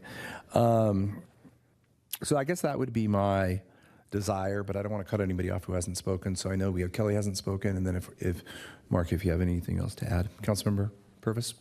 I always worry when you put the word reduced in front of parking in this community, because we have heard a lot about there's nowhere to park, especially at the holidays. This last holiday has been enormous, and that's very concerning. This is increasing intensity from 250 to 500 and reducing the number of parkings, and that's counterintuitive to me. I think that parking is important, and we're going to see more and more people driving here to come try our restaurants. And we lost a lot of parking with COVID when we let Buena Forquetta's parking lot become tables. Brigantine has a fire pit and permanent tables. Little Frenchie's is now in front of the bank. We have a lot of people that we didn't used to have under old parking requirements. This is not that old a policy. I haven't heard any problems about the area. The only problems I've heard is I can't find parking. So I'm kind of hesitant to try something where we're going to reduce parking. And we're going to have to go down the path of where we're going to have to talk about the COVID restrictions and if we're going to regain those back and what's that going to do. I would rather table this for future talk rather than put staff on it and keep them working on some of our other projects. And at this point, don't reduce parking in our downtown. And that's how I feel. I guess my only question with that is there is what we do on paper, right? And there's also the effect in reality of what we do. If I believe that this would be a big intensification of people, I don't think people are going to be driving to Coronado to get a grab-and-go sandwich. I think they may be driving to Coronado to go to the beach and then walk by and get their sandwich and take it to the beach. But it depends on what we're talking about. And maybe you're like, hey, the 500 is too big, right? Maybe that is it. But I think I do think it's worth looking at. One of my goals, and I've talked to the city manager a lot, I almost think we should have an economic development person on staff, and we should look. Because we have planning and stuff, they're enforcing the rules and the laws, and I agree they should. I want them to. I also think we should be able to help people get to yes, and maybe sometimes planning does. I'm not trying to falsely say they don't, but at times it seems, from what I see, that it seems like there's room for more how to get to yes on getting stuff done, not how to violate the law, right? But what can you do? And for me, one of my goals, I started to say, one of my goals is, and I'm not going to, personally, we can only do so much. We're in government, but I would like all the closed businesses on Orange to reopen. as something. I think they should all be open. If you want people to walk around after they eat and in between and stuff, we have to have everything open. We can't have a bunch of closed stuff, or, if things take 3 years to build, and maybe it's the developer's fault, but if it takes, 4 years instead of 2, that's bad for us in multiple ways, including on revenue. But yeah, no, I agree. If all of a sudden I felt like, hey, if we do this, we're going to intensify parking around that area, I wouldn't do it. But if like you have a yoga place in there, they're complaining, hey, we don't have parking for our customers. And I'm like, yeah, you have 40 people in there doing yoga. But if someplace downstairs opens with, a small amount of people coming in and out to get stuff on foot, then they're the problem. It's like, I'm not against it. I like the yoga studio. I'm pro it. I want it to survive there. But, that concept is hard for me to rationally say we shouldn't look at this because we are reducing the required parking for that use, but I don't necessarily believe it adds actual limits parking in town or adds vehicles. This policy actually did reduce the number of parkings that were required for that size. Right. We gave them an accommodation at 250. And did you hear complaints about it? No. No. I didn't hear any complaints. I haven't heard any complaints. I guess my suggestion would be, and the chamber's here, and they work well with us, I could use some data. I'd like to know how many of the 13 empty stores that I heard about, some of them are already starting with new projects. Have they got their parking? And would this be retroactive? Do we have areas that have 500 who have parking now that could give that parking up? My intent was not. Okay. Yeah, I mean, there's always the possibility that there could be a separate, new lease with someone who Yeah, would go what if under they the change new rule. ownership? But to Councilmember Downey's point too, I think there's other people in the community that maybe would be appropriate to have a chance to weigh in as well. Councilmember Stewart, I know you didn't speak earlier, and I Thank you. apologize. No, I think we've gone on long enough this evening. I have questions about it, and I don't think that we can get them answered here. I just heard Councilmember Purvis say we have 13 vacant storefronts. I don't know if that number is in fact accurate. Maybe it is. And then, I don't know how many if you have a restaurant, you have 15 parking places, are they actually becoming other restaurants? Or how many retail or restaurants are becoming retail or vice versa? I just don't really know. And I do want to support our businesses. And I think that maybe sitting down with our chamber and, hearing some ideas and finding out what we can do to best help might be the better way to go. We definitely do not want to open our LCP. Many coastal leadership meetings up and down the entire coast are all about that. And that is not something we want to do if we can avoid it. So that's concerning to me. And I just have some questions about it. And, it's the first time I'm hearing about the plaza, from what we have in the policy 9 as we have it. So I would like to table this as well and look at it at another time. So I guess a couple of things. One is, and I do know this council has always said that in the past, meaning all the iterations of it over the years, have a big issue with the LCP. I know we have, staff has concern with it, and you're saying others do as well. I definitely would like maybe even that potentially to be part of what comes to us. Like, have there been examples where, so we are educated and we know, hey, if we do this, this is really what the real risk is. Not the fear, but what has actually happened in reality, so we fully are aware and whether or not what we're doing, even from a legal standpoint. And I would even suggest that to the extent we need to, we could put it in closed session on part of it. We'd have to come back for public session for the actual policy. But if we have legal concerns to review, we can review those in closed session potentially if the city attorney agrees. But I have said this at the port before, and this is not the last hearing I was at, but on the previous one, in regard to the yacht club's remodel.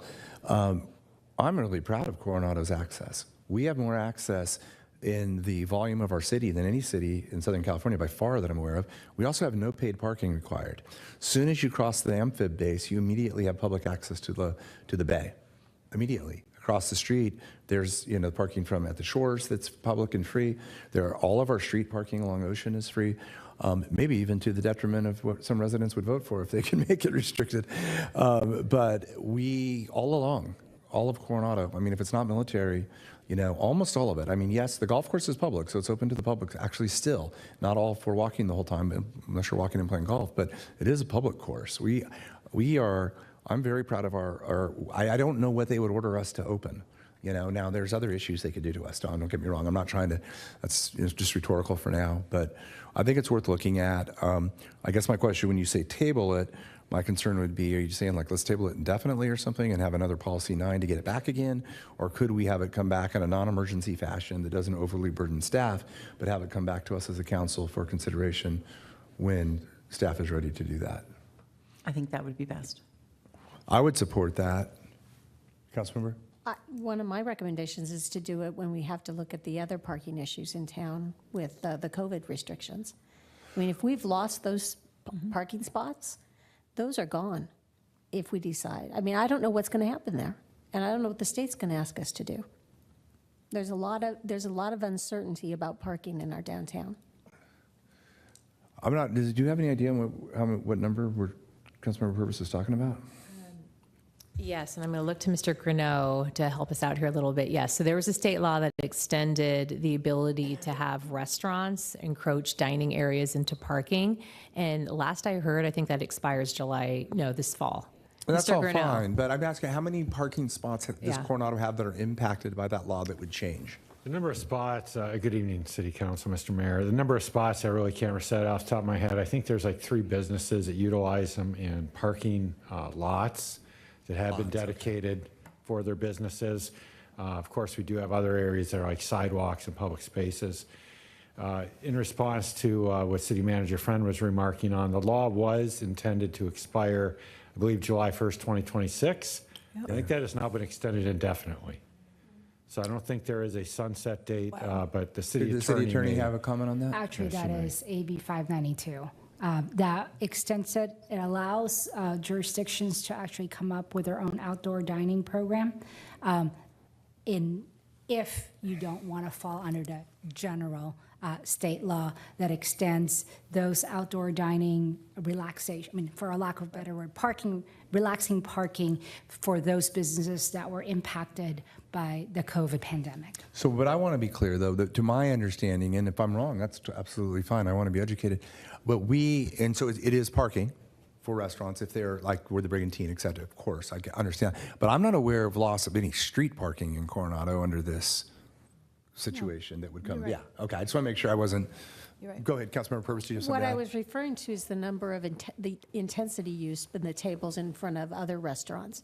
At night and day, it's packed. I walk that almost every weekend, and the number of people who are sitting there, and I love it. Me too. Because I'm often running up, and I hate to tell you this, but I'm driving in looking for parking to get food to get it home. Little Frenchies. Trident, the other day, I noticed they have chairs out front. Which, there's additional tables out on the sidewalk in front of. Just knowing what's happening in our downtown, No, I making want to, decisions yeah. based on that. Yeah, for sure. I just, again, to me, if Trident has a table in front of it, I'm not aware if they do. I obviously trust exactly what you're saying.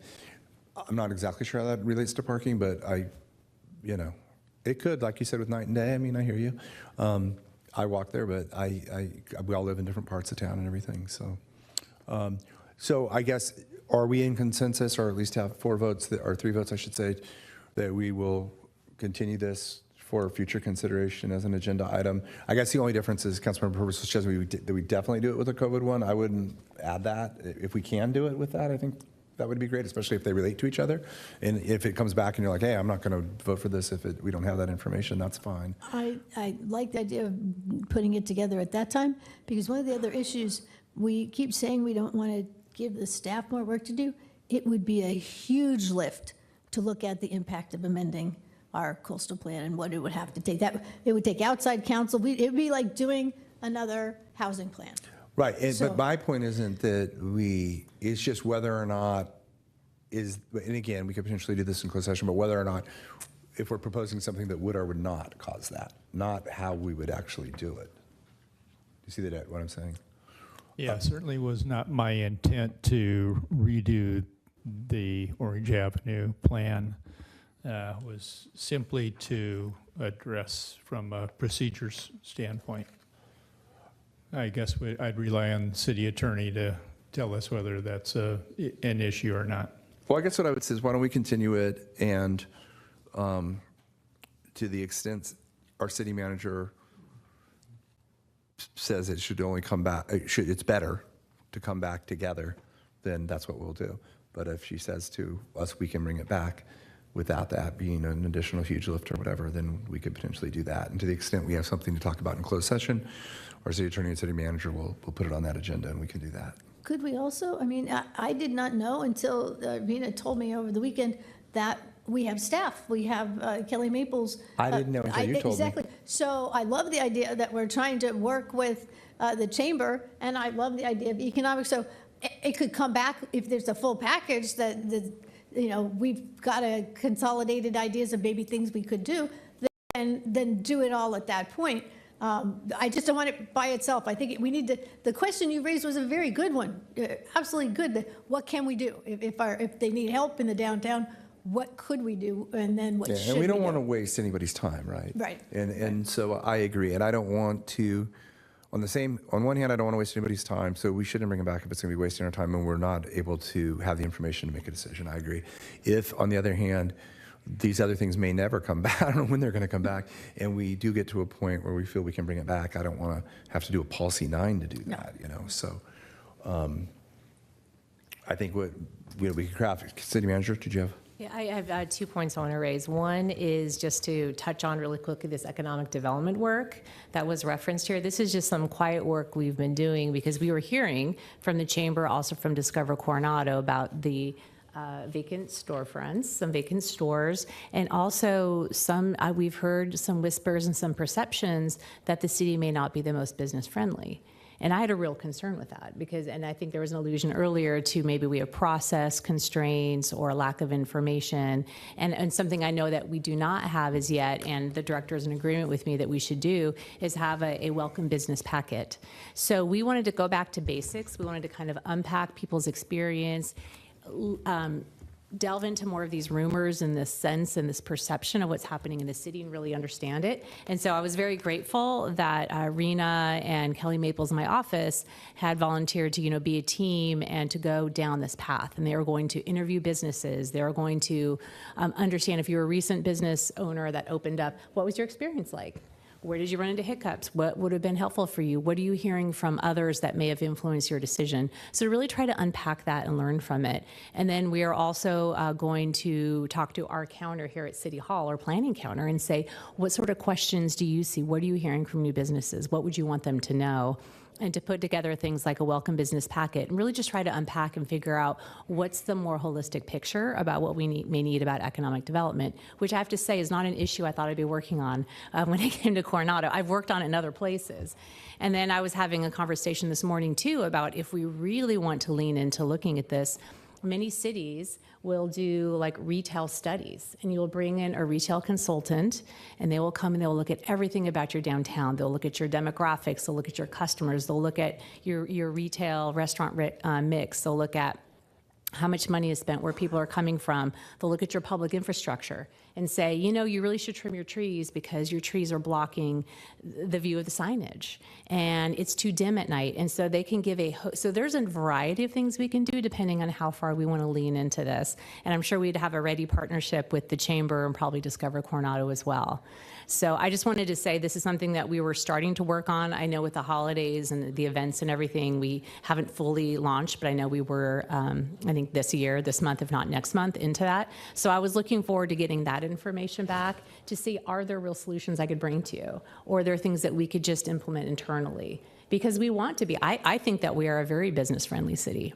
I've been impressed with how fast our counter turns over things, but apparently not everyone believes that. So I want to understand it and see if there's something we need to do. And I appreciate that. And I know you've also had some roundtables with developer, contractor, builders as well. Yeah. So I'm supportive of all that. And nobody was questioning whether or not it's appropriate, as far as I could tell. And I had a second point. You know, I think it's great I think communication is great, and I think improvement is great, and that's what I think everybody would like. But So, okay, so let's finish this item if we can. Am I okay? Did you have Well, something else? and my Please. second point is that I think someone that's touched on before, we have a number of direction you've already given us to work on policy items. Exactly. And it's the same people, like, it's really like the same 6 people across the city that work on all of these. And so I already have a pretty strong backlog of issues. And I mean, I could rattle some off now, but I would also like direction from how you want me to prioritize this. Do you want me to like stop working on the historic things, mini shuttle, climate action plan projects, sea level rise? I mean, Rich can probably rattle. We have like probably 6 or 7 major policy issues that you've given us direction on in the past 6 months, or we're about to bring to you. So if you can give me a sense of the urgency of this, that would be helpful as well. Well, I mean, my initial thought, and obviously I'll view council's vote is the same, is if you have things you're about to bring to us or potentially going to bring to us, let's not slow those down, right? I'm not exactly sure what we're doing on sea level rise, but on projects that we're working on, I'm not asking for them to be treated, different than our other projects, and we can still always talk about prioritization, outside of right now. But if you're asking, are we asking this to be like an emergency project or something? No, okay. I'm not, certainly not. And I do think it's important though to, when we're ready to take a look at things and figure out, are we going to impact parking and then not, to an extent that's unacceptable and not do it, or are we going to do something that doesn't really impact it, in reality? And sometimes it's hard to know for sure, right? But so I'm open to it. I get, that's all I'm saying. I'm not predetermined by any means because I don't have all the information. But if anybody else wants to weigh in and prioritize, I think nobody's trying to say this should be some kind of emergency thing, right? And I would agree with that. And I would assume that, Tina, what you were talking about regarding having a consulting firm come in and do a study would probably be separate from this. And I really like the idea of that, I guess, on a separate conversation, because I think there's been and continues to be a lot of change within our community. Number one, our visitors that come to the island, many of them are spending just room, not without meals and everything else, $1,000 a night plus. Well, those visitors are looking for a certain type of realty experience, shopping experience. And the demographics in our island have been changing, as the value of the land has gone up and everything else. The financial demographics within Coronado has changed, I think, considerably over the last couple of decades, and so to be able to look at, okay, what do those residents want for a shopping experience in the town as well, I think is important. So I like the idea of that. Okay, I think we're in a good place, and I'm not. I do think maybe I just add one sentence because we should vote, but on continuing it if we need to vote. But I guess the one thing I would say is, we're not trying to create some strange policy for one business owner to do something, right? We want good governance of our whole commercial zones, and we want to be rational and well thought out. And if partially, maybe what you were saying, I didn't really think about it just now, but if there's no business owners who want to advocate for this, maybe it isn't something we need to do. But we'll find out maybe from Rena or Discover Coronado or others as well, and the chamber and stuff, and see where we're at. So do you have enough guidance from what we've said? Okay. So is the motion just, we will continue this matter to be on an agenda at some point in the future when our city manager believes staff is ready to present it to us in an ordinary and orderly fashion? I'll be honest, I think we're taking no action because we don't know what's going to come back. We can't say continue this action because this action says we're supposed to reopen the parking for restaurants. That may not come back. So I think we're taking no action on this item, but the city staff has heard, the city manager's heard where their interests are, and then they can come back as she says. I'm not sure if that is legally required to do it that way. Actually, there's no motion. There doesn't require to be a motion. There's been direction provided to staff, and staff will come back as priorities dictate.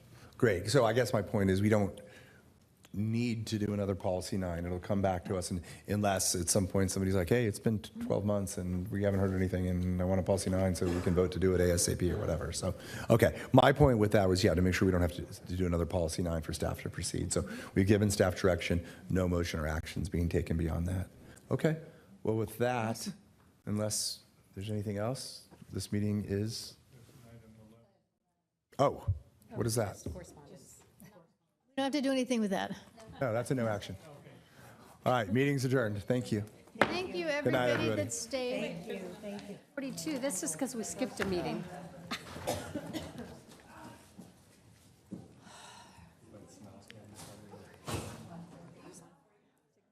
A better understanding and.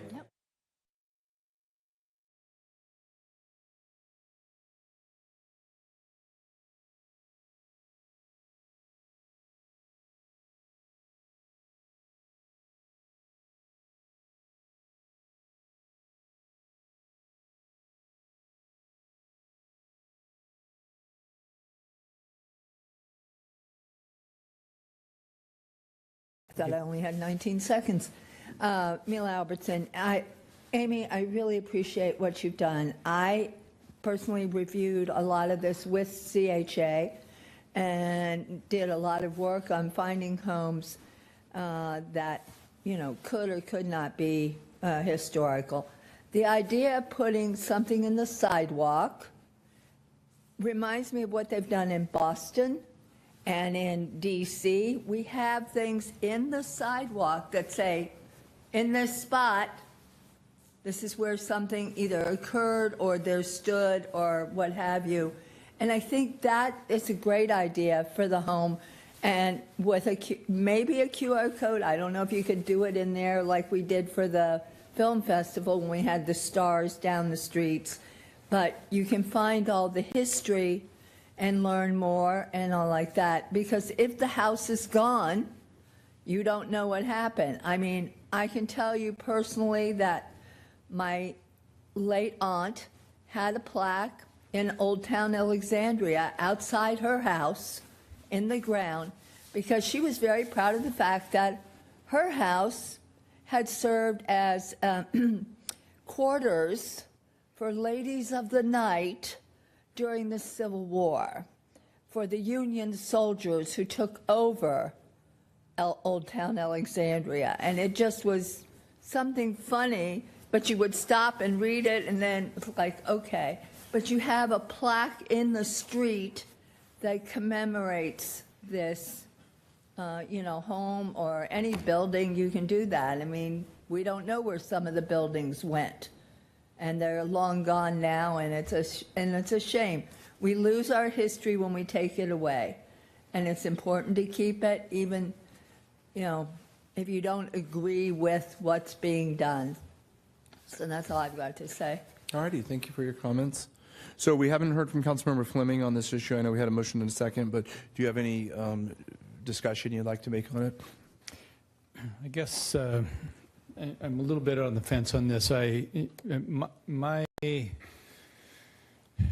could support this if, so what we've done is by council action, we have moved these were tier 3. We've changed the process, and now we're talking about taking these 8 properties and moving them over to tier 2. And I can support this if we give notice to the property owners and give them the opportunity to come in and say that they don't want this on their property. And frankly, if we have a property owner or owners on this list that want to be excluded from this, then I will have a hard time passing the whole list. I'd want to whittle it down to the ones that are okay with it. Yeah, I mean, I think that's fair, and I think we would obviously weigh why, but again, we all vote as we see fit. But I appreciate your consideration on it because, you know, we removed over 1,000 homes from the inventory for automatic required review. So, and when I spoke with the city manager on it, and we went through some of how the staff and Councilmember Stewart had proceeded on it, there are properties that are close that potentially could go either way. Now, if we were looking at a list of like 75 or 200 or 300 properties, I would be like not really, you know, but this is I think a very thoughtful and hard worked on a program by all involved. And I think that the motion includes but, you know, I'll confirm that that's what, you know, the motion includes the opportunity for those people to come in and object to that move to tier 2 if that's acceptable. I think it's appropriate, and I doubt we will have anyone come in, but there could be somebody who comes in, has, you know, I did these 3 things, you don't know about it, and I have these 5 things I'm doing right now, and, you know, but the worst case, again, I do want to reiterate that the worst thing that could happen to anybody who gets moved to tier 2 they would have to do is go through HRC. So if they come and they say, we don't want to be in tier 3 because, you know, we're definitely not historic for these 10 reasons, you know, hopefully we would listen and say, okay, like you're saying, you probably would be likely to go that way, you know, but even if worst case is we said, no, we're putting you in tier 2, all I got to do is go through HRC. So it's not, you know, what is, you know, getting HRC, assuming they're correct, would likely agree with them or they can appeal to us. We don't want to put people through unnecessary procedures, but I agree, and that's what I had asked Councilmember Stewart if she was okay with it, that we give the notice to the people. I guess that maybe we had a slight definition to make sure we're on the same page, which is we give them notice, but also, as I double clarified, to make sure they have an opportunity if they would like to come back within that time period and address us. I believe that's what the letters all said when they were sent Yes. in the first place. Yeah. Am I correct? Right. So, It did. It invited, thank you, council members. The letters that were sent, I think earlier last year, to all the properties did invite them to offer any comments to the city. Then as a result of that feedback, staff had come back and presented revisions and potential removals from the list. And so I would suggest, do you recall, I'm sorry, Tricia or Rich, do you recall how long of a period we provided those homeowners to respond? Was it 60 days? 60 days. Okay, thank you. So I would suggest that's a reasonable time period. We can get the letters out the next couple of weeks and then give people until early March to come and respond to us, and then we can come back and report on that. okay. All right. I think we're good to vote. Please vote when.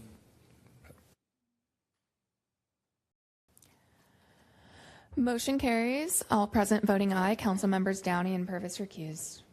All righty. Thank you, everyone. Have a good night. Meeting's adjourned.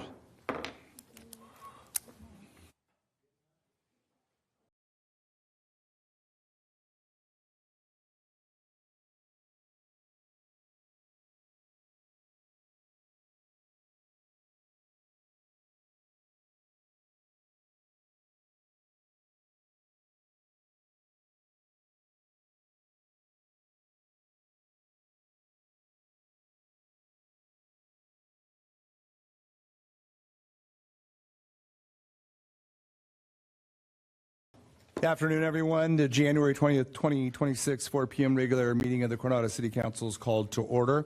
Before the clerk calls the roll, I'm going to do a brief report out on our closed session, which occurred earlier today. What time did we start? 1:45? 1:45 closed session. We completed our city manager's review, and we'll be bringing that to the result of that review to a public hearing in the near future. And we've continued our city attorney's review to our next closed session. So we'll proceed with this city council open meeting. Regular meeting, please call the roll. The record reflect that all council members and agency members are present. Please stand for the Pledge of Allegiance.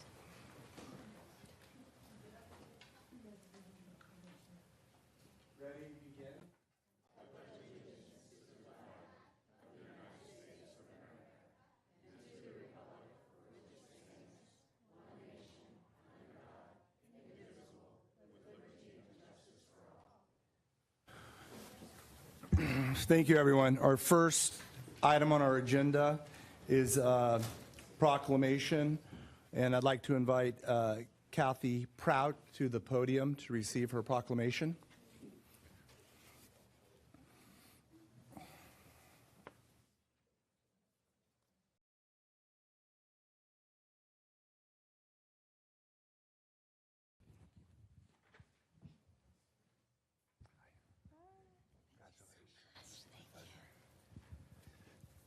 I'll present the proclamation now. Whereas, following the line of duty death of her husband, Navy Rear Admiral James Prout in 1995, Kathy Prout committed herself to sustained service on behalf of similarly affected families. And whereas Kathy played a key role in advocating for the repeal of the Survivor Benefit Plan Dependency and Indemnity Compensation Offset, contributing to congressional reform that restored earned survivor benefits nationwide. And whereas Kathy has founded and led national advocacy organizations for military surviving spouses and has served in leadership and advisory roles with the Military Officers Association of America, MOA, and whereas Kathy Prout's advocacy has ensured that surviving spouses are informed of their benefits, given a voice in public policy, and provided a seat at the table in state and national discussions affecting military families. And whereas in recognition of her impact, Kathy has received national honors, including MOA's Distinguished Service Award and designation as a 2026 Military Officer Magazine Changemaker, honored for her community impact, advocating for military surviving spouses, reflecting her influence and leadership across the nation. Now, therefore, on behalf of the City Council of Coronado, I do hereby recognize and proclaim January 20th, 26 as Kathy Prout Day in the city of Coronado. Congratulations, Kathy. Thank you so much.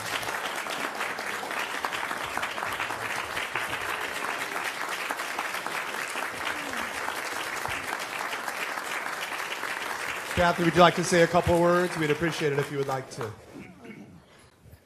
Oh, I'm overwhelmed. Thank you, everybody, City Council, you, Mayor, and all my friends and people who are here to support me today. I really appreciate this.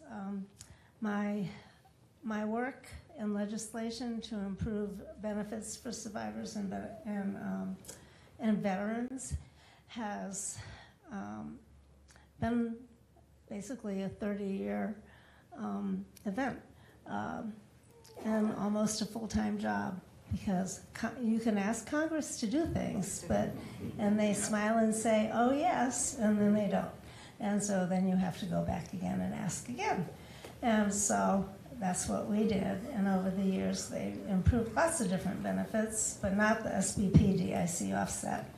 When they finally did do that, that year, my Facebook group and MOA, we had a Facebook group of military surviving spouses, and about 2,500 of us, and we managed to change the law.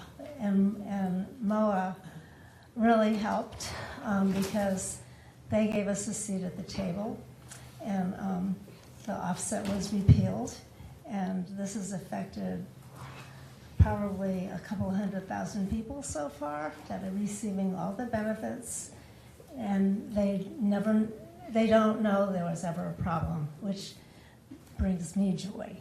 And so there's more to fix, so I'm still working on stuff, but we've recruited a younger generation of surviving spouses, men and women who are taking over the lead, and this also brings me joy. So thank you so much.